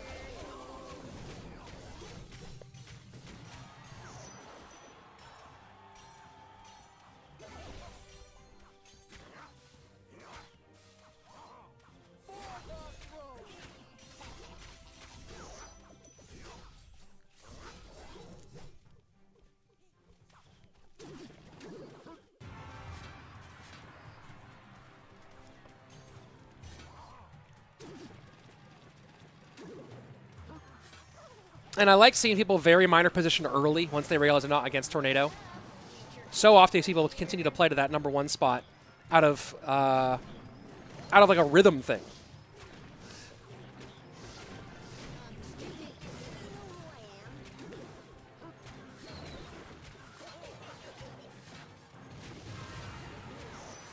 And that's a nice poison.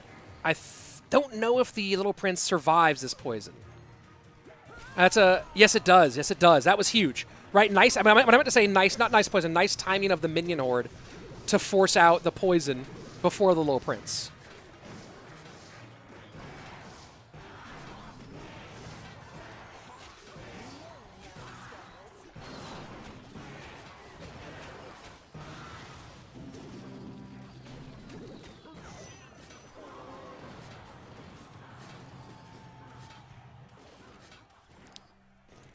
As we head into sudden death overtime, Ta with the lead by about 140-ish, maybe 150, 150-ish. What up? Future king over here. What up? Future king over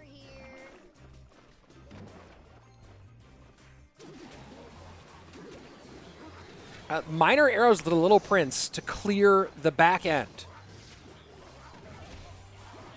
And now just an interesting pressure Evo Knight split.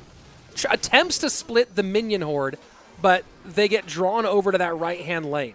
Clown is just playing with immense pressure, and Ta's doing a good job of staying against it. For Clown, he really wants to figure out how to use the minion horde, the skeleton dragons, and the Little Prince all together to make the poison not only never get played on offense, but also make Ta make decisions with poison. So there you go. Now Little Prince and you see Skelly Drags come out immediately. essentially baiting the poison out with all these different poison weak cards. Guardian gets out in front. Ta should be back to poison here, and he's going to. There you go. Then you see again, immediate minion horde. But the goblins, nice control from Ta, does not get all of the minions, but pull them into that bomb tower range. 30 seconds left. Lead for Ta. Clown trying to find a way to break through. He's doing a good job of pressuring, but Ta has been more than up to the task. Minion horde into the right-hand side. Smart bomb tower to hold them in place. Guardian gets out in front of the Little Prince. 14 seconds left. Minion horde on that right-hand tower. Not going to be enough, though. High poison. Clown goes Miner to the outside here. Skeleton Dragon gets distracted, and that's going to be Ta with a huge, huge sweep in King of the Hill. And we are going to a 1v1 duel to decide the GKR 2023 championship. Ta's got a reset come out here against Mohamed Light. BO3 duels.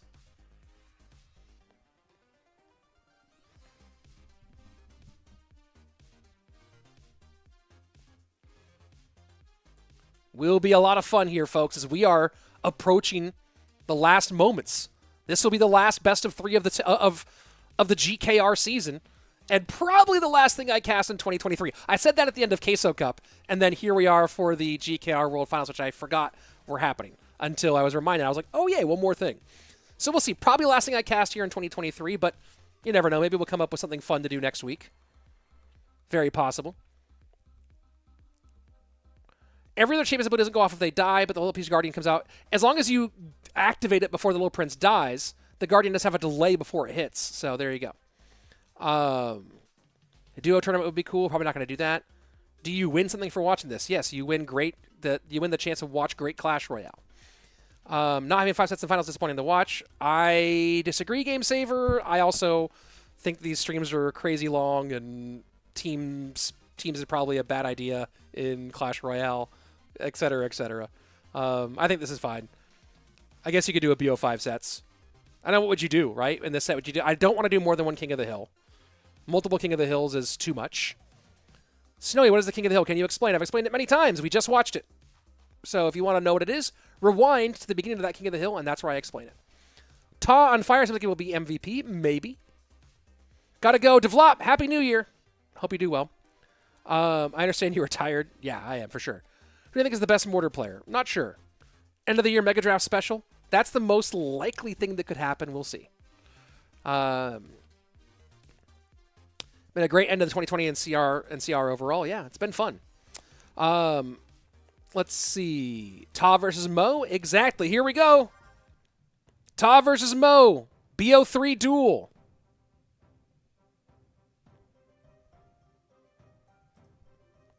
Let's go.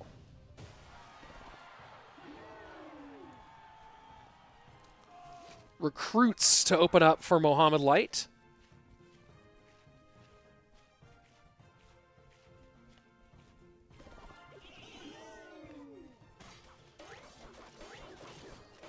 And really swarmy from Mo.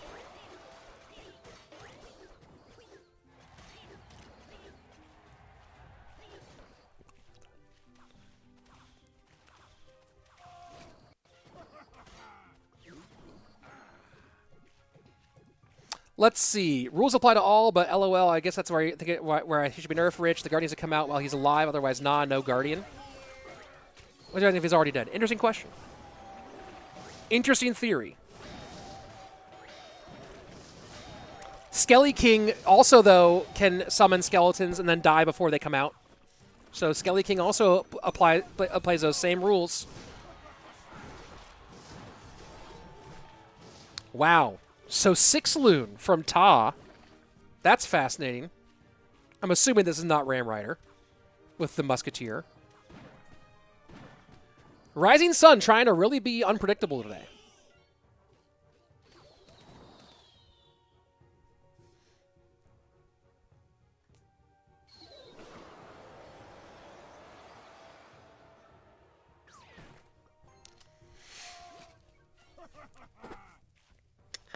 Good lead here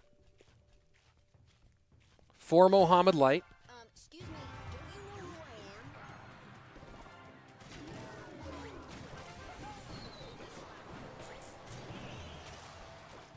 Tom might want to snowball there, and he does. But damage just barely avoids the tower. Little Prince working on the left-hand side. Guardian plus Fireball, and this is a menace on the left-hand lane. A true menace here as the Little Prince does connect and gives now dual lane pressure for Mohamed Light. And now here comes the Lumber Loon push. Mo has to Fireball and then Little Prince. We're going to take death damage here.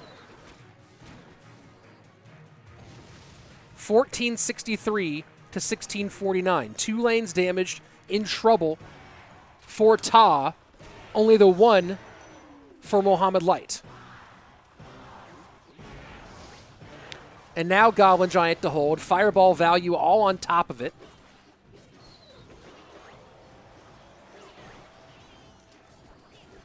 Sudden death overtime. Curious to see if there's ways for Mo to actually make it to tower at this point.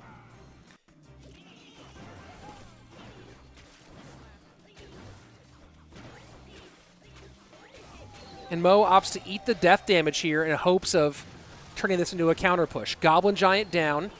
Rage way in front this time. And Goblin Giant going to make a beeline right to tower. Fishboy late gives up some Goblin Giant damage. Now the Guardian comes in. Here comes the rage of the Lumberjack, but not enough to rage up everything to defend. And that's a GG. That's a well played. Mohamed Light takes game 1. Match point, Shock-13.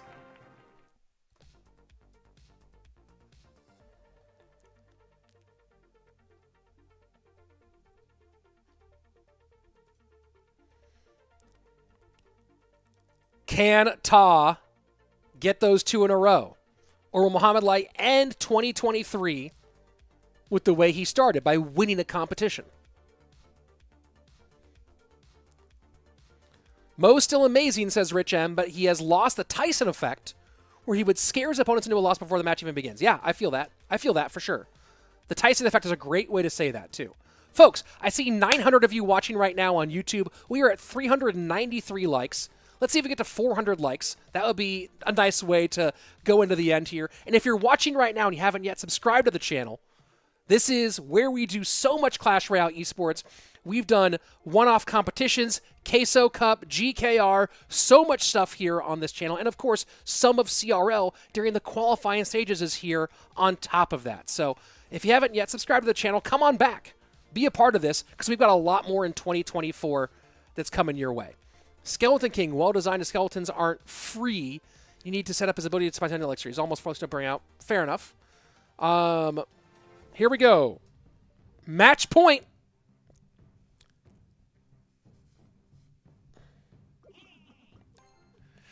So, Abu Hatsai is saying 500 likes is a New Year's surprise. Well, we're at 452. We jumped up tremendously. Could we get to 500? I thought we were sitting at 400, but 500 would be amazing.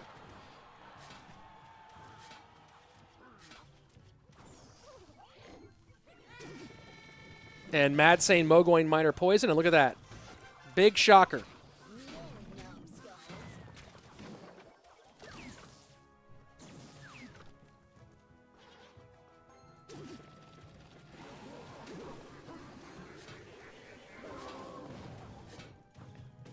And Ta going Mortar Miner.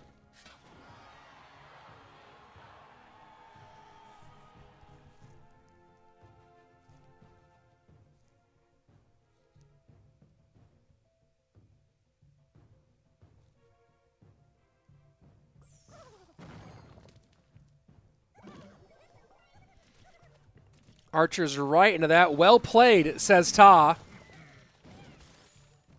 Very nicely played for Mohamed Light, predicting that mortar. And now mortar out of cycle. Guardian has to try to stop these wall breakers, and it does.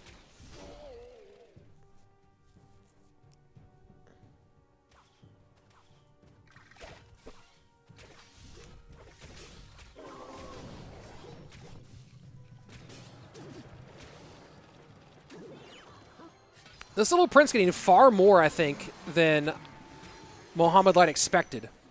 And that's lead Ta here in game 2. 23-55 to 27-40.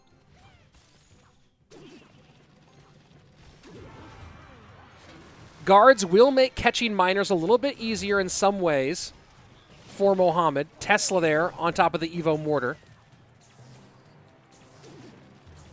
And getting double duty here against an Ta going inside, Mo covering outside.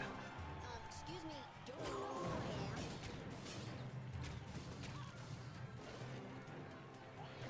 Notice no Ice Spirit from Mohamed Light in this version of Mortar Miner Poison.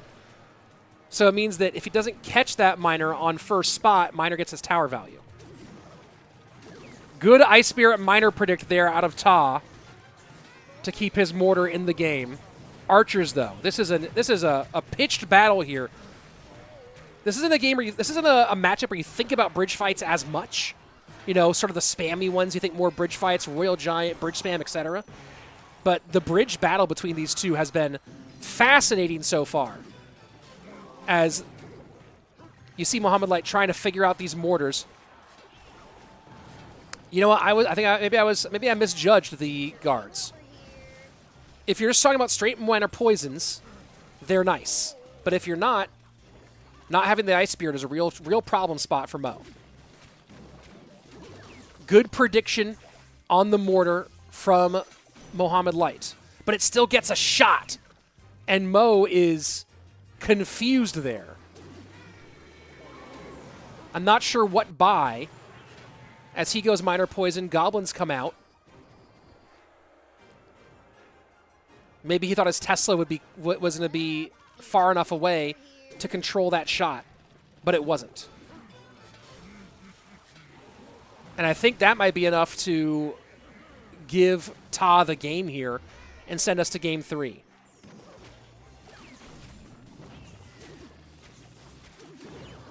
And now a pressure miner opposite direction. Evo Archer's working on the miner of Ta. Little Prince trying to work as well. You see the defensive wall breakers, and that should be the swan song here in our second game. Game 3 on its way, folks. Best of 1 for the 2023 GKR Championship.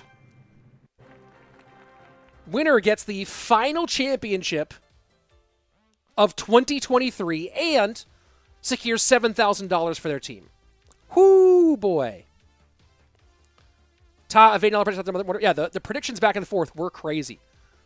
And folks, I know I just talked about it. We were at just under 400 before that game. Now we're at 471 or almost to 500. So if you can, free. It's free to like the stream. It does help out quite a bit. TB win. Tribe win? Not sure what you mean there. And such an interesting, the chat, best miner deck in your opinion? I don't know. Lots of different possibilities. Kate Jenkins saying two opposite things. Mo had an incredibly unlucky season, and Mo officially washed up. Hilarious. Great final match of start to 20. Oh, Trailblaze. Trailblaze, he means. Very funny. Final match off to 2023 and a Happy New Year. Exactly. Happy New Year, everybody. I hope that you do have a wonderful and safe New Year's celebration and charge into 2024 ready to rock. It's going to be a fun year. Mo won like 6 monthly finals. Yeah, he won 5 monthly finals and got second in the other one. So, I don't know. I wouldn't say he had a bad season. He had a bad end of season. Let's see. Who is Ta? Sounds like a great player. Yeah, Ta is a great player. Almost made it to World Finals this year. Happy New Year, Rich. Thank you. What do you think about Minor Loon? It's interesting right now. I think Evo nerfed Mo by a little. Yeah, I think it did. Fellow Egyptian here, says Hamza Mansour. Hope that that Mo wins. Good luck. Don't know which miner deck is the best, but B-Rad miner deck had a special deck in my heart. Learn to play a miner poison using the miner 3.0 variation. I see a lot of you maybe waiting to be the 500th like. There are 499 likes, by the way, right now on the stream. Is Expo meta? Nope, not at all. Final, who v who? This one right here. We're going to game number 3. This is the last game of the year. Ta and Mo Light. Here we go. Let's get it. 500 likes. Thanks, everybody. Do appreciate it.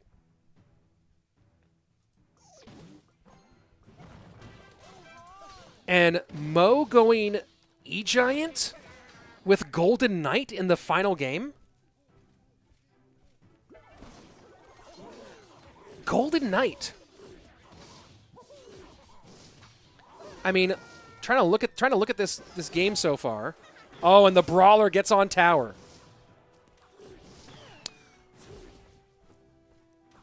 Recruits. Fisherman out does help the E-Giant. Mortar out helps the E-Giant. Could be Golem, but I think it's E-Giant. And this should be... He decides to cage counter here. I like that. I like that play by Mo. He doesn't have to NATO counter. He can just cage counter. Smart. I like that. Save the NATO.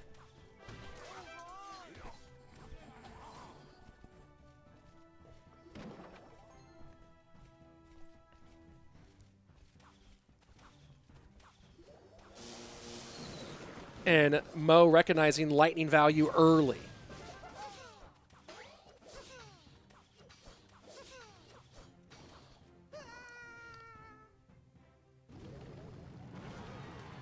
And the first damage comes in the form of that Earthquake Cycle. E-Giant down. Fire Spirit, Skelly is to try to counter, plus the Bomb Tower, plus the Firecracker.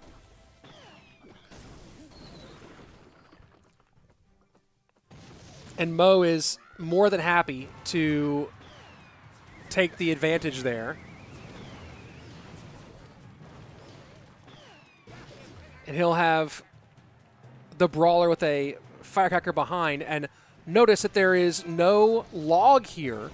Maybe that was the interesting swerve here by Ta going, hey, he won't expect Hog because I don't have log available. Could be Hogs, and he also didn't have Snowball available. So you see Ta trying to be unpredictable here.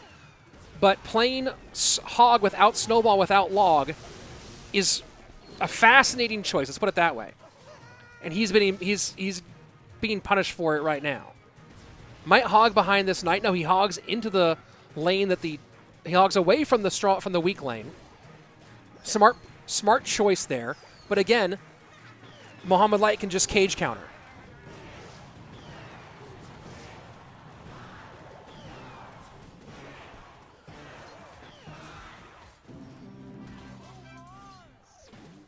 This is a good push here from Ta. He forces a lot of Elixir out and now has two Firecrackers doing annoying Firecracker things.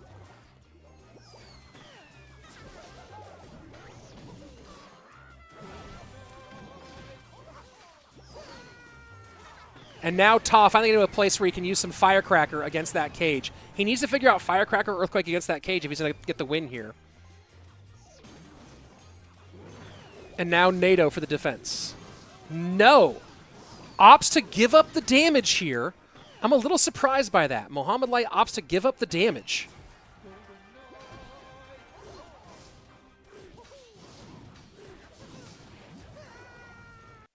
Why give up the lead like that? Did Ta use Snowball? Yes, he did. You have to NATO this Hog. Lightning value, Fire Spirit behind, Bar Barrel to clear, 1427, 966.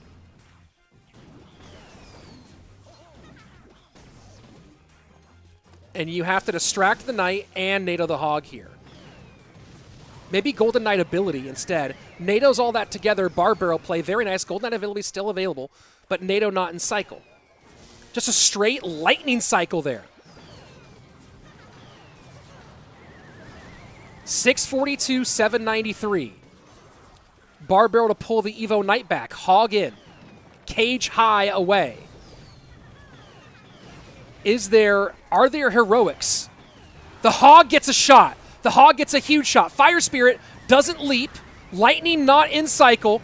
And that's going to be it. Ta gets the win Rising Sun Esports, your 2023 GKR champions. Airsurfer, Griko, Pandora, raikijones, Spring, and Ta.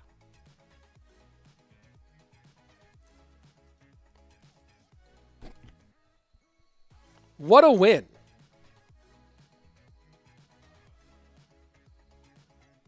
What a tremendous win.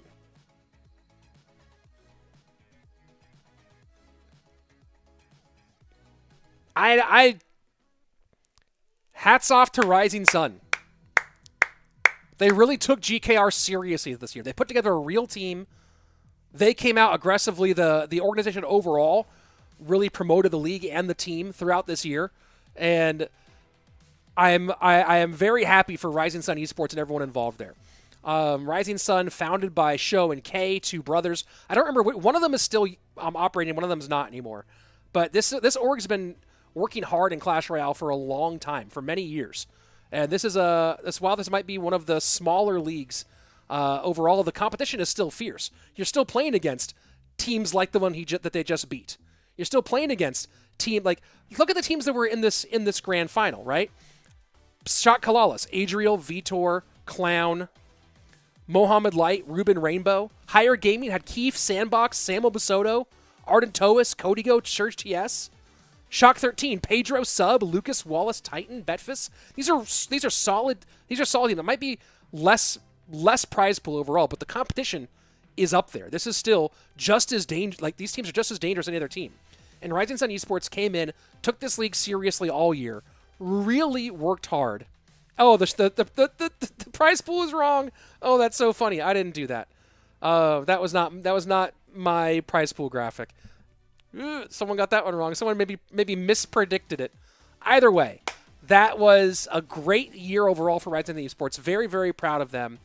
They were phenomenal and a great win here. So congrats once again to Rising Sun Esports, to Ta, Pandora, Griko, Airsurfer, raikijones, and Sela, aka Spring. And of course to Tyton, to Sho, and to Arimura, who was their analyst here. This was a great win for that whole squad, that whole organization, and they certainly deserved a fun one. So, that's it. That's it for the year. Happy New Year to all of you. It's been a really fun 2023. I appreciate you all being a part of it. If you didn't yet, one last call. Subscribe to the channel because we are back in 2024 with more great Clash Royale esports, CRL stuff, other stuff, all right here. This has been a blast, and I really appreciate each and every one of you. As always, be excellent to each other. Party on, dude. Peace.